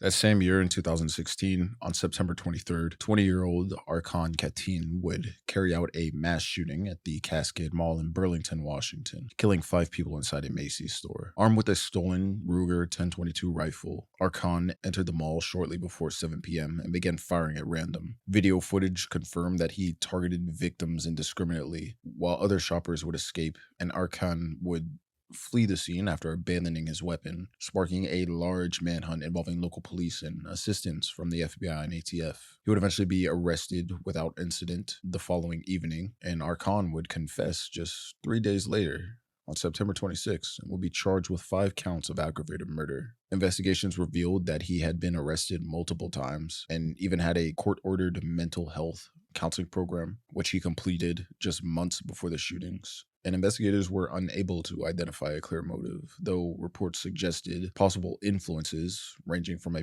recent breakup with a Macy's employee to his fascination with ISIS propaganda and serial killers. And while awaiting trial, Arkan would commit suicide in his jail cell on April 16th, 2017.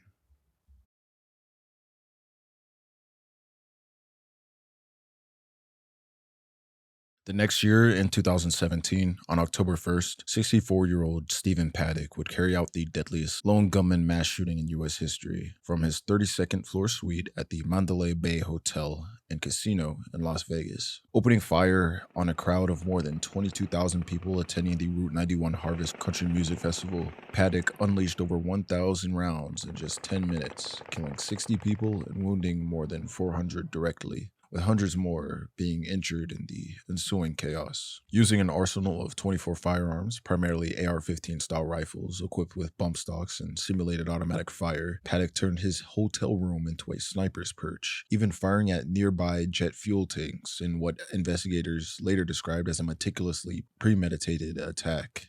Police found 23 firearms in his hotel suite, along with thousands of rounds of ammunition, bipods, high capacity magazines, and surveillance cameras Paddock had installed to monitor the hallway. Right after committing this shooting, Paddock would commit suicide in his hotel room. An intensive investigation involving the FBI, ATF, and local authorities. His motive was never conclusively determined, though speculation has ranged from deteriorating mental health, financial losses, and resentment towards casinos or an obsessive fascination with weaponry. That being said, Paddock's background gave little indication of violence. He was a former IRS auditor, an accountant, and a real estate investor. He even accumulated a significant amount of wealth, at one point making millions from property sales, living a quiet life with his girlfriend in Nevada. In the year prior to the massacre, however, friends and relatives described him as increasingly distant, irritable, and depressed, reportedly losing both money and his enthusiasm for gambling.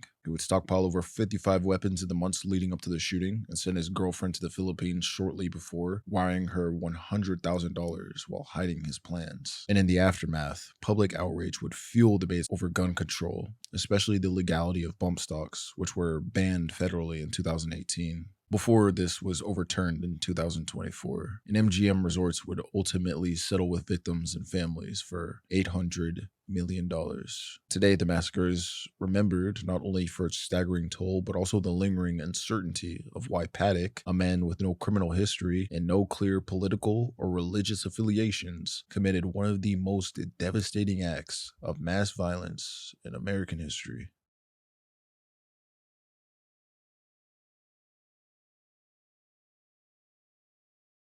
The same year in 2017, on November 5th, Devin Patrick Kelly carried out a mass shooting at the First Baptist Church in Sutherland Springs, Texas, killing 26 people and wounding 22 others in what remains one of the deadliest mass shootings in Texas history. Armed with a Ruger AR-556 semi-automatic rifle and wearing black tactical gear, Kelly opened fire outside the church before entering during Sunday service and methodically shooting attendees, firing 450 rounds over the course of 11 minutes. He would be confronted by Stephen Williford, a local resident and former firearms instructor, who shot and wounded Devin Kelly, forcing Kelly to flee in his SUV, and Williford and another bystander would pursue him in a high-speed chase until Kelly crashed and was later found dead in his vehicle with 3 gunshot wounds, and he committed suicide.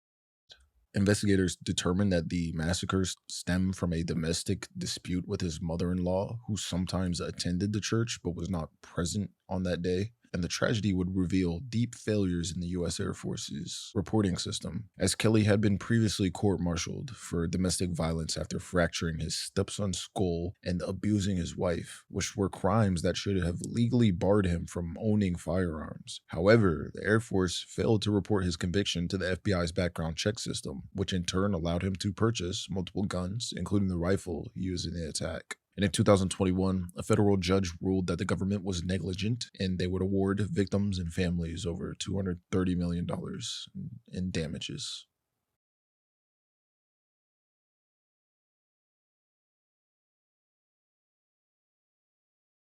The same year in 2017, on December 7th, 21-year-old William Atchison, a former student of Aztec High School in New Mexico, would carry out a mass shooting that left 2 students dead before committing suicide. Disguised as a student, Atchison entered the school with a Glock 19 pistol and shot Francisco Fernandez in a bathroom and Casey Marquez in a hallway, and would attempt to breach classrooms but would fail as they were barricaded due to the active shooter policies that were implemented years before, which would eventually lead to William Atchison committing suicide. Investigations revealed that Atchison had a long history of fascination with school shootings, far-right extremism, and violent online subcultures, and had even been investigated by the FBI in 2016 after posting threats about committing a mass shooting. But he convinced agents that he was, quote, trolling and was not considered a credible threat. Investigators even later discovered he had been in online contact with the Munich shooter David Sonboli, who we talked about, and even participated in extremist group chats glorifying mass murder and expressed support for white nationalism, misogyny, and incel ideology. Despite his deeply troubling online activity, he was able to legally purchase his firearm a month before the shooting, and this attack would shake the small town of Aztec, leading to New Mexico officials quickly pushing for increased school security funding. The FBI would also face sharp criticism for dropping their 2016 investigation. However, the case against the FBI would be dismissed due to their legal immunity. Despite this, the incident has been studied as a case of mixed motives, as it blended ideological extremism with deep personal crisis and, of course, mental health struggles.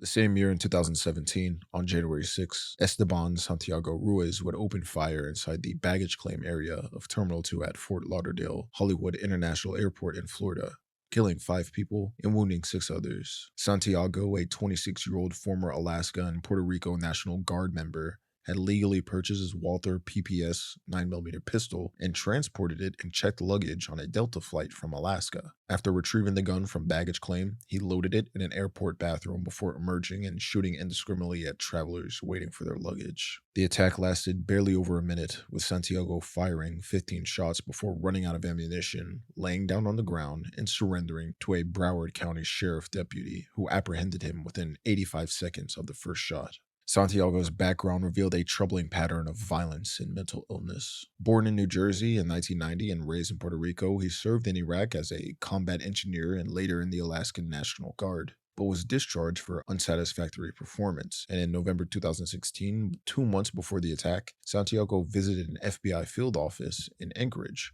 claiming the government was controlling his mind and forcing him to watch ISIS videos. He would be briefly hospitalized for psychiatric evaluation, and his gun was temporarily confiscated, but was eventually returned because he had no, quote, disqualifying convictions. Santiago had also been arrested for domestic violence in Alaska in 2016, but avoided conviction through a deferred prosecution agreement, and following the airport shooting, he would be indicted on 22 federal charges and diagnosed with schizophrenia and schizoaffective disorder, and eventually pleaded guilty in exchange for avoiding the death penalty. And on August 17th, 2018, he would be sentenced to 5 consecutive life terms plus 120 years in federal prison and remains incarcerated to this day.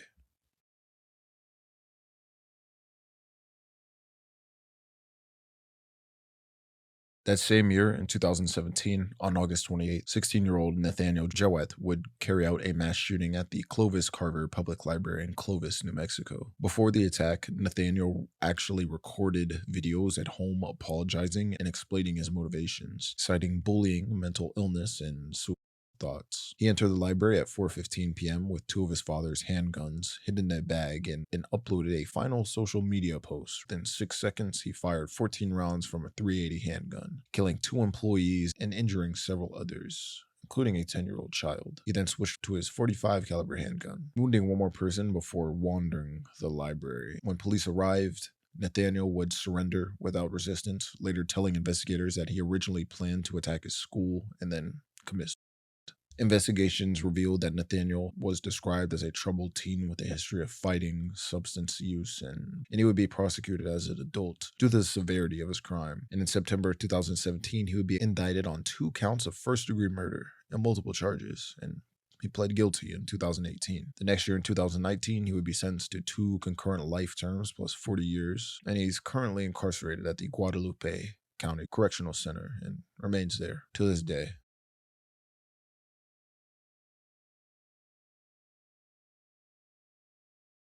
The same year, in 2017, on January 29th, a mass shooting would take place at the Islamic Cultural Center of Quebec City when 27-year-old Alexandre Bissonnette entered the mosque shortly after evening prayers and opened fire with a 9mm Glock 17 Gen 4 pistol, killing 6 worshippers and seriously wounding 5 others. Around 40 people were present in the mosque at the time. This was a 2-minute rampage in which Bissonnette fired multiple 10-round magazines targeting congregates at close range, and he would flee the scene in his father's car but called police 20 minutes later to confess, later surrendering to them. And it was revealed that this attack came amidst rising anti-Muslim sentiment in Quebec where hate crimes against Muslims had been increasing. And ironically, Bissonnette had no prior criminal history, was described as introverted, however, deeply immersed in far right and anti Muslim rhetoric online, and expressing xenophobic and nationalist views on social media.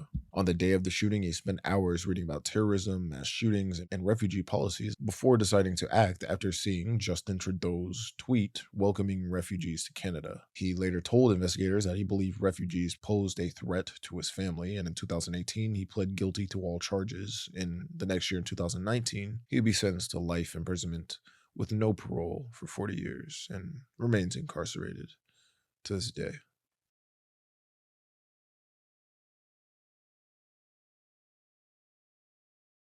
The same year in 2017, on September 24th, Emmanuel Kidega Sampson would open fire at the Burnett Chapel Church of Christ in Antioch, Tennessee, killing one and wounding six others during Sunday services. Sampson, a 25-year-old Sudanese native and former church member, began the attack in the parking lot by fatally shooting Melanie Crow before entering the sanctuary with two handguns. He fired into the congregation of around 50 attendees before being confronted by usher Robert Engel, who he pistol whipped during a struggle that caused Sampson to accidentally shoot himself. Engel would then retrieve his own firearm and held Sampson at gunpoint until police arrived. Investigators later found that Sampson had additional weapons and a rifle in his vehicle, including a note referencing the 2015 Charleston Church massacre by Dylan Roof. And authorities said Sampson hoped to kill at least 10 white people in retaliation for that attack. His background revealed a history of mental health struggles, domestic disputes, and social media posts expressing admiration for black supremacist groups and conspiracy theories. He claimed he was hearing voices and had a vision of the church before the shooting, and a psychiatrist diagnosed him with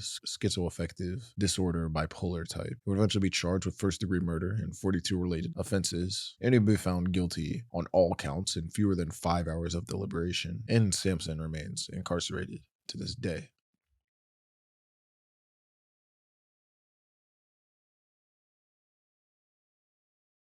That same year in 2017, we see the Lima shooting, which was a mass attack that unfolded on the night of February 17th at the Royal Plaza Shopping Center located in Lima, Peru. The perpetrator, 32-year-old Eduardo Glicerio Romero Naupe, was a former Navy serviceman and ex-security guard who had been recently working as an informal street vendor. This violence would stem from a dispute with municipal inspectors who, the day before the attack, evicted him from a restricted vending area and seized his food cart. Hours before carrying out the shooting, Romero posted on Facebook declaring his intent to kill the inspectors responsible for his eviction. And that night, when confronted by the inspectors, he shot one and fled to the Royal Plaza Mall, where he attempted to enter nightclubs and restaurants, indiscriminately shooting at security staff, employees, and bystanders. His rampage left several people injured, and Romero's attack was only stopped when an off-duty police officer shot and killed him, and in total, 5 victims will be killed and 9 others will be wounded.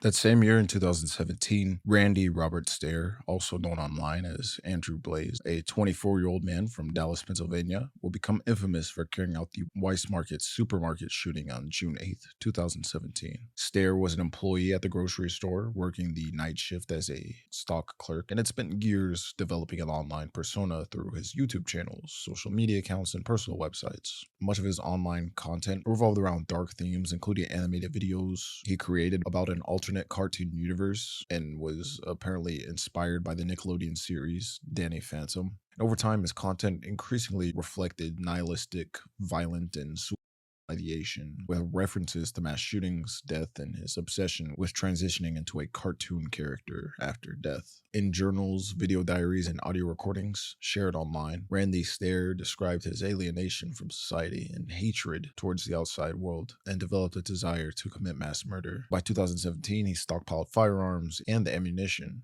which he purchased legally, and in the weeks leading up to the shooting, he uploaded what was called his final content online, including lengthy journals, videos, and files documenting his radicalization process and intent. In these writings, he expressed admiration for past mass shooters and framed his upcoming actions as part of a personal transformation and afterlife journey. And on the night of June 8th, 2017, Randy Stair used a shotgun to fatally shoot 3 of his coworkers inside Weiss Markets before committing Investigators would examine his online footprint and found extensive evidence of his fixation on death, violence, and fantasy worlds, which they linked directly to his motivation. And his case, as such, remains a stark example of how digital radicalization and untreated psychological issues can culminate into mass violence, leaving a lasting impact on both the local community and broader discussions of internet cultures.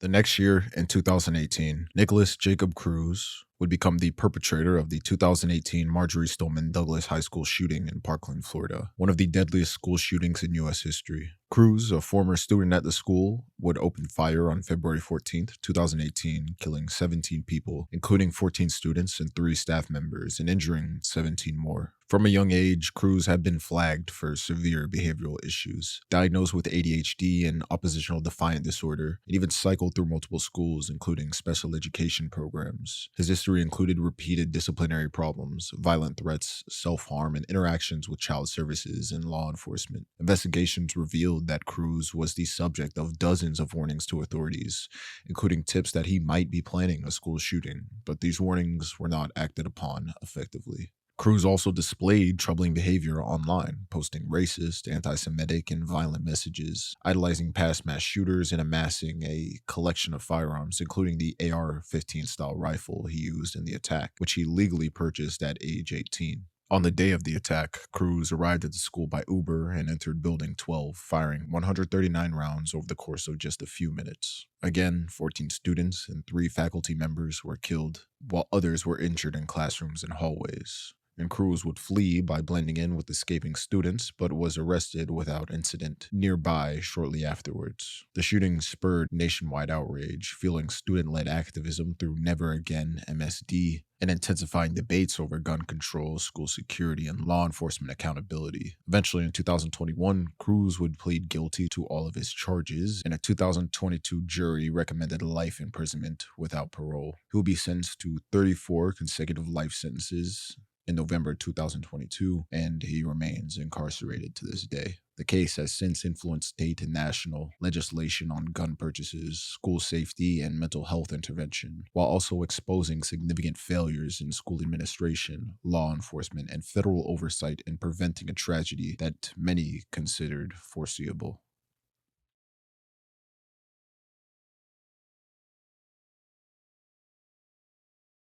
That same year in 2018, on January 23rd, 15-year-old sophomore Gabriel Ross Parker carried out a mass shooting at Marshall County High School near Benton, Kentucky. Armed with a Ruger handgun, he opened fire in the Commons area before classes began, killing 2 15-year-old classmates and injuring 14 others. Witnesses described Parker as emotionless, silent, and deliberate, and even checked on his friends beforehand to make sure they would not be in any danger. Eventually, after discarding his weapon, Parker attempted to hide in the weight room with other students until he was eventually identified and taken into custody by police. Authorities discovered that he carried writings like Mein Kampf, and during the interrogation, he described himself as an atheist who believed life had no purpose, framing the attack as an experiment to see how people and society would react. Parker would be charged as an adult with 2 counts of murder and 14 counts of first-degree assault, and he pled guilty in 2020 and was sentenced to 2 life terms plus 70 years. In the aftermath, Marshall County community rallied under the phrase Marshall Strong, organizing concerts, donations, and victim support funds. And the school itself responded with heightened security measures, including banning backpacks, implementing metal detector screenings, and assigning additional school resource officers.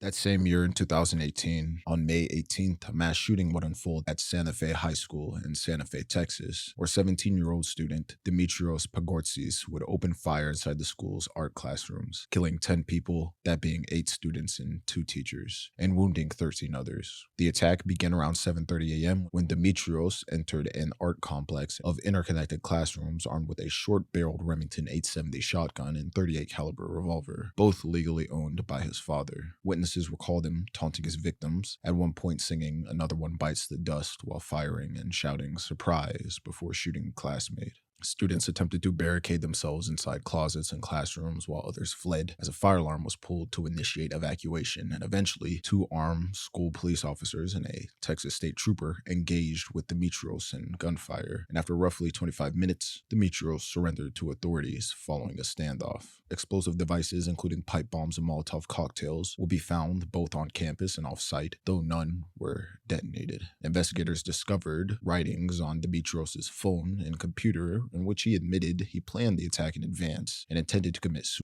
afterwards, though he later claimed he spared some students that he, quote, liked so his story could be told. Social media posts in the week prior included imagery of him in a trench coat adorned with symbols such as the hammer and sickle, Baphomet, and the phrase born to kill. Reports surfaced that he had been bullied by students and possibly coaches, though the school would deny these claims. Legally barred from facing the death penalty or life without parole due to his age, Demetrios would be charged with capital murder and aggravated assault on a public servant. However, in 2019, he was declared incompetent to stand trial and has since been repeatedly recommitted to a state psychiatric hospital, with his legal proceedings indefinitely delayed.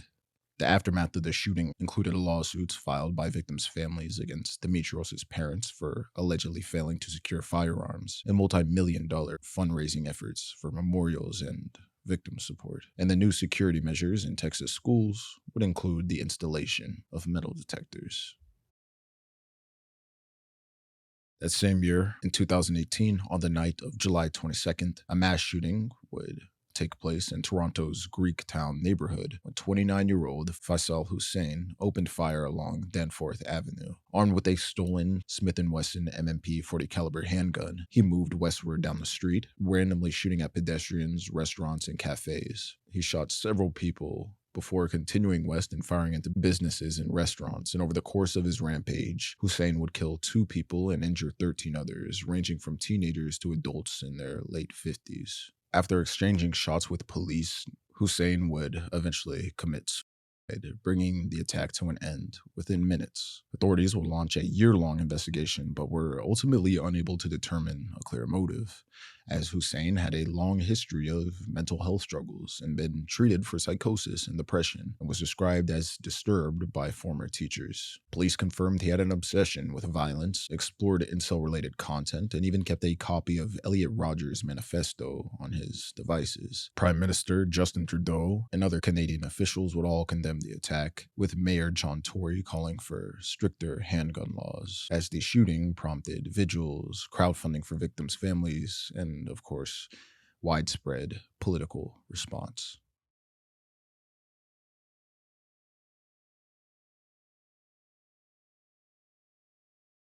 That same year, on October 27th, 2018, Robert Gregory Bowers would carry out the deadliest anti-Semitic attack in American history at the Tree of Life Synagogue in Pittsburgh, Pennsylvania, where 3 congregations were holding Shabbat services. Armed with an AR-15 rifle and 3 Glock pistols, Bowers opened fire inside the building for over an hour, killing 11 worshippers and injuring 6 others, including police officers who responded to the scene. Now, he had posted rants online shortly before the attack on the fringe social media site Gab, and spreading conspiracy theories that Jews were bringing invaders into the US. As the shooting unfolded, Bowers moved through different parts of the synagogue, all while shouting anti-Semitic slurs such as, quote, "all Jews must die." Police and SWAT teams would engage him in multiple firefights before Bowers ultimately surrendered after being wounded. And after his arrest, he would be charged with 63 federal crimes, including hate crimes resulting in death, obstruction of religious freedom, and use of firearm during a crime of violence, making him eligible for the death penalty. His trial would begin in 2023, and the defense argued that Bowers suffered from schizophrenia and brain damage, but the jury rejected this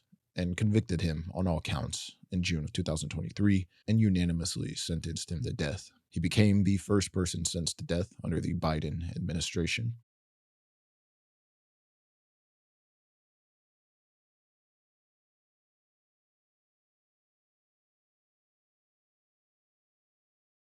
That same year in 2018, on November 7th, the Borderline Bar and Grill in Thousand Oaks, California, would become the site of a mass shooting that left 12 victims dead, along with the gunman. 28-year-old former U.S. Marine Ian David Long, entered the packed bar with a legally purchased 45 caliber Glock 21 pistol equipped with a tactical light and laser, along with 7 illegal high-capacity magazines, smoke bombs, and fireworks. After fatally shooting the cashier, he opened fire on the roughly 260 patrons inside, many of them college students. Witnesses described chaos as Long fired 61 rounds, tossed smoke devices, and killed or wounded victims at close range, with many trying to flee through shattered windows or hide in bathrooms. Law enforcement would arrive quickly, and Ventura County Sheriff Sergeant Ron Hellus would enter the bar, leading to Long retreating to the front office, monitoring police through the bar's security cameras, and at 11:38 p.m., he ended the attack by committing suicide. A subsequent investigation revealed troubling details about Long's background, as he was a Marine Corps veteran who served in Afghanistan and struggled with post-traumatic stress disorder, depression, and behavioral issues after a 2012 motorcycle accident that likely resulted in a concussion and CTE. Police and mental health crisis teams had previously visited him in 2017 due to erratic behavior, but decided against involuntary commitment. A 2021 sheriff's report concluded that Long's disdain for civilians and untreated PTSD were central factors in the attack. And in the aftermath, vigils and funerals would draw thousands, and donations for victims' families and survivors reached $3.6 million through nationwide fundraisers, and a healing garden memorial was dedicated at Conejo Creek Park in 2019.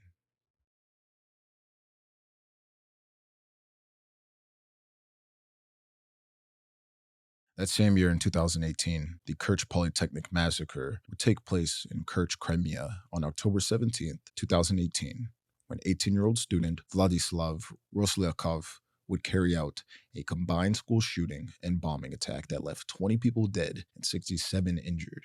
Vladislav entered the college around 10 a.m., armed with a legally purchased 12-gauge Hudson Escort aim-guard pump-action shotgun and carrying improvised explosive devices. A nail bomb detonated in the cafeteria, and police would later defuse additional explosives they found planted around the campus. And witnesses described him moving through the corridors, firing indiscriminately at students, teachers, and even equipment such as computers and fire extinguishers. And despite the fact the police station was located across the street, reports state that first law enforcement response took 10 to 15 minutes, and the attack would last more than 15 minutes and ended when Vladislav committed suicide in the school's library. Among the dead were 15 students and 5 staff members, with dozens more critically injured, including several in comas. Vladislav, a fourth-year student at the college, had a troubled background marked by an abusive childhood, isolation, and obsession with weapons and explosives. He was described as quiet and a withdrawn student with poor grades and very few friends, and increasingly immersed himself in violent subcultures online, including forums devoted to mass shooters, such as the Columbine perpetrators Eric Harris and Dylan Klebold, who he openly admired.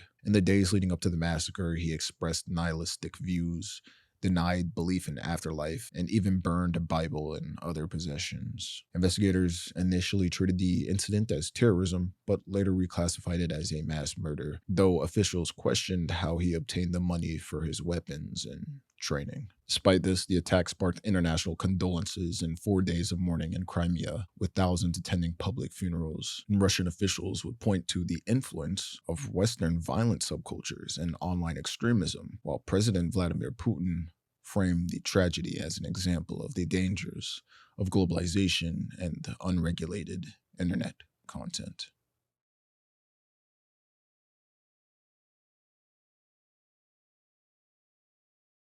That same year in 2018, we see the Jacksonville landing shooting occur on August 26, when 24-year-old David Katz opened the fire during a Madden NFL 19 video game tournament held at the GLHF game bar inside the Jacksonville Landing Marketplace in Jacksonville, Florida. The event had drawn between 130 and 150 participants and spectators, many of them college-aged, and was being live-streamed on Twitch when the shooting began. After losing a match and refusing to shake hands with the winner, David Katz briefly left and returned armed with 2 legally purchased handguns, one of which had a laser sight, and at around 1:30 p.m., he opened fire, killing Elijah Clayton and Taylor Robertson before wounding 10 others and committing suicide. First responders arrived within minutes, And the attack was even recorded in part of the tournament's live stream, which captured audio of gunfire and video footage of the first fatality. It was revealed that David Katz had a history of mental illness, including diagnosis of dysthymia and oppositional disorder, and had been involuntarily hospitalized multiple times. And the incident would prompt a sweeping response from law enforcement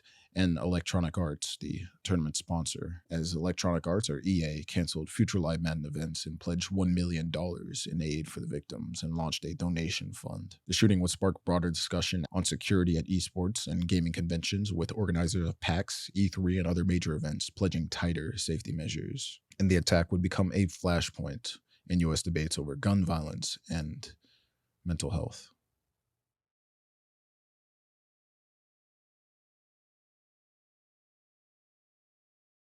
The same year in 2018, on April 22nd, Travis Jeffrey Ranking would carry out a mass shooting at a Waffle House in Antioch, Tennessee, killing 4 people and injuring 4 others with an AR-15 style rifle before being disarmed by an unarmed patron. Travis Ranking had a long history of delusions and erratic behavior that was tied to schizophrenia, including stalking incidents, bizarre public behavior, and even an arrest by the Secret Service near the White House. He had even previously had his firearms confiscated, but later regained access when his father returned them to him. During this attack, Travis Ranking, wearing only a green jacket, shot 2 people from outside before entering the restaurant and killing 2 more, leaving others injured from both gunfire and shattered glass, until James Shaw Jr. would wrestle him down to the ground and take his weapon, forcing Travis to flee the scene naked, abandoning his jacket full of ammunition and sparking a 34-hour manhunt that ended with his capture in a wooded area nearby. He would be charged with multiple counts of homicide and attempted homicide, and initial findings declared him incompetent to stand trial due to mental illness. However, after treatment, he was deemed fit for trial, and in early 2022, he would be convicted on 4 counts of first-degree premeditated murder and sentenced to life without parole. And his father was also convicted for unlawfully returning firearms to him. Nevertheless, he remains incarcerated to this day.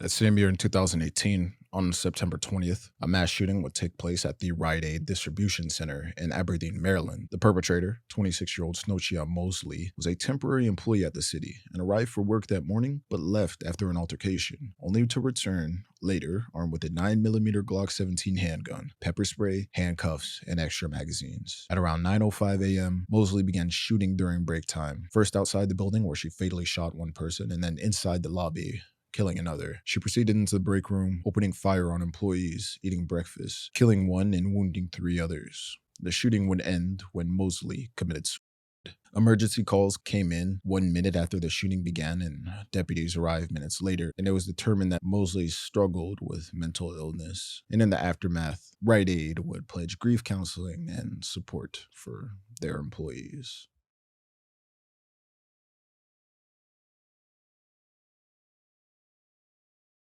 The same year in 2018, Scott Paul Beerley, a 40-year-old former Army veteran and substitute teacher, would carry out a misogynist-driven mass shooting at a yoga studio in Tallahassee, Florida, on November 2nd, 2018. Armed with a handgun, he opened fire on students during class, killing 2 women and injuring 4 others before committing suicide.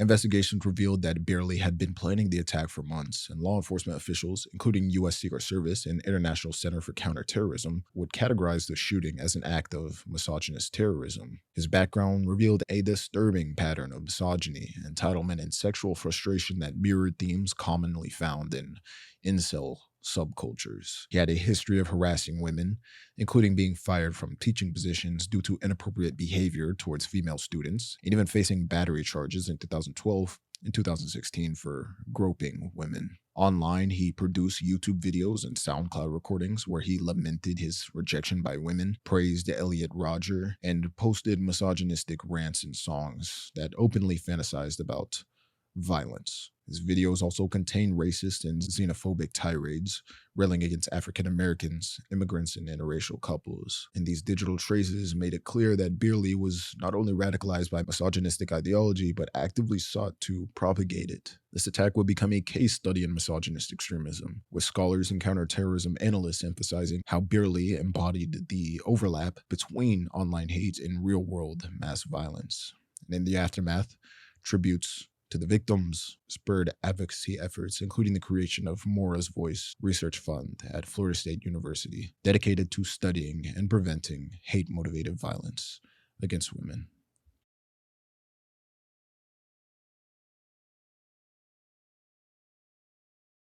That same year in 2018, we see the release of Utoya, which was a Norwegian drama depicting the 2011 Utoya summer camp massacre from the victim's perspective through fictional characters. Created in close consultation with more than 40 survivors, the event unfolds in real time, mostly in a single take, as a teenager searches for her younger sister during the attack, encountering injured friends, witnessing deaths, and ultimately being killed herself. The film emphasizes the victim's experiences rather than the attacker, who only appears briefly. And premiering at the 2018 Berlin International Film Festival, it would be praised for its raw and unsettling realism, earning around an 80% approval rating on Rotten Tomatoes and 8 Amanda Award nominations, and the European Film Award for Best Cinematography.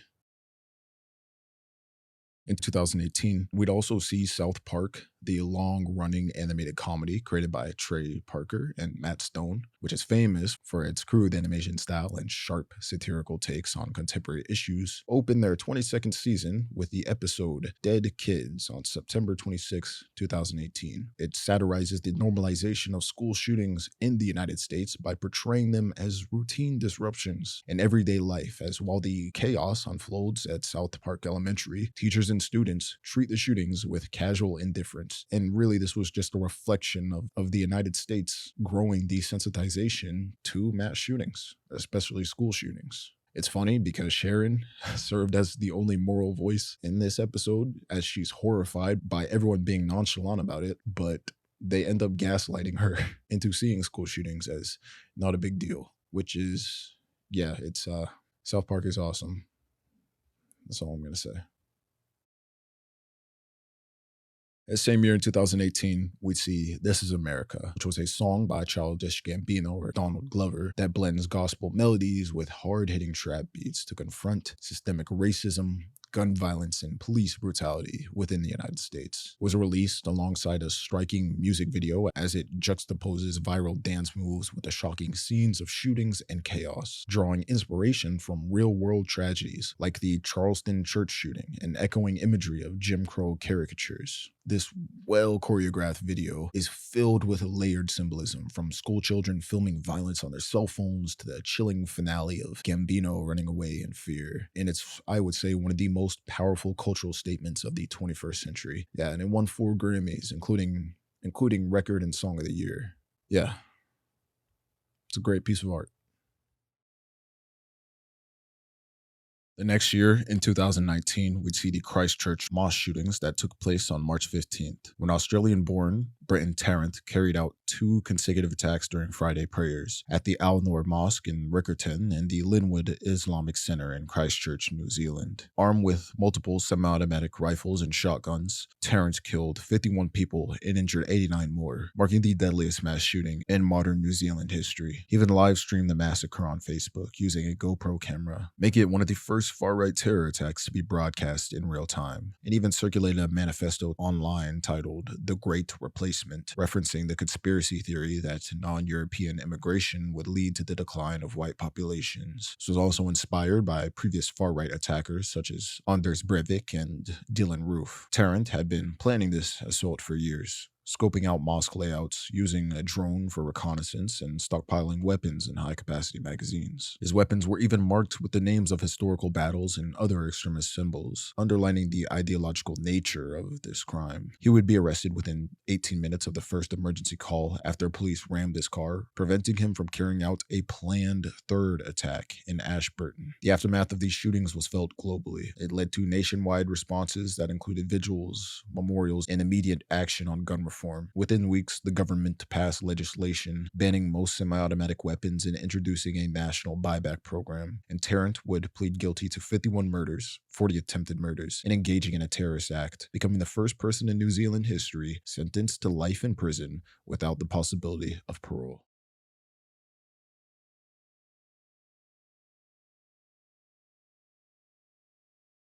The same year, 2019, on April 17th, a shooting would occur at the Shabbat of Poway Synagogue in Poway, California, on the last day of the Jewish Passover holiday, which coincided with Shabbat. The attacker, 19-year-old John Timothy Ernest, entered the synagogue armed with a Smith & Wesson M&P 15 Sport II AR-15 style rifle, wearing a tactical vest carrying multiple loaded magazines, and inside, he fatally shot 60-year-old Lori Gilbert Kay, and also wounded three other people before his rifle jammed, which limited further casualties. After firing between 8 and 10 rounds, he fled the synagogue as members of the congregation chased him. And shortly after leaving, Ernest would call 911 to confess and was apprehended without incident, about 2 miles away from the synagogue.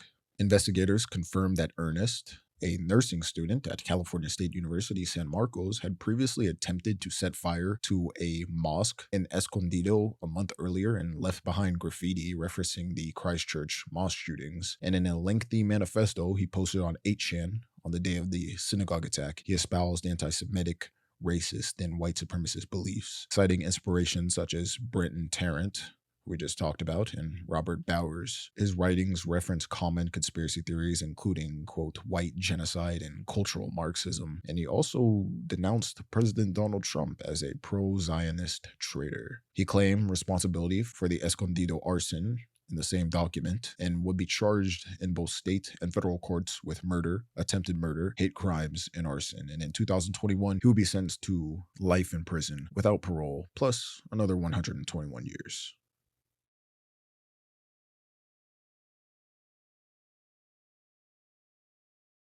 The same year in 2019, on May 31st, a mass shooting unfolded at the Virginia Beach Municipal Center in the Princess Anne area of Virginia Beach, Virginia, when Dwayne Craddock, a 40-year-old city public utilities engineer, fatally shot 12 people and wounded 4 others before being killed in a gunfight with police. This attack began in a parking lot where Craddock shot one victim in a car and another on the steps before moving inside Building 2 of the Virginia Beach Municipal Center and began firing indiscriminately across all 3 floors using 2 legally purchased .45 caliber pistols, including an H&K USP compact tactical fitted with a suppressor. Eventually, police officers would engage Craddock in a prolonged gun battle before fatally shooting him. 11 of the victims were city employees, including some of Craddock's own colleagues, and it was revealed that Craddock himself had no significant criminal history beyond minor traffic violations, and had submitted his resignation via email just hours before the attack. Reports suggested that he had been in conflicts with coworkers, and he would legally acquire 6 firearms over the previous 3 years, and the Virginia Beach City Council later ordered an independent investigation into the circumstances of the attack after victims' families would express frustration over the lack of answers. And the event would stand as the second deadliest workplace shooting in U.S. history.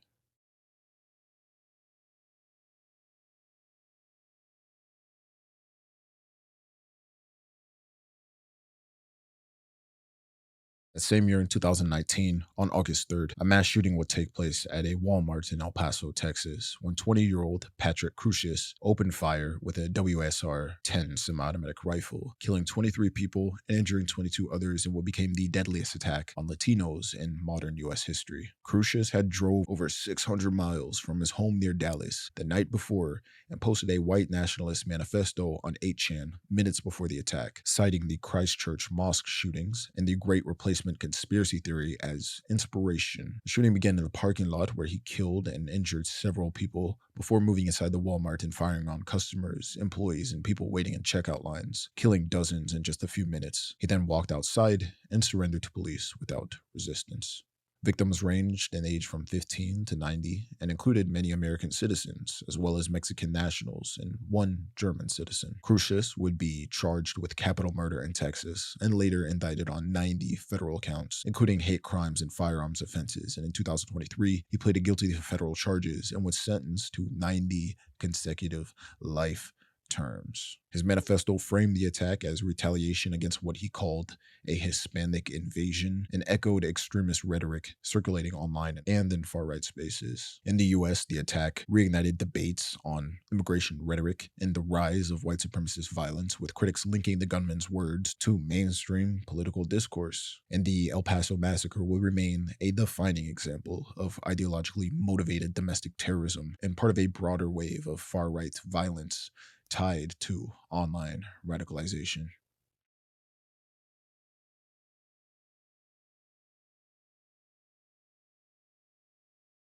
The same year, in 2019, on August 4th, a mass shooting unfolded in Dayton, Ohio, when 24-year-old Connor Betts opened fire outside the popular Ned Pepper's bar, killing 9 people, including his own brother, and injuring 17 others within just 32 seconds before he was shot and killed by police. This incident, which came only 13 hours after the El Paso Walmart shooting, added a harrowing weekend of back-to-back mass casualty events in the United States. Surveillance and eyewitness accounts showed Betts had prepared in advance as he left the bar earlier that night, retrieved gear from his car, and put on body armor, a mask, and a backpack before arming himself with an AR fitted with a 100-round drum magazine. And around 1:05 a.m., he began his attack by killing a man at a taco stand, then moving down East 5th Street, firing into crowds outside busy bars and restaurants. In less than half a minute, Betts managed to discharge 41 rounds, killing 9 victims, before running towards a bar where he was about to enter, and police engaged and killed him just as he neared the entrance. And officials would credit the rapid police response with preventing what could have been significantly a higher death toll. If you look at this footage here, Betts was running down this street, about to enter this bar where you see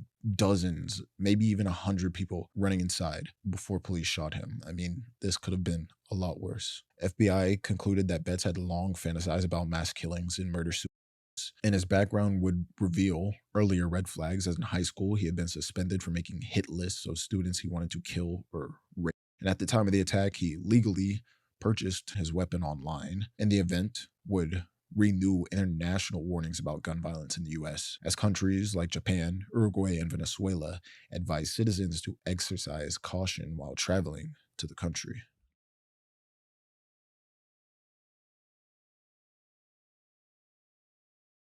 That same year in 2019, on December 10th, 2 perpetrators, David N. Anderson and Francine Graham, would carry out a deadly attack in New Jersey, killing 4 people at the J.C. Kosher supermarket. The violence began during what police described as a chance meeting, when Detective Joseph Seals would link David and Francine to a stolen U-Haul van that was connected in an early homicide, and Anderson and Graham would fatally shoot Detective Seals before driving to the Kosher grocery store, where they proceeded to open fire with an AR-15 style rifle and Mossberg 12-gauge shotgun, killing 3 people. The attackers would then exchange gunfire with police for over 3 hours before they were both killed. And authorities recovered hundreds of shell casings, multiple firearms, and a live pipe bomb capable of mass casualties. Investigators would determine that the attack was fueled by anti-Semitic and anti-police ideology, noting David Anderson's ties to the Black Israelite movement and his history of posting hate-filled messages online. Authorities would uncover evidence suggesting that the pair had planned larger-scale attacks, possibly on Jewish schools or community centers, but their encounter with Detective Seals disrupted these plans. This shooting was part of a broader wave of anti-Semitic violence across the US at the time, as we've covered, and federal agencies would label the assault as an act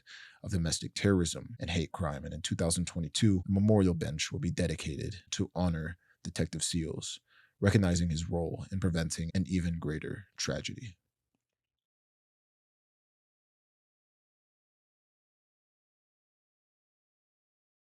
That same year, in 2019, on April 30th, a mass shooting would take place at the University of North Carolina at Charlotte on the final day of the spring semester classes, when 22-year-old former student Tristan Andrew Terrell entered room 236 of the Kennedy building and opened fire during a student presentation. Armed with a Glock pistol, he fired 17 shots into a classroom of roughly 60 students, killing 2 while injuring 4 others. Survivors recounted Terrell smiling before shooting and targeting students at random, before Riley Howell bravely tackled Terrell, preventing further bloodshed but dying in the process, an act that was later hailed as heroic by his classmates, officials, and even Lucasfilm, which honored him by creating a Star Wars character named Riley Howell. Within minutes, campus police arrived, disarmed Terrell, and took him into custody. Investigations revealed that Terrell had planned the attack for months, researched other mass shootings, and even practiced at a gun range. And he confessed to the crime in September 2019, pleading guilty to 2 counts of first-degree murder and 4 counts of attempted murder, receiving 2 consecutive life sentences without parole. And he remains incarcerated to this day.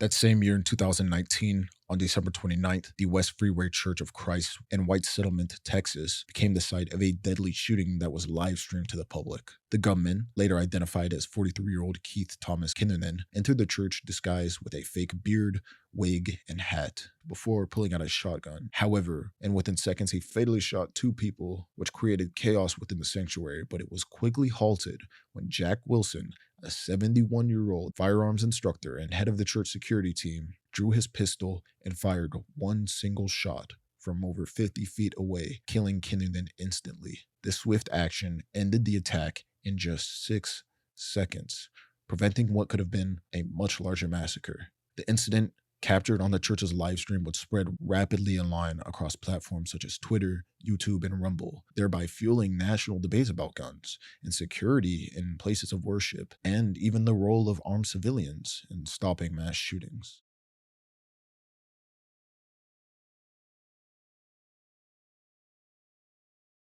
The same year in 2019, the Suzano massacre would take place on March 13th at the Professor Raul Brazil State School in Suzano, Sao Paulo, Brazil. It remains one of the deadliest school shootings in the country's history. The attackers, 17-year-old Guilherme Tauchi Monteiro and 25-year-old Luis Henrique de Castro, would kill Monteiro's uncle earlier that morning before arriving at the school around 9:40 a.m. And wearing school-pattern masks and combat boots, the pair would storm the building armed with guns, hatchets, and makeshift explosives, where they began fatally shooting students and staff, as Monteiro would be the lead gunman, with Castro following behind, striking wounded victims with a hatchet. And in total, 5 students and 2 staff members will be killed inside the school, while 11 were injured. The violence would end when Monteiro shot and killed De Castro before committing.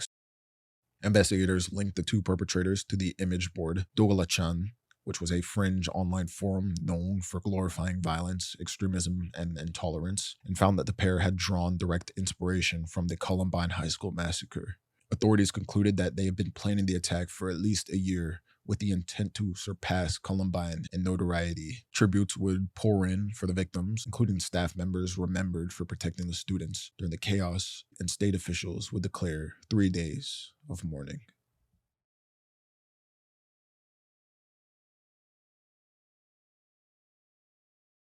That same year in 2019, we'd see the Hall synagogue shooting occur on October 9th in Germany during the Jewish holy day of Yom Kippur. The attacker, 27-year-old neo-Nazi Stefan Balliet, would attempt to storm the synagogue where 51 worshippers were gathered, but failed to breach the reinforced security door, despite using firearms and explosives. Frustrated, he would fatally shoot a passerby and later killed another person in a nearby kebab shop, all while he live-streamed the attack on Twitch, echoing his anti-Semitic conspiracy theories, Holocaust denial, and references to feminism and immigration in his commentary, while also leaving behind a manifesto outlining his intent to kill Jews and, quote, anti-whites. Belliet would flee in a rented car, injuring 2 more people during his escape, before eventually being captured by police in a chase. And in total, 2 people were killed and 2 others were injured in what investigators declared an act of far-right anti-Semitic terrorism. In 2020, Belliet would be sentenced to life imprisonment with preventative detention, which was Germany's harshest sentence. And his actions drew comparisons, of course, to other far-right terror attacks, including the Christchurch mosque shootings. And despite imprisonment, Belliet twice attempted to escape. Despite this, he remains incarcerated to this day.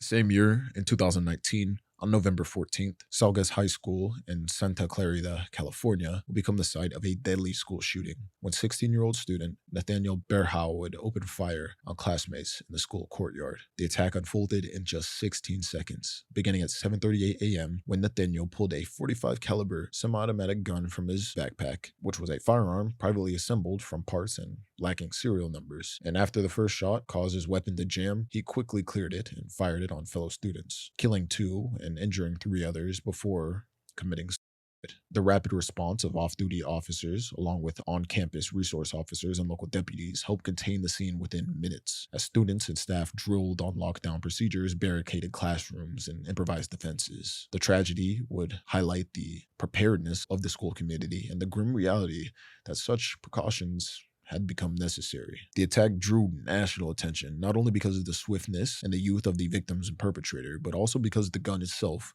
was a ghost gun, assembled from parts that circumvented California's strict firearm regulations, thus intensifying debates over gun laws, background checks, and the ease with which such untraceable weapons can be obtained. In later years, lawsuits would be filed against school district for failing to prevent the attack, while a permanent memorial would be erected at Central Park to commemorate the two students that lost their life.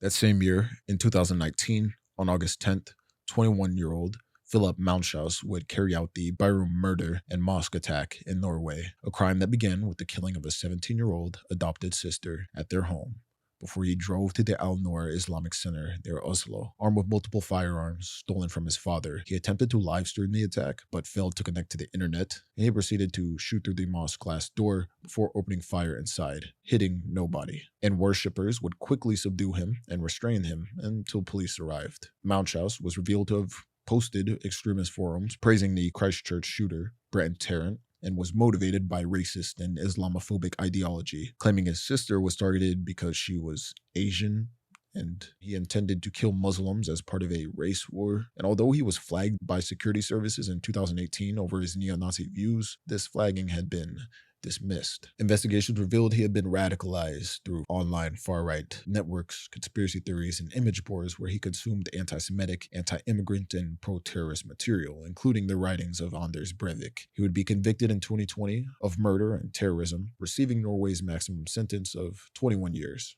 of preventative detention, and he remains incarcerated to this day.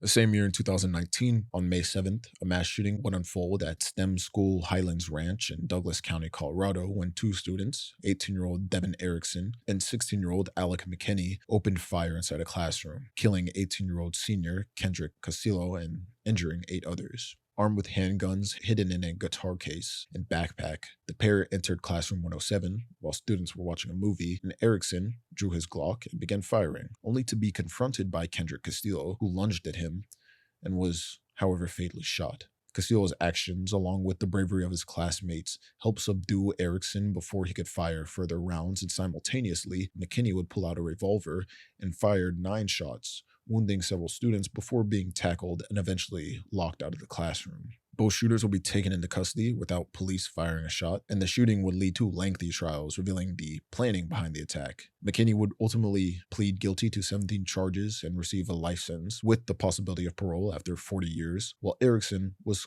convicted of 46 charges, including first-degree murder, and sentenced to life without parole, plus 1,282 years. The victim, Kendrick Castillo, would be later awarded posthumous honors, including a knighthood from the Knights of Columbus, and in 2025, a petition for his canonization into the Catholic Church will be formally submitted.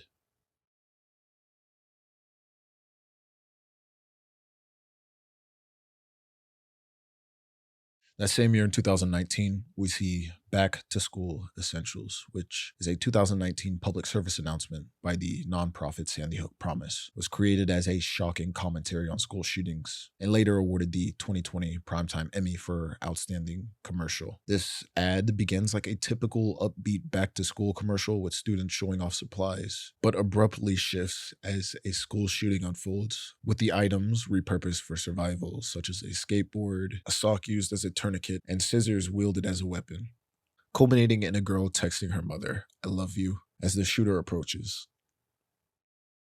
If you haven't seen this commercial, you should watch it. The next year, in 2020, the Hanau shootings would take place on February 19th, when 43-year-old far-right extremist Tobias Rathjen would carry out a terrorist attack targeting bars and a kiosk in Hanau, Hesse, Germany, killing 9 people and wounding 5 others before returning home to murder his mother and then commit Armed with legally owned firearms, he first opened fire at a bar in central Hanau, killing 3 people before driving to the Arena Bar and Cafe in the Kesselstadt district, where he fatally shot 6 more victims. Police would then later discover Rothgen's dead mother in his home, who was shot by her son, in what investigators believe was a quote mercy killing, as she had been bedridden with a neurological condition, before Rothgen would then commit suicide. Investigations revealed Rothgen had published a racist and conspiratorial manifesto on his website, calling for the extermination of migrants and railing against what he claimed was a secret service that controlled humanity. He exposed misogynistic beliefs, along with frustration at his lack of relationships and admiration for extremist violence. Revelations would later show that Rothgen had previously contacted authorities with conspiracy-laden warnings months before the killings, but no preventative action was ever taken. The shootings would spur broader European responses, and tens of thousands would march in Hanau days later to honor those killed and demand stronger action against racism and far-right extremism.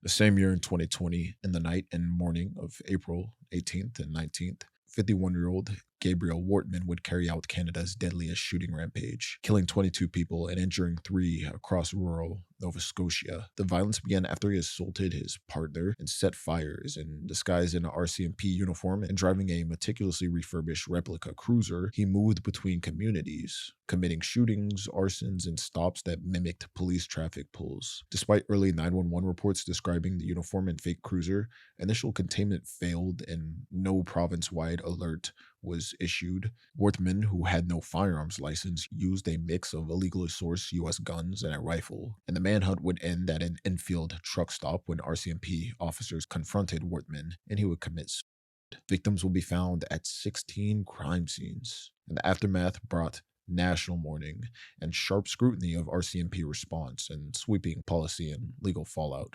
Families and media pressed for transparency, leading to the Federal Provincial Public Inquiry that in March 2023 issued a final report involving the faulted failures to warn the public, poor preparation and command, systemic inflexibility, and inadequate victim support.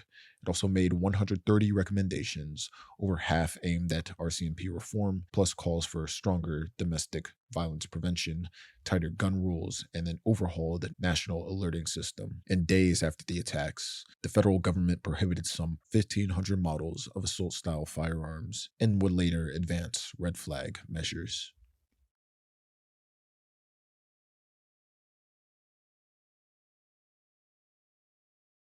The same year in 2020, on January 10th, 11-year-old Jose Angel Ramos Betts would carry 2 of his grandfather's gun, a 40 caliber semi-automatic and a 25 caliber, into a school in Mexico. And after asking to go to the bathroom, he changed into a white quote natural selection t-shirt with suspenders, which was an apparent Columbine reference, and opened fire around 8:40 a.m., injuring a physical education teacher and 5 other classmates before fatally shooting an English teacher, and committed suicide minutes later. Investigations focused on the boy's home life, as his mother died years earlier and his father had a U.S. drug trafficking record. Prosecutors alleged that his grandfather left guns accessible, and nationwide, educators would begin to support backpack screenings in schools.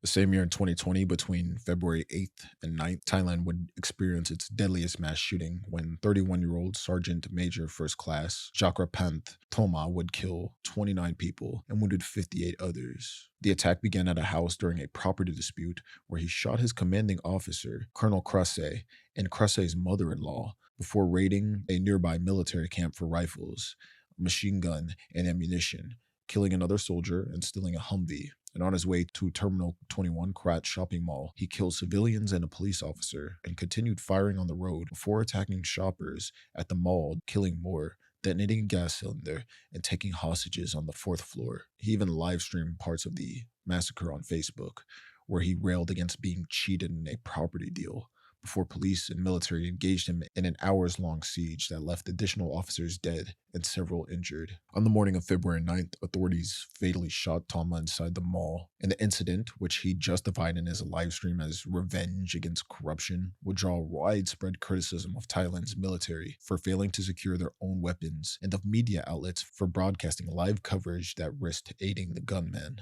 And the government would face backlash online with hashtags calling for military reform and condemning the country's prime minister.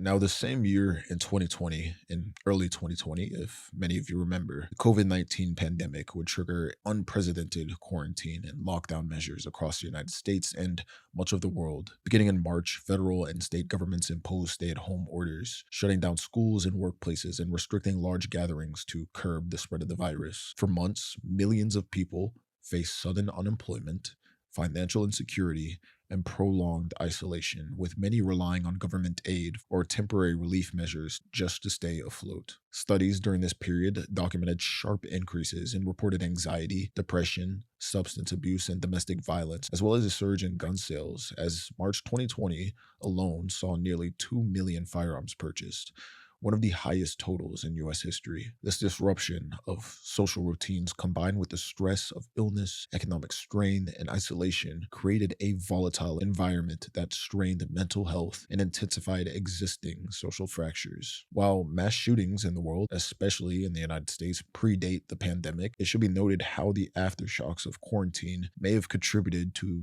the increase of mass shootings in the following years, as the loosening of lockdowns coincided with the dramatic rise in public shootings in 2021 and 2022, which can all be pointed to several interlinking factors, that being deteriorating mental health, a surge in firearm ownership, weakened social support systems, and the normalization of extreme rhetoric online as people turn to digital communities during isolation. Now, while it's technically impossible to say quarantine directly caused the rise of shootings in the coming years, I would say that evidence strongly suggests that the social and psychological fallout of this pandemic created conditions in which violence became more likely and more frequent, especially from individuals already experiencing or prone to mental illness.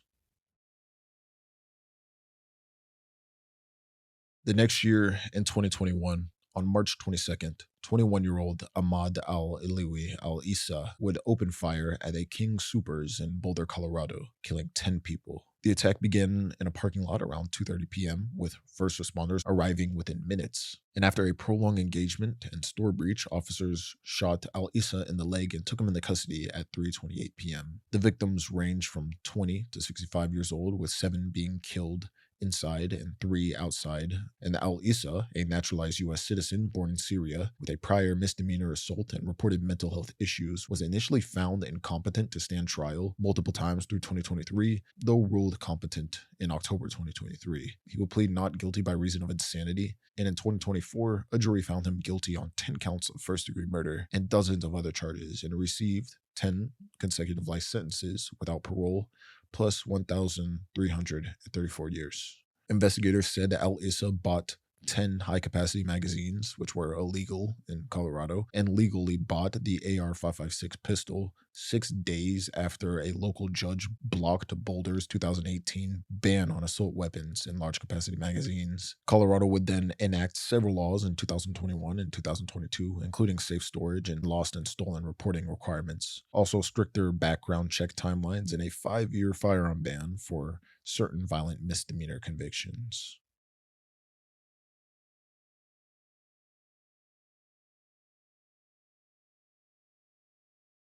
Same year in 2021, on August 12th, in Plymouth, England, United Kingdom, 22-year-old Jake Davison used a legally owned pump-action shotgun to kill 5 people, including his mother, and injured 2 others before committing suicide.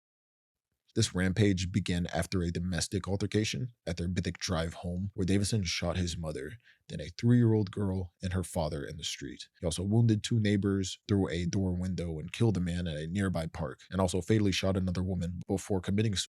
as police converged on him. It was revealed that Davison had autism, an ADHD diagnosis, and a long standing fixation on firearms, and a documented online footprint referencing incel or black pill themes and hostility towards women. Police had actually seized his shotgun and certificate in 2020 after an assault allegation, but had both returned to him in 2021. And two officers would receive disciplinary notices. And in the aftermath, the Home Office ordered immediate practice reviews. They also pledged updated licensing guidance. And the National Police Chiefs Council would announce a national training program for firearms inquiry officers by 2024.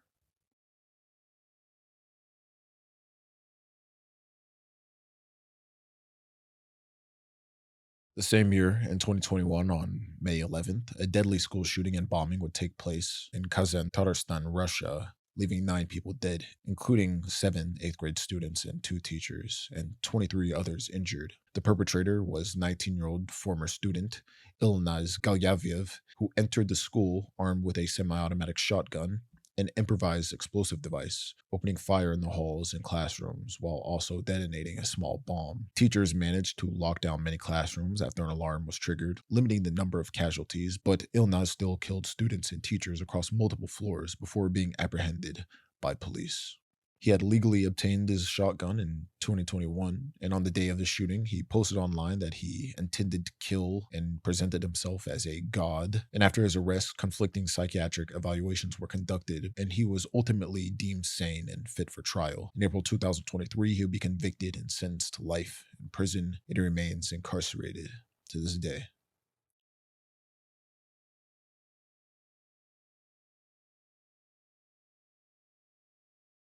The same year in 2021, on September 20th, a mass shooting would unfold at Perm State University in Russia when 18-year-old law student Timur Bekmansurov would enter the campus with a pump-action shotgun, hundreds of rounds of ammunition, and wearing a helmet with the words "No Mercy," written on his shirt. Before entering the university, he fired at passing vehicles and pedestrians, and then moved into Building 8, where he shot students and staff in hallways and classrooms. In total, 6 people would be killed, and 47 others would be injured. Timur would be captured alive, though he required a partial leg amputation due to his wounds exchanging gunfire with officers. And Timur later admitted that he long harbored a hatred towards people and studied the actions of other mass murderers, and he claimed he wanted to die during the attack but lacked the resolve to commit suicide. He had legally obtained a shotgun for hunting before the Russian government's new firearm restrictions, which raised the purchase age from 18 to 21, and a psychiatric evaluation diagnosed him with schizoid personality disorder, but he was declared sane at the time of the crime. And in December 2022, he was sentenced to life imprisonment and remains incarcerated to this day.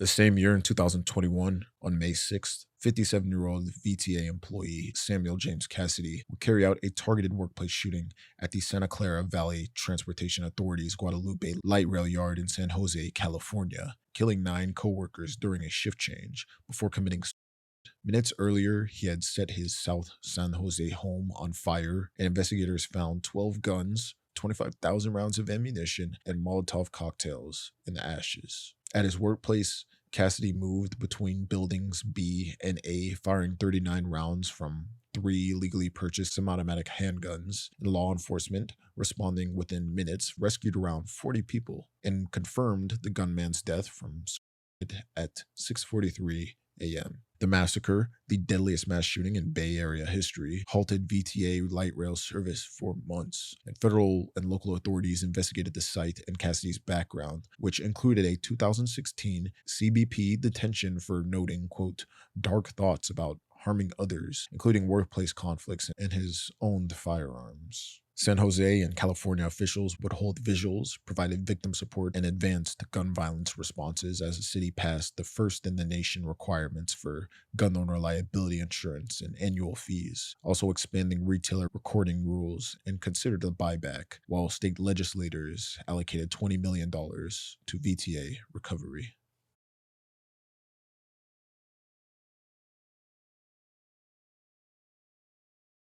The same year in 2021, on December 27th, 47-year-old Lyndon McLeod carried out a mobile shooting spree across Denver and Lakewood, Colorado, killing 5 people and wounding 2 before being fatally shot by police. McLeod, who knew most of his victims from Denver's tattoo and cannabis communities, began at Soul Tribe Tattoo and Piercing, killing the owner and an employee before wounding the employee's husband, and McLeod would next murder a contractor at his home before trading shots with a Denver officer and driving to Lakewood, where he killed another tattoo artist at a Lucky 13 tattoo and proceeded to fatally shoot a hotel clerk at the Hyatt House. Minutes later, he would be mortally wounded in a shootout with police, and they would find multiple weapons, ammunition, and tactical gear in the van Lyndon McLeod was driving around in the shootings. It was revealed that Lyndon McLeod espoused extremist, misogynistic, and hyper-masculinist views and had been previously investigated by authorities in 2020 and 2021 without charges. And under the pen name Roman McClay, he published the 3-volume novel Sanction, whose protagonist, also named Lyndon, kills dozens, including real people that he would later target in real life. Nevertheless, admirers in far-right and neo-fascist circles would praise the attack online, while the community honored the victims with vigils, murals, and awards for the responding officers.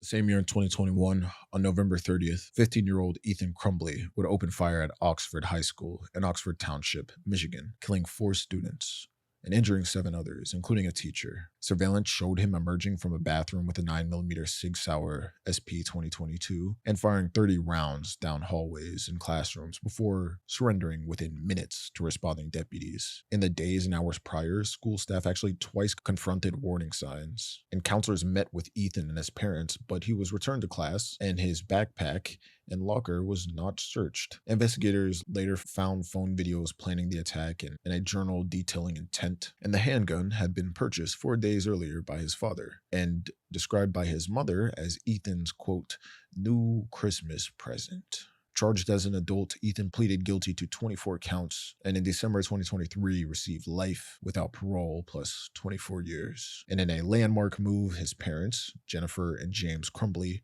were convicted of 4 counts of involuntary manslaughter for failing to secure the gun and ignoring clear warning signs, and they were both sentenced in 2024 to 15 years in prison.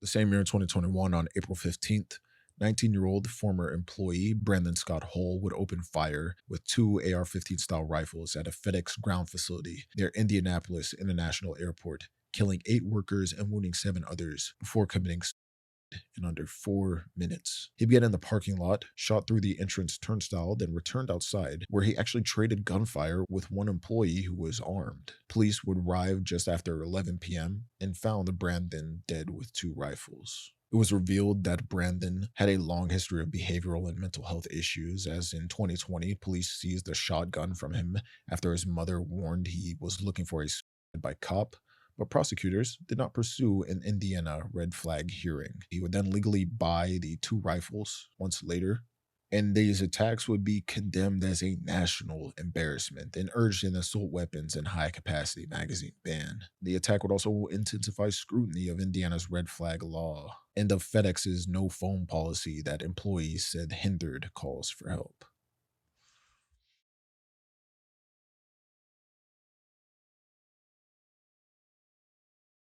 The same year, in 2021, on March 16th, 21-year-old Robert Aaron Long carried out shootings at 3 Atlanta area spas, killing 8 people and wounding 1 man. Earlier that day, he bought a 9mm handgun and bourbon and sat in Young Asian Massage's parking lot, purchased a service, and then opened fire around 4:45 p.m. He later shot 4 more victims at 2 other Atlanta spas, and police would use surveillance footage and vehicle tracker to locate him, leading to his arrest later that evening on I-75. Robert Long, a former Southern Baptist congregant who had attended an evangelical clinic for what he called, quote, sex addiction, told police he targeted spas he'd previously been to, quote, eliminate temptation. While Cherokee County prosecutors said they found no evidence of racial bias, Fulton County prosecutors alleged that race and gender played a role in sought hate crime enhancements and the death penalty.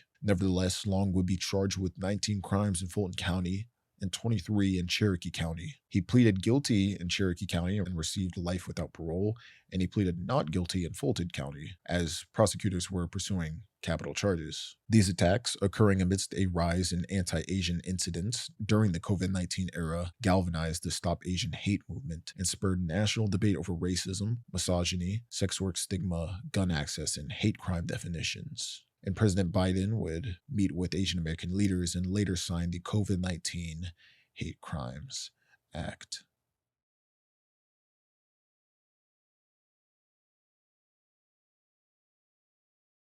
The next year in 2022, on May 14th, 18-year-old Peyton S. Gendron would carry out a racist mass shooting at Tops Friendly Markets in Buffalo's East Side, even live streaming part of the attack on Twitch before it was cut off in under 2 minutes. Wearing body armor and armed with a Bushmaster XM15 AR-15 style rifle that was illegally modified for 30-round magazines, he killed 10 black victims and wounded 3 others, including shooting the store's security guard, whose return fire was stopped by Peyton's armor. Police would arrive within minutes and persuaded Peyton to surrender, and investigators would recover additional guns, a manifesto, and an online diary in which he embraced white supremacism, the Great Replacement conspiracy theory, and detailed reconnaissance of the store. And authorities would deem the attack as an act of racially motivated violent extremism and domestic terrorism. He would be indicted on state murder, terrorism, and hate crime charges, and he would plead guilty to all New York State charges on November 28th, 2022, and would receive 11 concurrent life sentences without parole.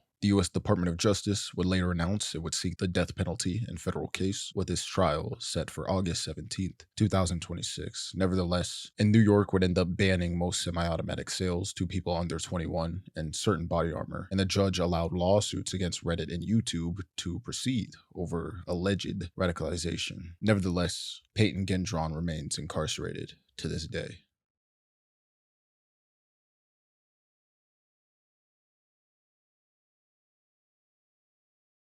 That same year in 2022, on May 24th, around a week after the Buffalo shooting, 18-year-old Salvador Ramos would carry out a mass shooting at Robb Elementary School in Uvalde, Texas, killing 19 children and 2 teachers and injuring 17 others. Before the attack, Salvador shot and critically wounded his grandmother, then drove her truck to the school where he entered with an AR-15 style rifle. Once inside, he barricaded himself in adjoining classrooms and opened fire. All the while, nearly 400 responding law enforcement officers would wait for more than an hour before breaching the room. Eventually, Salvador would be killed by Border Patrol tactical agents in the delayed police response, which was marked by confusion, poor communication, and a misclassification of the situation as a barricaded subject rather than an active shooter, would provoke national outrage, especially after video footage would release of the police that were there to serve and protect.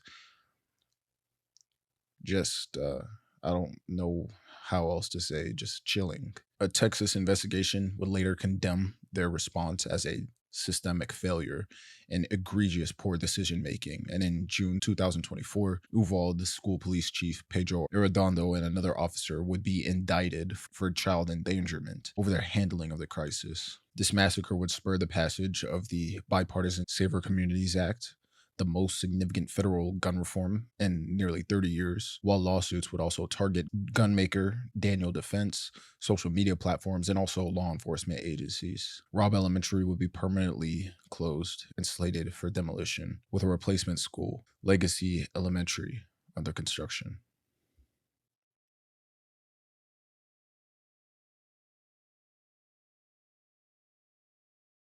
That same year in 2022, on July 4th, a mass shooting would take place during an Independence Day parade in Highland Park, Illinois, leaving 7 people dead and 48 others wounded. The gunman, 21-year-old Robert Eugene Cremo III, would fire 83 rounds with a Smith & Wesson M&P-15 rifle from a rooftop overlooking the parade route, striking spectators and participants before fleeing the scene, disguised in women's clothing. After an extensive manhunt involving multiple law enforcement agencies, Cremo would be arrested later that evening in Lake Forest, Illinois, more than 8 hours after the attack. Investigators determined he had planned the assault for weeks, obtaining his weapons legally despite prior encounters with police, and Cremo would eventually be indicted on 117 felony counts, including 21 counts of first-degree murder, 48 counts of attempted murder, and 48 counts of aggravated battery. He pled not guilty, but later changed his plea on March 3rd, 2025, admitted guilt to all charges just before his trial began, and he would be sentenced to 7 consecutive life sentences, plus 2,400 years without parole. Survivors and families of victims have since filed lawsuits against gun manufacturers, Illinois State Police, and Cremo's father,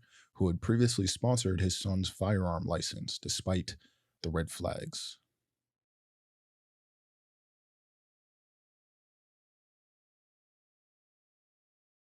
That same year in 2022, on November 19th, we see a mass shooting that was motivated by anti-LGBTQ hatred that took place at Club Q, a long-standing gay bar in Colorado Springs, Colorado.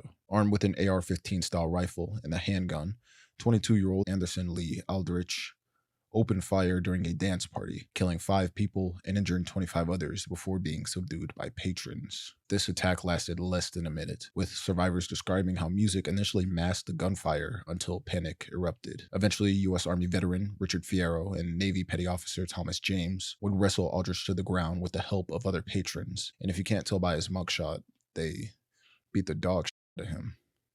Yeesh. Investigations revealed that Aldrich, who had a history of violent threats and brushes with law enforcement, including a 2021 bomb scare, would be arrested at the scene and later charged with hundreds of counts, including murder, attempted murder, assault, and hate crimes. And in 2023, Aldrich would plead guilty to state charges and receive 5 consecutive life sentences, plus more than 2,000 years without parole, followed by a 2024 federal guilty plea that added 55 life sentences and an additional 190 years. The massacre devastated the Colorado Springs LGBTQ+ community and fueled national outrage over both hate-fueled violence and failures to enforce Colorado's red flag law, which might have prevented Aldrich from obtaining firearms in the first place.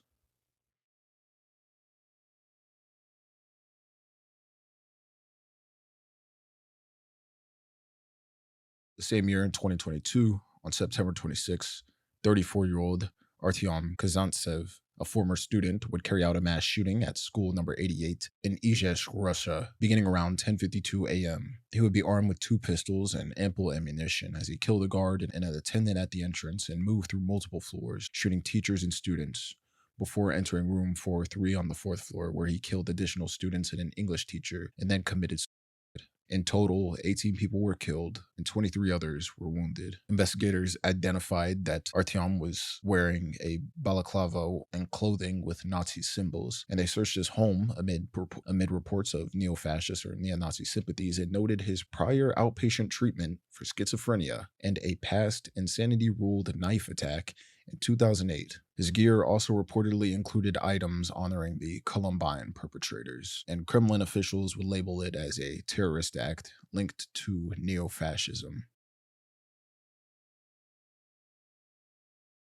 The same year in 2022, on November 25th, 16-year-old Gabriel Rodriguez Castiglione would carry out 2 school shootings in Aracruz, Brazil, killing 4 people and wounding 11 others before being arrested at his family's home around 4 hours later. Gabriel, a former student, was reportedly active in online neo-Nazi communities that promoted accelerationism, and he would proceed to style himself in camouflage, resembling Brazilian army gear, with a swastika armband and attire similar to Atomwaffen division members. He had secretly trained with firearms that belonged to his father, who was a military police lieutenant, and claimed that he planned the attack since 2019 after being bullied at school. On November 25th, his attacks would begin around 9:30 a.m. at Primo Bite Elementary and Middle School, where Gabriel forced entry and opened fire in the teacher's lounge, killing 2 staff members on the spot and fatally wounding a third. Minutes later, he drove to a nearby educational center where he used a revolver to kill a 12-year-old student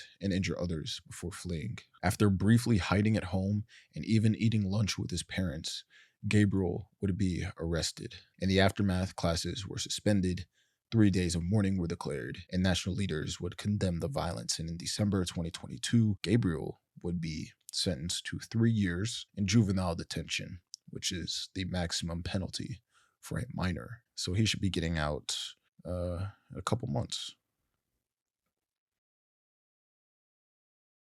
The same year, in 2022, on August 28th, 24-year-old Isaiah Stephen Williams would carry out a mass shooting outside a Days Inn motel in Phoenix, Arizona, while dressed in tactical gear and armed with an AR-15 style rifle, a Molotov cocktail, and other explosive weapons. Surveillance footage showed him leaving his motel room at around 8:25 p.m. in a tactical vest, riot helmet, and gas mask before he began firing at random vehicles and buildings. Minutes later, he targeted a car with 5 occupants, firing systematically into the windows and killing people inside. And he continued to discharge his rifle across a parking lot, firing at bystanders, instructors, and even attempting to ignite a Molotov cocktail at a nearby restaurant. As police arrived, Williams opened fire on the patrol car, injuring 2 officers. And over the course of this gunfight, Williams would fire nearly 200 rounds before ultimately committing suicide.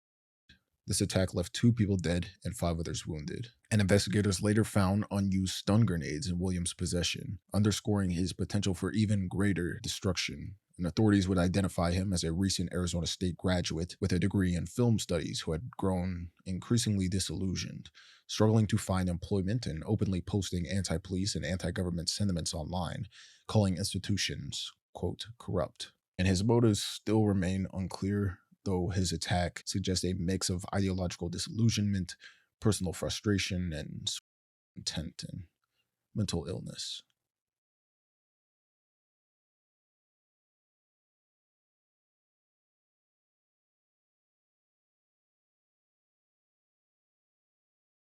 The same year in 2022, on September 7th, Memphis, Tennessee would be terrorized by a shooting spree carried out by 19-year-old Ezekiel Kelly, who killed 3 people and injured 3 others, all while live streaming parts of his rampage on Facebook Live. The spree began at just 1 a.m. when Kelly fatally shot his acquaintance, 24-year-old Dwayne Amir Tunstall, and later in the day at 4:35 p.m., Kelly would kill 62-year-old Richard Clark at a gas station. He then began live streaming, bragging about killing his friend and rapping and declaring his intent to kill more people. At 5:50 p.m., he entered an AutoZone store and shot a man multiple times, shouting as he fled, and he streamed this as well. And police would soon launch a citywide manhunt, all while Kelly continued to spree into the evening, shooting 2 people around 7:20 p.m. and later stealing a car at 9 p.m. And police would spot this stolen vehicle minutes later and pursued it, arresting Kelly without further incident at around 9:15 p.m. In total, Kelly killed 3 people and injured 3 others before being taken into custody. And already a convicted felon for a 2020 shooting, he would be charged with multiple counts of first-degree murder, terrorism,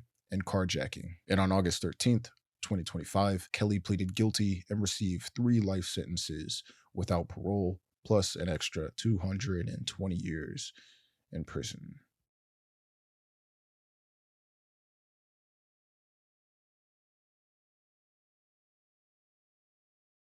The same year, in 2022, on July 3rd, a mass shooting would unfold at Fields Shopping Mall in Copenhagen, Denmark, leaving 3 dead and 4 others critically wounded. And the attacker, 22-year-old Noah Esbensen, who had a documented history of psychiatric illness, carried his father's legally owned rifle and handgun into the mall after spending nearly half an hour in the restroom, loading his weapons and listening to what he called his, quote, killer music playlist. At 5:32 p.m., Noah would begin his rampage, fatally shooting 3 people and wounding several others at close range, including families gathered at the escalators and food court. Witnesses described him shouting that people were not real, thereby reflecting his delusional state. And police would eventually arrive and arrested Noah just 11 minutes later after he fled the mall. Investigators revealed that Noah had schizophrenia and psychosis diagnoses that had been mismanaged after being treated as autism, with his medication being reduced in the months leading up to the attack. He'd even expressed fascination with serial killers, posted disturbing videos simulating suicide, and even scouted a kindergarten as a earlier potential target. He would be charged with 3 counts of murder and 7 counts of attempted murder, and in 2023, a court would declare him criminally insane, sentencing him to indefinite detention in a secure psychiatric facility.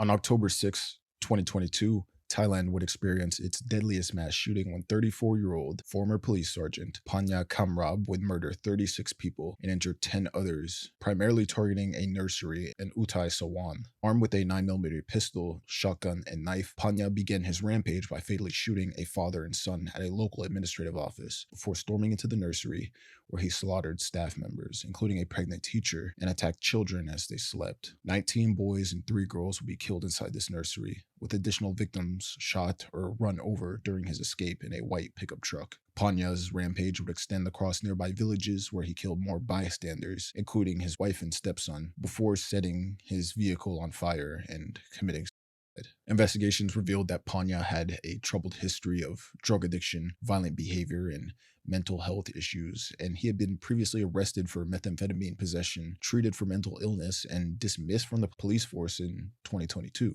The massacre prompted Thailand's prime minister to order national mourning, pledge tighter gun and drug laws, and personally visit victims' families.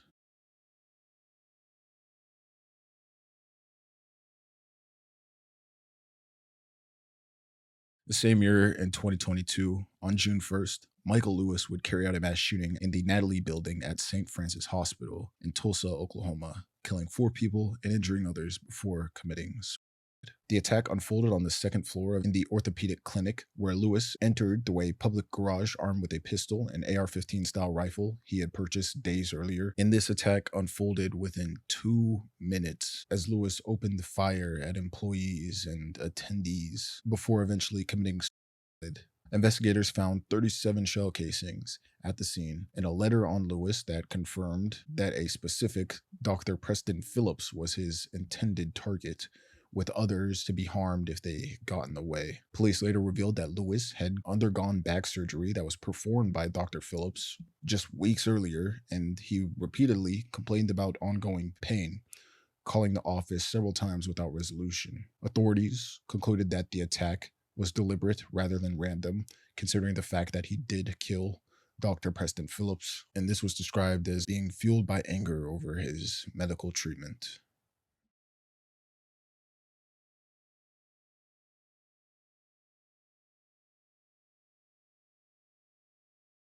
The same year, in 2022, on July 17th, a mass shooting would take place at Greenwood Park Mall in Greenwood, Indiana, when 20-year-old Jonathan Douglas Sapirman would open fire inside the food court after emerging from a restroom where he had been preparing for over an hour. Armed with 2 semi-automatic rifles, a handgun, and more than 100 rounds of ammunition, he killed 3 people and wounded 2 others.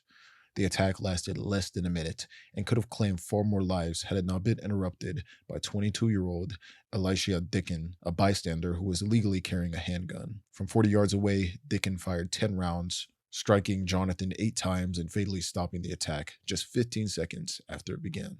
Investigators discovered that Jonathan had been frequenting gun ranges since 2020 and purchasing weapons and ammunition from multiple local stores. Before the attack, he burned his laptop in his apartment oven, discarded his phone in a mall toilet, and posted on 4chan. His online activity revealed years of fascination with mass shooters in Nazi Germany, with hundreds of Reddit comments debating tactics and motives behind previous attacks, though no post explicitly outlined his own plans. Jonathan himself was facing eviction and was recently unemployed and had a troubling background, but no actual adult criminal history.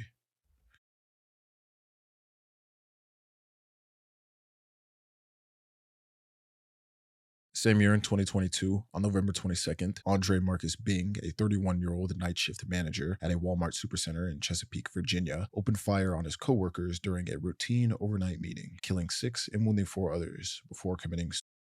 Andre legally purchased a 9mm semi-automatic pistol in practice with targets later found in his car. During the attack, which he began around 10 p.m., he targeted specific employees, some of whom he shot multiple times to ensure they were dead, while sparing a new hire and instructing her to run. A paper list of names of employees he intended to target will be found both on his person and at his home, and police would declare the scene safe around an hour later after the shooting began, discovering that Andre was among the dead with a self-inflicted gunshot wound to the head. In a note recovered after the attack, he expressed paranoia, feelings of loneliness, resentment towards coworkers he believed bullied him, and his despair over lack of romantic success, claiming that he was, quote, led by Satan and seeking forgiveness.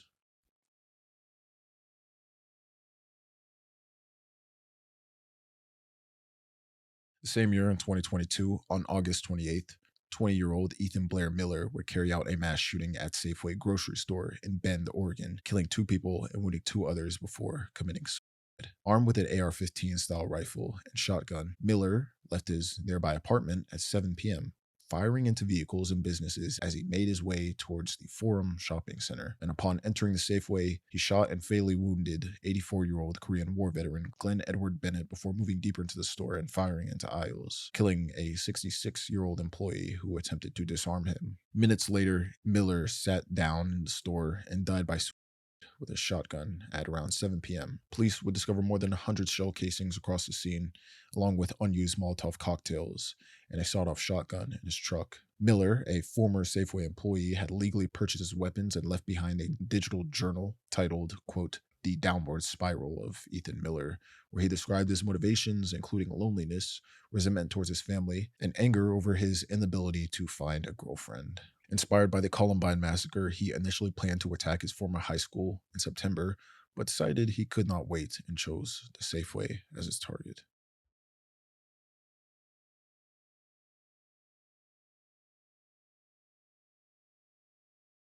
Same year in 2022, on August 24th, 19-year-old Orlando Harris, a former student, would carry out a mass shooting at Central Visual and Performing Arts High School in St. Louis, Missouri, killing 2 people while injuring 7 others before being fatally shot by police.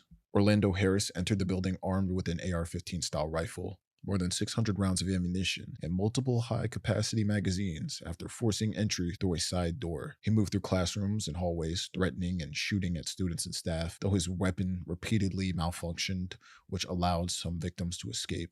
Despite the school's security measures and lockdown procedures, Harris was able to fire dozens of rounds before engaging in a brief shootout with officers inside the computer lab, where he would be killed at around 9:25 a.m., ending the attack just 17 minutes after he entered the building. Investigators later found notes and maps in Harris's car where he described his desire to, quote, become the next national school shooter, citing his lifelong isolation, lack of relationships, and mental health struggles as driving factors. His writings revealed plans to kill at least 30 people before dying, and Harris had even previously failed an FBI background check while attempting to purchase a firearm from a licensed dealer, but was able to acquire his rifle through a private sale that bypassed restrictions. Just weeks before the shooting, his mother called police to remove the weapon, but Missouri law did not allow confiscation. And in the aftermath, the White House renewed calls for assault weapons bans, all the while St. Louis leaders would host town halls on gun violence and safety.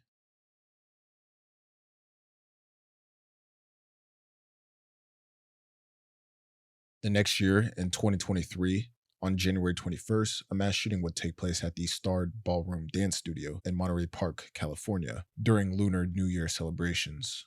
The gunman, 72-year-old Hu Can Tran, opened fire around 10:22 p.m., killing 11 people and injuring 9 others. After fleeing the scene, Tran attempted to continue his attack at the Lele Ballroom, but would be disarmed by 26-year-old Brandon Say, who wrestled the gun away from Tran and forced him to flee. The following morning, police located Tran in a van in Torrance, where he died from during a standoff. Authorities would later recover a cache of firearms, ammunition, and items indicating he was attempting to manufacture suppressors at his home. And the second day of Monterey Park's Lunar New Year Festival would be canceled, and heightened security would be implemented at other celebrations across the country. The massacre was one of 3 mass shootings in California within a week, highlighting ongoing concerns over gun violence and leaving the community and nation mourning during what was meant to be a time of celebration.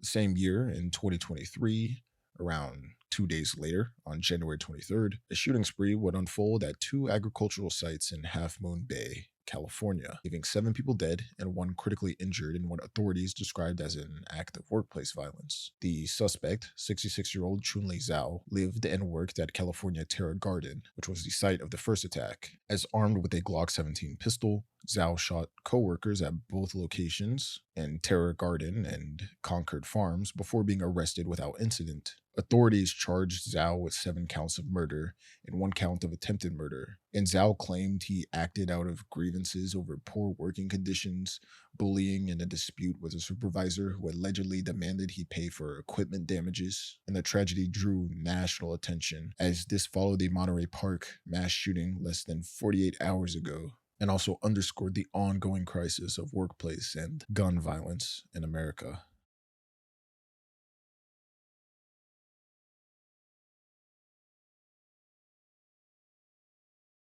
That same year, in 2023, on March 27th, 28-year-old Aiden Hale, a transgender man and former student of the Covenant School in Nashville, carried out a mass shooting that killed three 9-year-old children and three adults, making it the deadliest school shooting in Tennessee's history. Hale, who had legally purchased several firearms between 2020 and 2022, despite struggling with ongoing mental health issues, entered the private Christian elementary school by shooting through glass doors and opened fire with an AR-15 style pistol, carbine, and handgun. Over the course of the attack, he fatally shot students and staff, and several others would be injured before police arrived and fatally shot Hale just 14 minutes after the first 911 call. Investigators found detailed maps, hundreds of rounds of ammunition, and writings that revealed Hale's fascination with school shootings, his desire for notoriety, and his specific choice of the Covenant School because of its Christian identity. This incident would spark national outrage and widespread protests across Tennessee, with thousands, many of them students, demanding legislative action.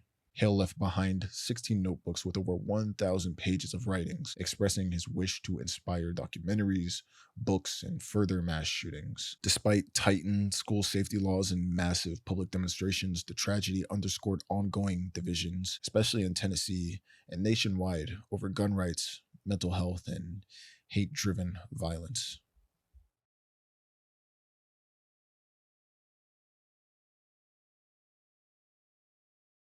That same year, on May 3rd, 13-year-old Kosta Kecmanovic would become the perpetrator of a school shooting at the Vladislav Rubinakar Model Elementary School in Belgrade, Serbia, that left 10 dead and 6 wounded. Costa would enter around 8:40, armed with his father's legally owned C775 Shadow 2 and a Ruger 22 pistol, first killing the guard and 2 hall monitors, then shooting his history teacher and classmates, firing around 57 rounds in total. Costa would surrender minutes later after calling police himself, and because he was under Serbia's age of criminal responsibility, being 14 at the time, he would be placed in a Belgrade child psychiatric clinic instead of being charged. Authorities revealed that he planned the attack for a month, mapped targeted classrooms, and compiled a priority list, and even trained at a shooting range alongside his father. Legal and political fallout was sweeping, as prosecutors would charge the boy's father with grave acts against public safety and the mother with child neglect. Both would be convicted, as the father received 14 and a half years and the mother would receive 3 years.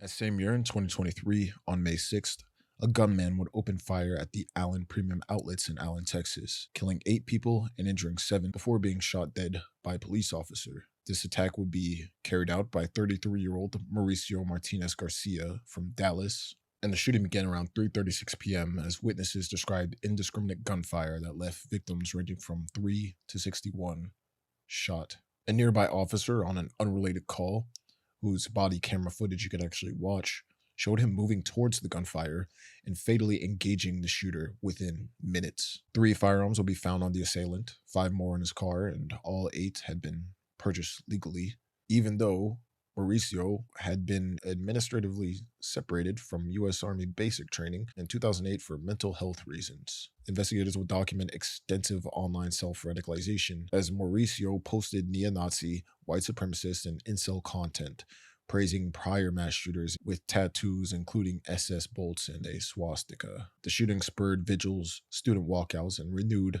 gun policy debates in Texas, including a House committee's brief advancement of a bill to raise the purchase age for certain rifles, as well as national statements from President Joe Biden and state leaders.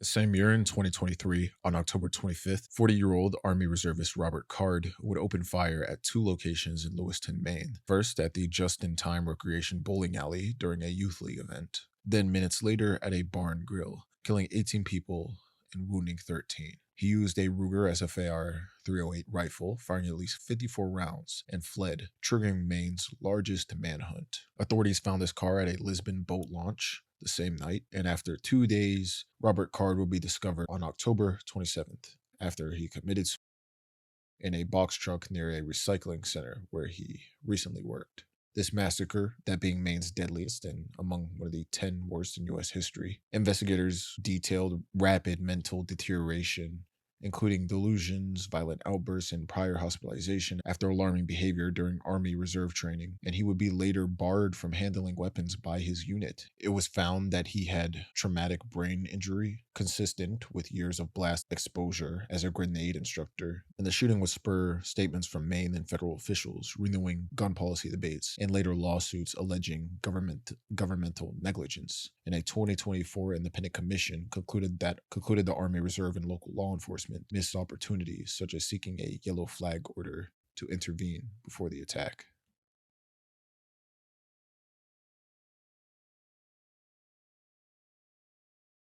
Same year in 2023, on March 9th, a mass shooting took place at a Jehovah's Witnesses Kingdom Hall in Hamburg, Germany, when 35-year-old Philip Fuz, a former member of the congregation, opened fire shortly after a evening service ended. Armed with a semi-automatic pistol and carrying more than 1,000 rounds of ammunition, Philip began shooting into a parked car before firing through windows and then entering the building, where he shot indiscriminately at worshippers. He fired 135 rounds in total, killing 6 adults and an unborn child and injuring 8 others before committing.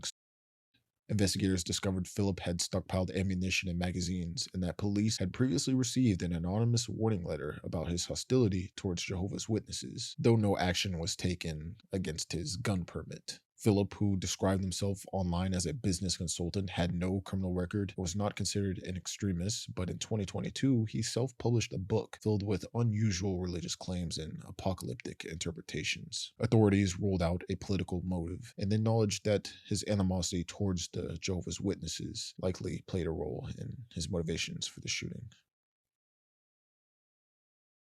The same year in 2023, on December 21st, 24-year-old David Kozak, a Charles University postgraduate student, would carry out a mass shooting inside the Faculty of Arts building in central Prague, killing 14 people and injuring 25 more. Police received calls around 2:59 p.m. when he moved through the building, and the shooting lasted around 10 to 20 minutes before David ultimately committed the shotgun. Investigators found that David brought multiple firearms and large quantities of ammunition, and this attack would become the deadliest mass murder in the Czech Republic. Hours of police radio traffic and subsequent inquiries revealed the shooting intersected with 2 other crimes tied to David, that being the killings of a father and his 2-month-old daughter just 6 days before, and the murder of David's own father at his home the day of the shooting. Police acknowledged that they were already seeking David for threats and as a murder suspect the same day as this attack. The government would advance a new Firearms Act, that being medical checks every 5 years, expanded seizure powers, and mandatory reporting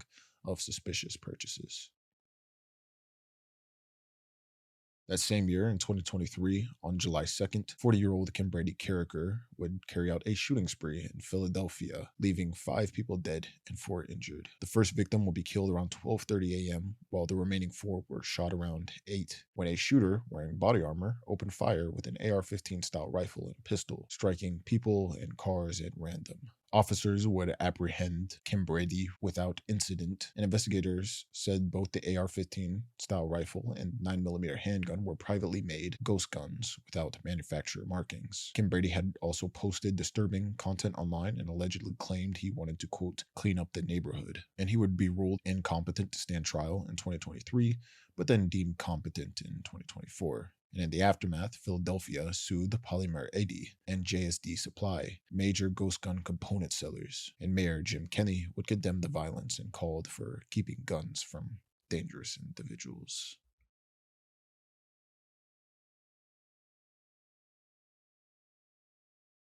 The same year in 2023, on April 10th, a mass shooting would unfold at an old National Bank branch in Louisville, Kentucky, when 25-year-old former employee Connor James Sturgeon would open fire with an AR-15 style rifle. Sturgeon, who had started an Instagram live stream before the attack, shot a female coworker and then entered a conference room where 13 people were gathered, killing 4 and wounding several others in less than 30 seconds. Over the next few minutes, he paced the first floor of the building, waiting for police to arrive, and when officers responded, Sturgeon ambushed them, wounding 2 officers before being killed in a shootout at 8:43 a.m. In total, 5 people will be killed and 8 others will be injured. Investigators revealed that Sturgeon had legally purchased the AR 15 just 6 days before the shooting and left notes explaining his motives, including frustration over how easily someone with mental illness could obtain firearms.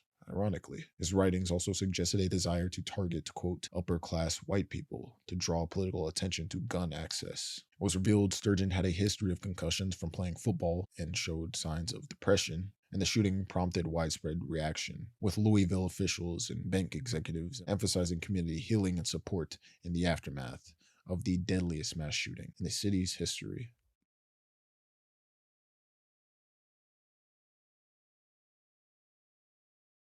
That same year, on August 26, 2023, 21-year-old Ryan Christopher Palmer would carry out a racially motivated mass shooting at a Dollar General in Jacksonville, Florida, killing 3 people before committing.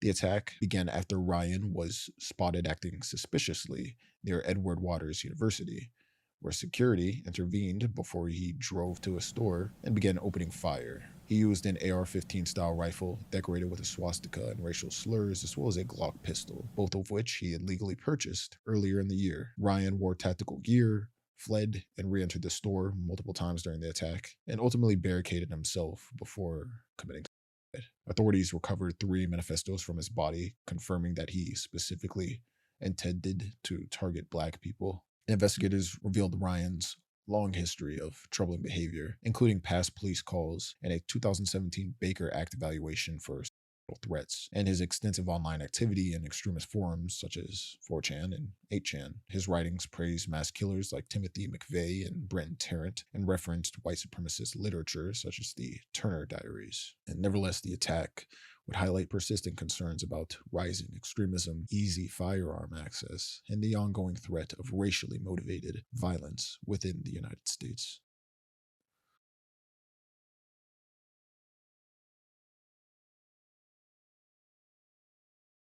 That same year, in 2023, on May 4th, Serbia would be shaken by one of its deadliest mass shootings when 20-year-old Uros Blazic would launch an armed rampage across multiple villages. After an argument with friends, Uros retrieved an assault rifle and pistols from a family cottage and began a spree around 10:13 p.m., shooting into a group of young people gathered for a barbecue, killing 6 and wounding several others. He then drove to Dubona, where he fatally shot 3 more people, including an off-duty police officer and his teenage sister, before injuring others near a schoolyard. In his escape, Uros hijacked a car and threatened the taxi driver and passenger with a grenade and forced them to drive him towards Kragujevac, where he was eventually arrested the following day after an intense manhunt.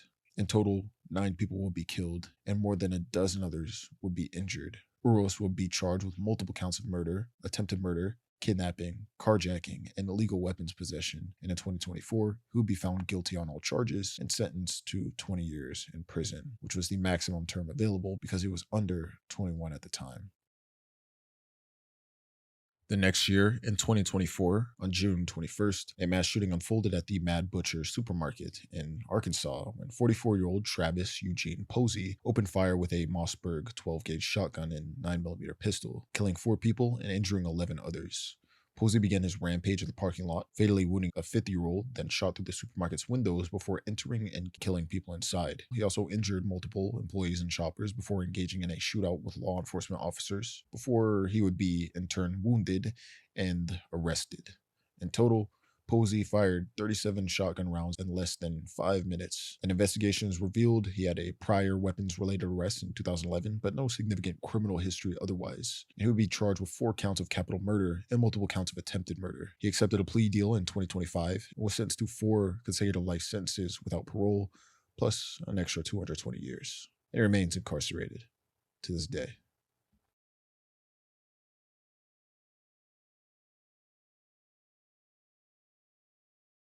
That same year, in 2024, on September 4th, a mass shooting took place at Appalachia High School in Winder, Georgia, when 14-year-old freshman Colt Gray opened fire with an AR-15 style rifle, killing 2 students and 2 teachers and wounding 7 others. This attack began after a series of warnings, including phone calls from Gray's mother and earlier threats tied to his online activity. But Gray managed to bypass detection when resource officers mistakenly detained a different student with a similar name. He entered the school carrying a rifle concealed in a poster board and began shooting at students and staff staff. Teachers and students barricaded classrooms and pressed panic buttons on newly issued IDs that literally call police like right away. And within minutes, school resource officers engaged Colt Gray and took him into custody without further shots being fired. Authorities discovered that Colt Gray had a troubling background, including fascination with mass shooters such as Nicholas Cruz, and a shrine in his room dedicated to school shooters. And prior investigations by the FBI after Discord threats were linked to his name. His father, Colin Gray, will be charged with second-degree murder, involuntary manslaughter, and cruelty to children for buying his son the rifle that was used in the attack, despite being warned of his violent threats. And Colt Gray remains incarcerated to this day, with his trial still ongoing.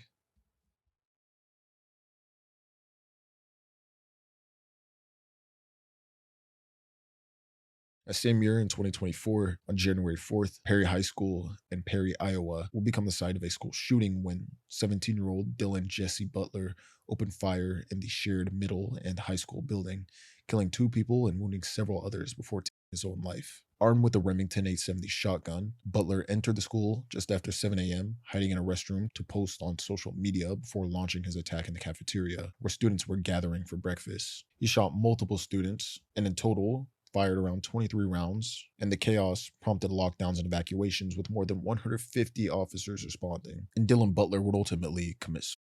Investigators concluded that Butler's actions were driven with the intent of committing suicide and taking others with him, and the shooting drew national attention and political reactions as this was the first school shooting of 2024.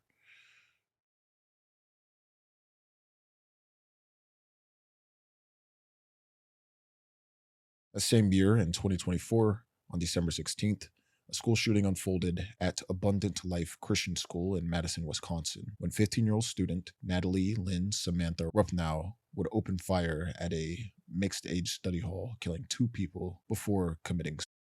Armed with handguns and multiple magazines, Natalie fired 21 rounds before being found dead at 11:05 a.m., less than 10 minutes after police received the first 911 call. Six other people would be injured, and investigators later discovered that Natalie had mapped out the school, built a cardboard model, and scheduled the attack in writing, ending with the chilling note, quote, ready for death. Her writings and alleged manifesto revealed admiration for previous mass shooters and deep resentment towards her family, particularly her father, who had ironically given her access to firearms despite knowing of her suicidal history. Because of this, her father, Jeffrey, would be later charged with felonies for providing her access to weapons, while her mother died by suicide in August of 2025.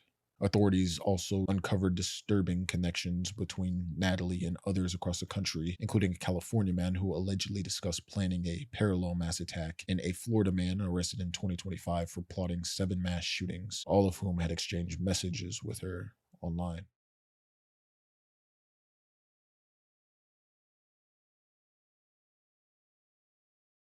The next year, in 2025, on January 22nd, a school shooting would take place at Antioch High School in Nashville, Tennessee, when 17-year-old student Solomon Henderson opened fire in the cafeteria, killing one student and injuring two others before turning the gun on himself. The shooting lasted just 17 seconds, during which Henderson fired 10 rounds from a legally obtained 9mm Taurus G2C pistol, part of which was live streamed on the platform Kick. In the immediate aftermath, parents were directed first to a hospital, then to a reunification center as police secured the scene, and investigators later confirmed that Henderson had concealed the weapon in a restroom before carrying out the attack. Henderson's background and writings would reveal disturbing motivations, as authorities discovered a 288-page diary and separate manifesto in which he praised mass killers, espoused anti-Semitic, racist, and neo-Nazi views, and expressed both a hatred of minorities and resentment towards his own race. He was a white supremacist. Investigators also noted that Henderson's online activity, including use of extremist forums, and even found a connection to Natalie Ruppnow, the Abundant Life Christian school shooter, though police found no evidence of actual coordination between the two. In response, Tennessee officials condemned the tragedy, while Kick removed the live stream and banned the account that broadcast the shooting, and this would become the first school shooting of 2025.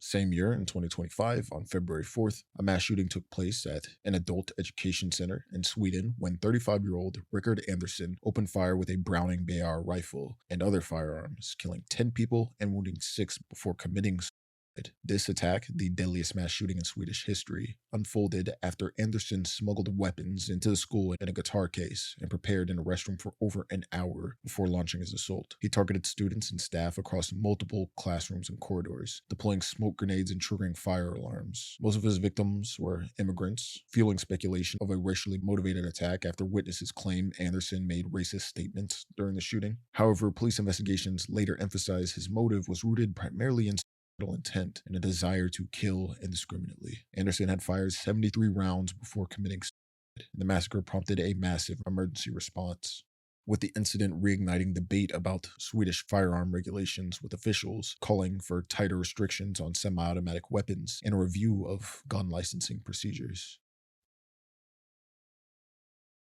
Same year, in 2025, on June 10th, a mass shooting occurred at a secondary school in Graz, Austria, when 21-year-old former student Arthur Ackleitner would open fire with a pistol and sawed-off shotgun, killing 10 people and injuring 11 others before committing suicide. This attack began around 10 a.m. in a classroom and lasted just 7 minutes, during which roughly 40 shots were fired. Emergency services arrived within minutes, evacuating hundreds of students and staff, and authorities later confirmed that Arthur had legally obtained his firearms earlier in 2025, despite being previously deemed mentally unfit. And a suicide note and video message were found, though neither gave an actual clear motive, with documents suggesting that he even once considered a bombing. His social media activity would reveal that he included references to Columbine and photos of mass shooters, indicating a long-standing obsession with school massacres. And this shooting would become the deadliest rampage killing in modern Austrian history, as Chancellor Christian Stalker would later announce stricter gun laws, including raising the minimum firearm purchasing age from 21 to 25, and also extending waiting periods and revising psychological exams. Same year, in 2025, in April, 20-year-old Phoenix Eichner would carry out a mass shooting on the Florida State University campus, killing 2 people and injuring others near the student union. Ironically, Eichner was identified as the stepson of longtime Leon County Sheriff's deputy and had obtained at least one of the firearms used in the attack from his stepmother. Following the shooting, he would be hospitalized after being shot by responding law enforcement. An investigation revealed that Phoenix had a highly contentious childhood, with ongoing custody battles involving his parents that required judicial intervention. Nevertheless, as of today, Eichner faces 2 counts of first-degree murder and 7 counts of attempted first-degree murder, and his trial continues to this day.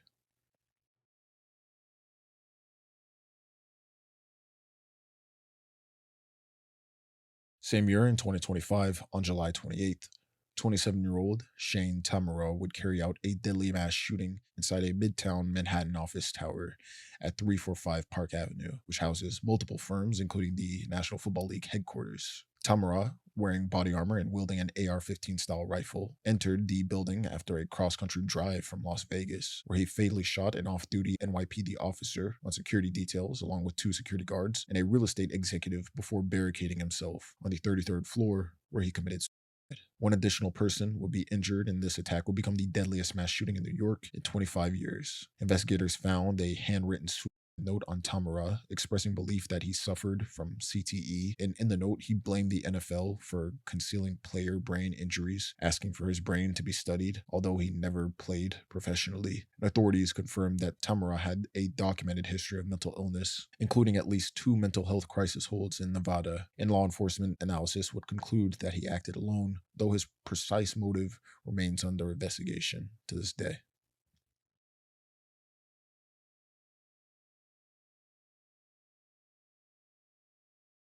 Same year, in 2025, on August 8th, 30-year-old Patrick Joseph White would launch a deadly attack near the CDC's headquarters in Atlanta, Georgia. Emerging from a CVS pharmacy across the street, Patrick would fire more than 180 rounds at CDC buildings, shattering approximately 150 windows across at least 4 structures. And this gunfire would result in the death of DeKalb County police officer David Rose, while Patrick White would also die, reportedly by committing suicide. Investigators found documents in Patrick's home expressing distrust and discontent towards COVID-19 vaccines, which he believed had adversely affected his mental health. Patrick, who had recently expressed thoughts, obtain the weapons by breaking into his father's gun safe, and the shooting itself would intensify concerns over vaccine misinformation, particularly at the CDC, with staff and unions publicly demanding stronger leadership and even more secure protections.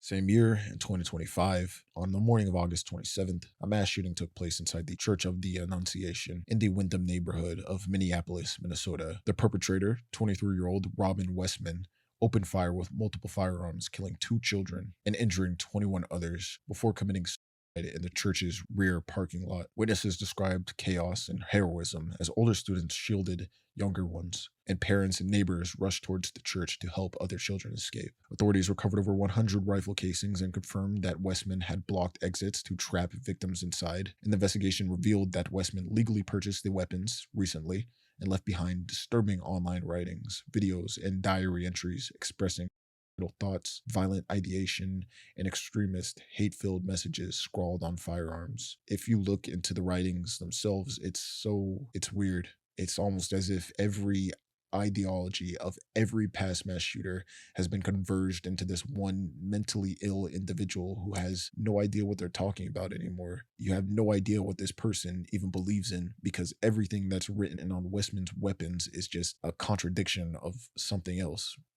I don't know. I don't know.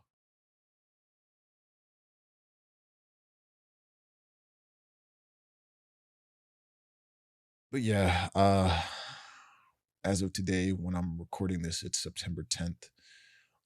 No doubt there's, of course, going to be mass shootings in the future. Okay, so it's currently September 12th, 1:42 a.m. And yeah, a lot has happened since September 10th. I recorded that September 10th very early in the morning. It was probably like 2 or 3 a.m. And yeah, a lot has happened. Firstly, on September 10th, 2025, a shooting unfolded at Evergreen High School in Evergreen, Colorado, when a student opened fire inside the campus. According to Jefferson County Sheriff's, the gunfire began shortly after 12 p.m., which left 2 students critically wounded and they remain in the hospital, and the shooter would commit suicide. We don't have much information on this, and I don't even believe we have the shooter's name yet. But this was all underscored by the fact that Charlie Kirk was assassinated that same day on September 10th. Yeah, I'm sure many of you already know this. Yeah, it was crazy. Ironically enough, he was talking about mass shootings right before he was shot. Yeah, crazy. Anyways, y'all be safe out here, bro. Take care of yourselves. Take care of your mental health. Talk to somebody if you need to. Yeah, I don't know. I hope you're doing well. And thank you for watching the video. And as always, I love you, bro.